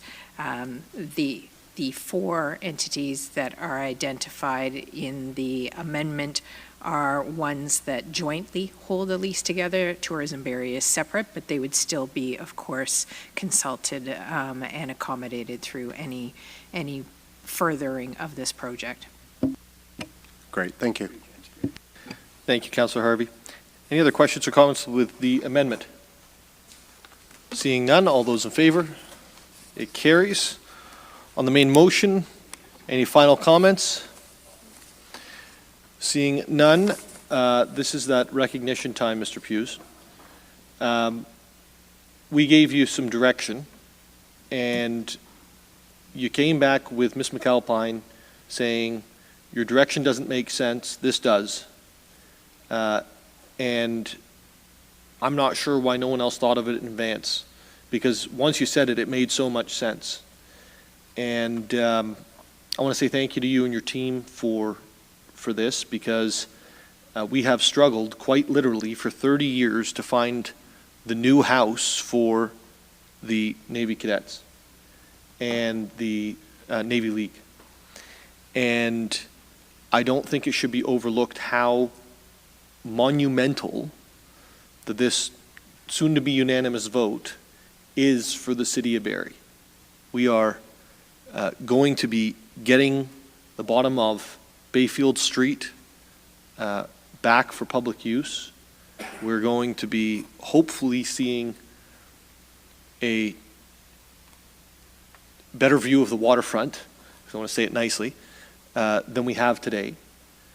And we're using an existing asset. Yes, it's taking some expansion dollars for underneath, but we're using an existing asset to house an organization that has so much praise in the community and support in the community. And that was a very good thing, Ms. McAlpine, and a very good thing, Mr. Hughes, to bring back. And it's probably my favorite meeting I've had since I was elected mayor, because not only was it the right thing to do, but I was wrong, and I couldn't say anything about it. And I really liked that and appreciated that. And I think that's the environment as an organization I hope we foster going forward, where council's not going in the right direction, speak up, find the opportunities, put the options on the table, put the business plan in place, and it will win the support of the people who are around this table who want to do the same thing as our staff do, which is doing the right thing for the people of the City of Barrie. So thank you, Mr. Hughes, and thank you, Ms. McAlpine, and your entire departments.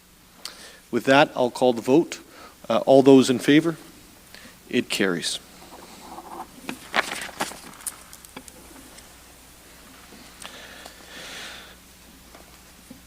We have 3 items of deferred business. Just kidding. I have 5 direct motions without notice. 5 direct motions without notice. 13 staff presentations. And we're going to go right to inquiries. Deputy Mayor Thompson. This is not really an inquiry, but the 5th to the 11th is Municipal Clerk Week. And we were...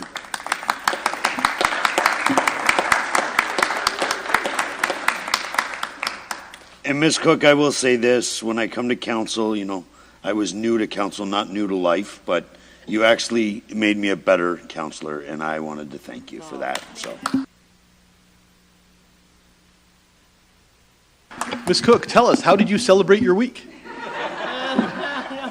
Ignoring our calls. Yeah. Stop. Well, everything went to voicemail.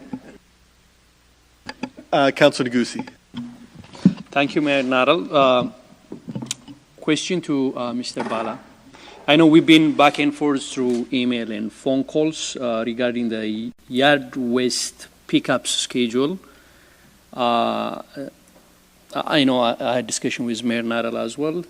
I've been receiving with complaints, you know, from the Ward 6 residents via email and phone calls. I've been honest, I'm not satisfied.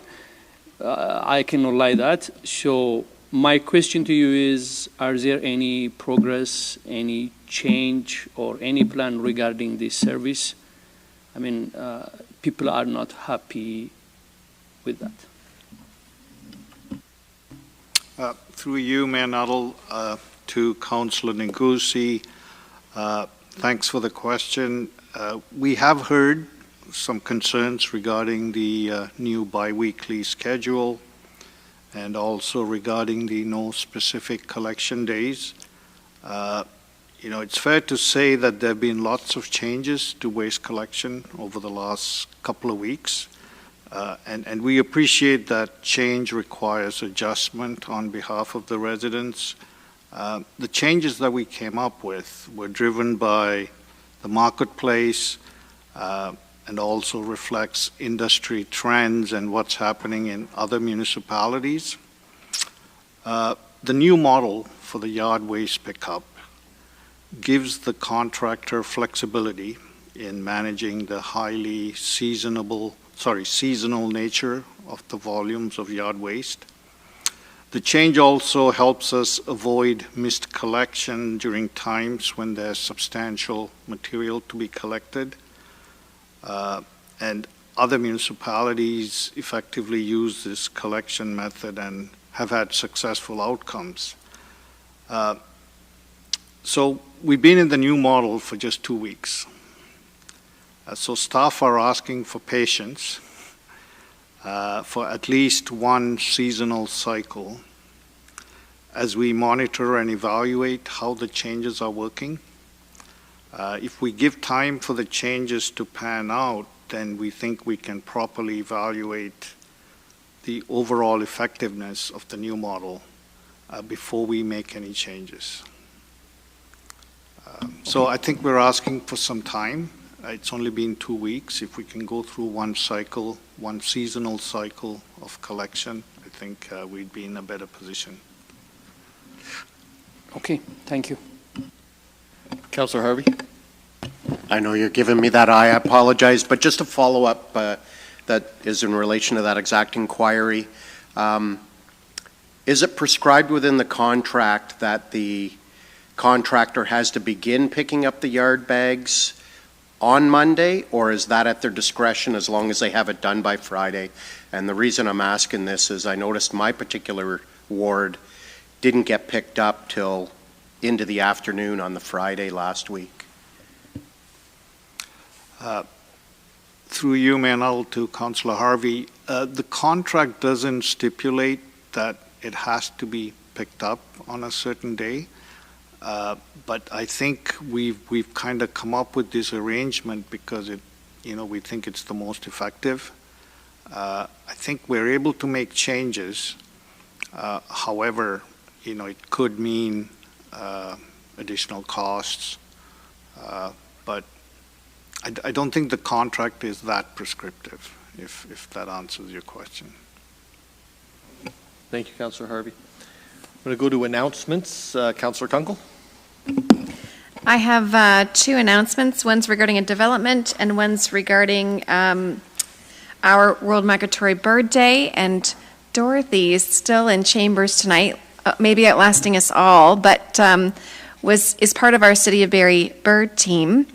Tied to Nature Barrie, and Mayor Nuttall was able to join that team. Phyllis, Dorothy, Darren, and lovely Carol, who carved our new City of Barrie bird to display, was able to actually make the announcement. So we were very happy to welcome Barrie's new official bird is the belted kingfisher, which is a beautiful bird that actually Dorothy nominated.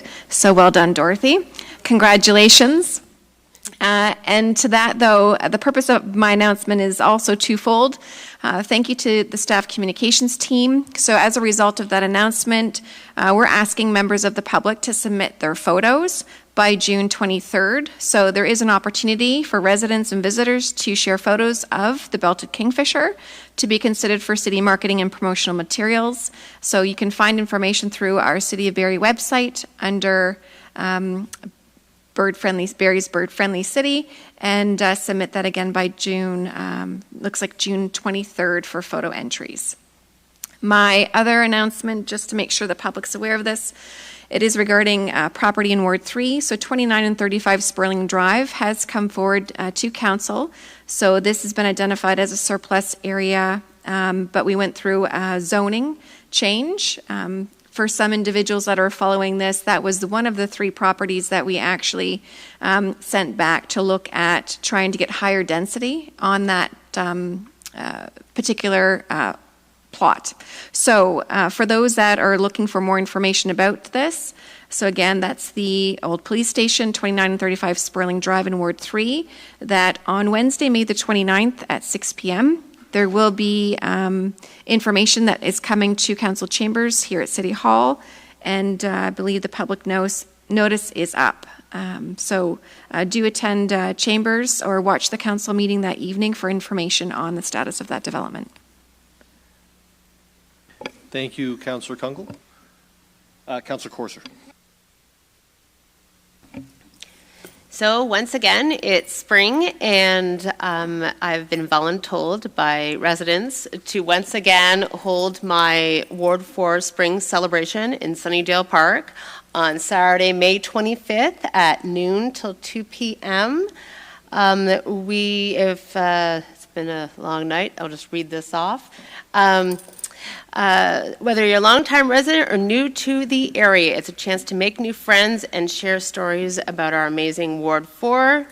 and we can expect some amazing events, and many of our vendors that we had last year are returning. This year, we will once again have live acoustic music in the park. We will have Barrie pipes and drums and Highland dancers. Kids' activities include face painting, giant Jenga, and I kid you not, kids-safe axe throwing. Yes, yes. Presented by First Barrie Forester Scout Troop. We'll have a light lunch and refreshments, and some of the vendors that are already confirmed are Barrie Public Library, which will be there with their amazing on-the-go e-trike, and they'll be able to sign you up for a library card right on the spot. Redwood Park Communities will share their mission of providing safe, affordable housing, and they will be kicking off their YIMBY, Yes in My Backyard Week at my event, which I'm thrilled about. Firebird Cycle Community Cycle will offer bike tune-up tips, a chance to purchase quality pre-loved bikes, and the ability to donate unused bikes that your kids are outgrown or you're no longer using. Nature Barrie will be there as well. Will enlighten us on the efforts to appreciate, preserve, and conserve nature, including Barrie's Bird-Friendly City Initiative. And our amazing staff, thank you so much, are going to be there to answer any questions on the upcoming network changes that launch June 2nd on our Barrie Transit.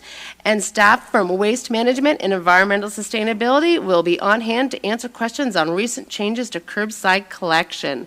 So it promises to be 2 hours that is jam-packed of activities, and I'm looking forward to seeing everybody there. Thank you. Thank you, Councillor Corser. Any other announcements? Seeing none. The City of Barrie is updating its culture master plan and incorporating a public art strategy. This plan will help to shape Barrie's cultural trajectory over the next decade and guide future decisions, policies, programs, and investments to enhance the local creative sector. To learn more, please visit buildingbarrie.ca/culture plan update. The City of Barrie is inviting residents to submit photos of their gardens and floral displays of this year's Communities in Bloom campaign for a chance to be featured on the city's website and social media channels. For the 2024 campaign, everyone's encouraged to plant the color orange. Communities in Bloom judges will be touring Barrie in late July to evaluate the accomplishments of the entire community. For more information, please visit barrie.ca. To commemorate the 80th anniversary of D-Day, a parade and ceremony will be held at the Dunlop Street Cenotaph on Thursday, June 6th at 10:15 a.m. The parade will begin at the intersection of Mulcaster and Dunlop Street and head down to Dunlop Street to the Cenotaph in Meridian Place. For more information, visit barrielegion147.ca. Registration for City of Barrie Summer Recreation and Culture Programs opens on Tuesday, May 21st at 8 a.m. Customers can browse offerings at play.barrie.ca and save them to their wish list to conveniently find desired programs when registration opens. The city provides a fee assistance program called Rec Access that offers support to low-income families and individuals in Barrie. Residents can learn more and apply at barrie.ca/rec access. Deputy Mayor, bylaws. Moved by myself, second by Councillor Kungle. Leave be granted to introduce the following bills, and these bills be read a first, second, and third time and finally passed. Bill 53 and 54. Moved by Deputy Mayor Thompson, seconded by Councillor Kungle, that leave be granted to introduce the following bills, and these bills be read a first, second, and third time this day and finally passed. Bills 53 and 54. Any questions or comments with regards to the bills? Yeah. You ever been tackled by a guy who can't walk? All those in favor? Approved. Moved by myself, second by Councillor Kungle. Leave be granted to introduce the following bill, and this bill be read a first, second, third time and finally passed. Bill 55. It's moved by Deputy Mayor Thompson, seconded by Councillor Kungle. The confirmation bylaw that leave be granted to introduce the following bill, and this bill be read a first, second, and third time this day and finally passed. Bill 55. Any questions or comments on the confirmation bylaw? Seeing none, all those in favor, it is approved. Motion to adjourn. Before the motion to adjourn, I want to remind everybody that we are not back here next week. I'll see you in 2 weeks. And I have a motion to adjourn from Deputy Mayor Thompson, seconded by Councillor Rietma. All those in favor, it carries.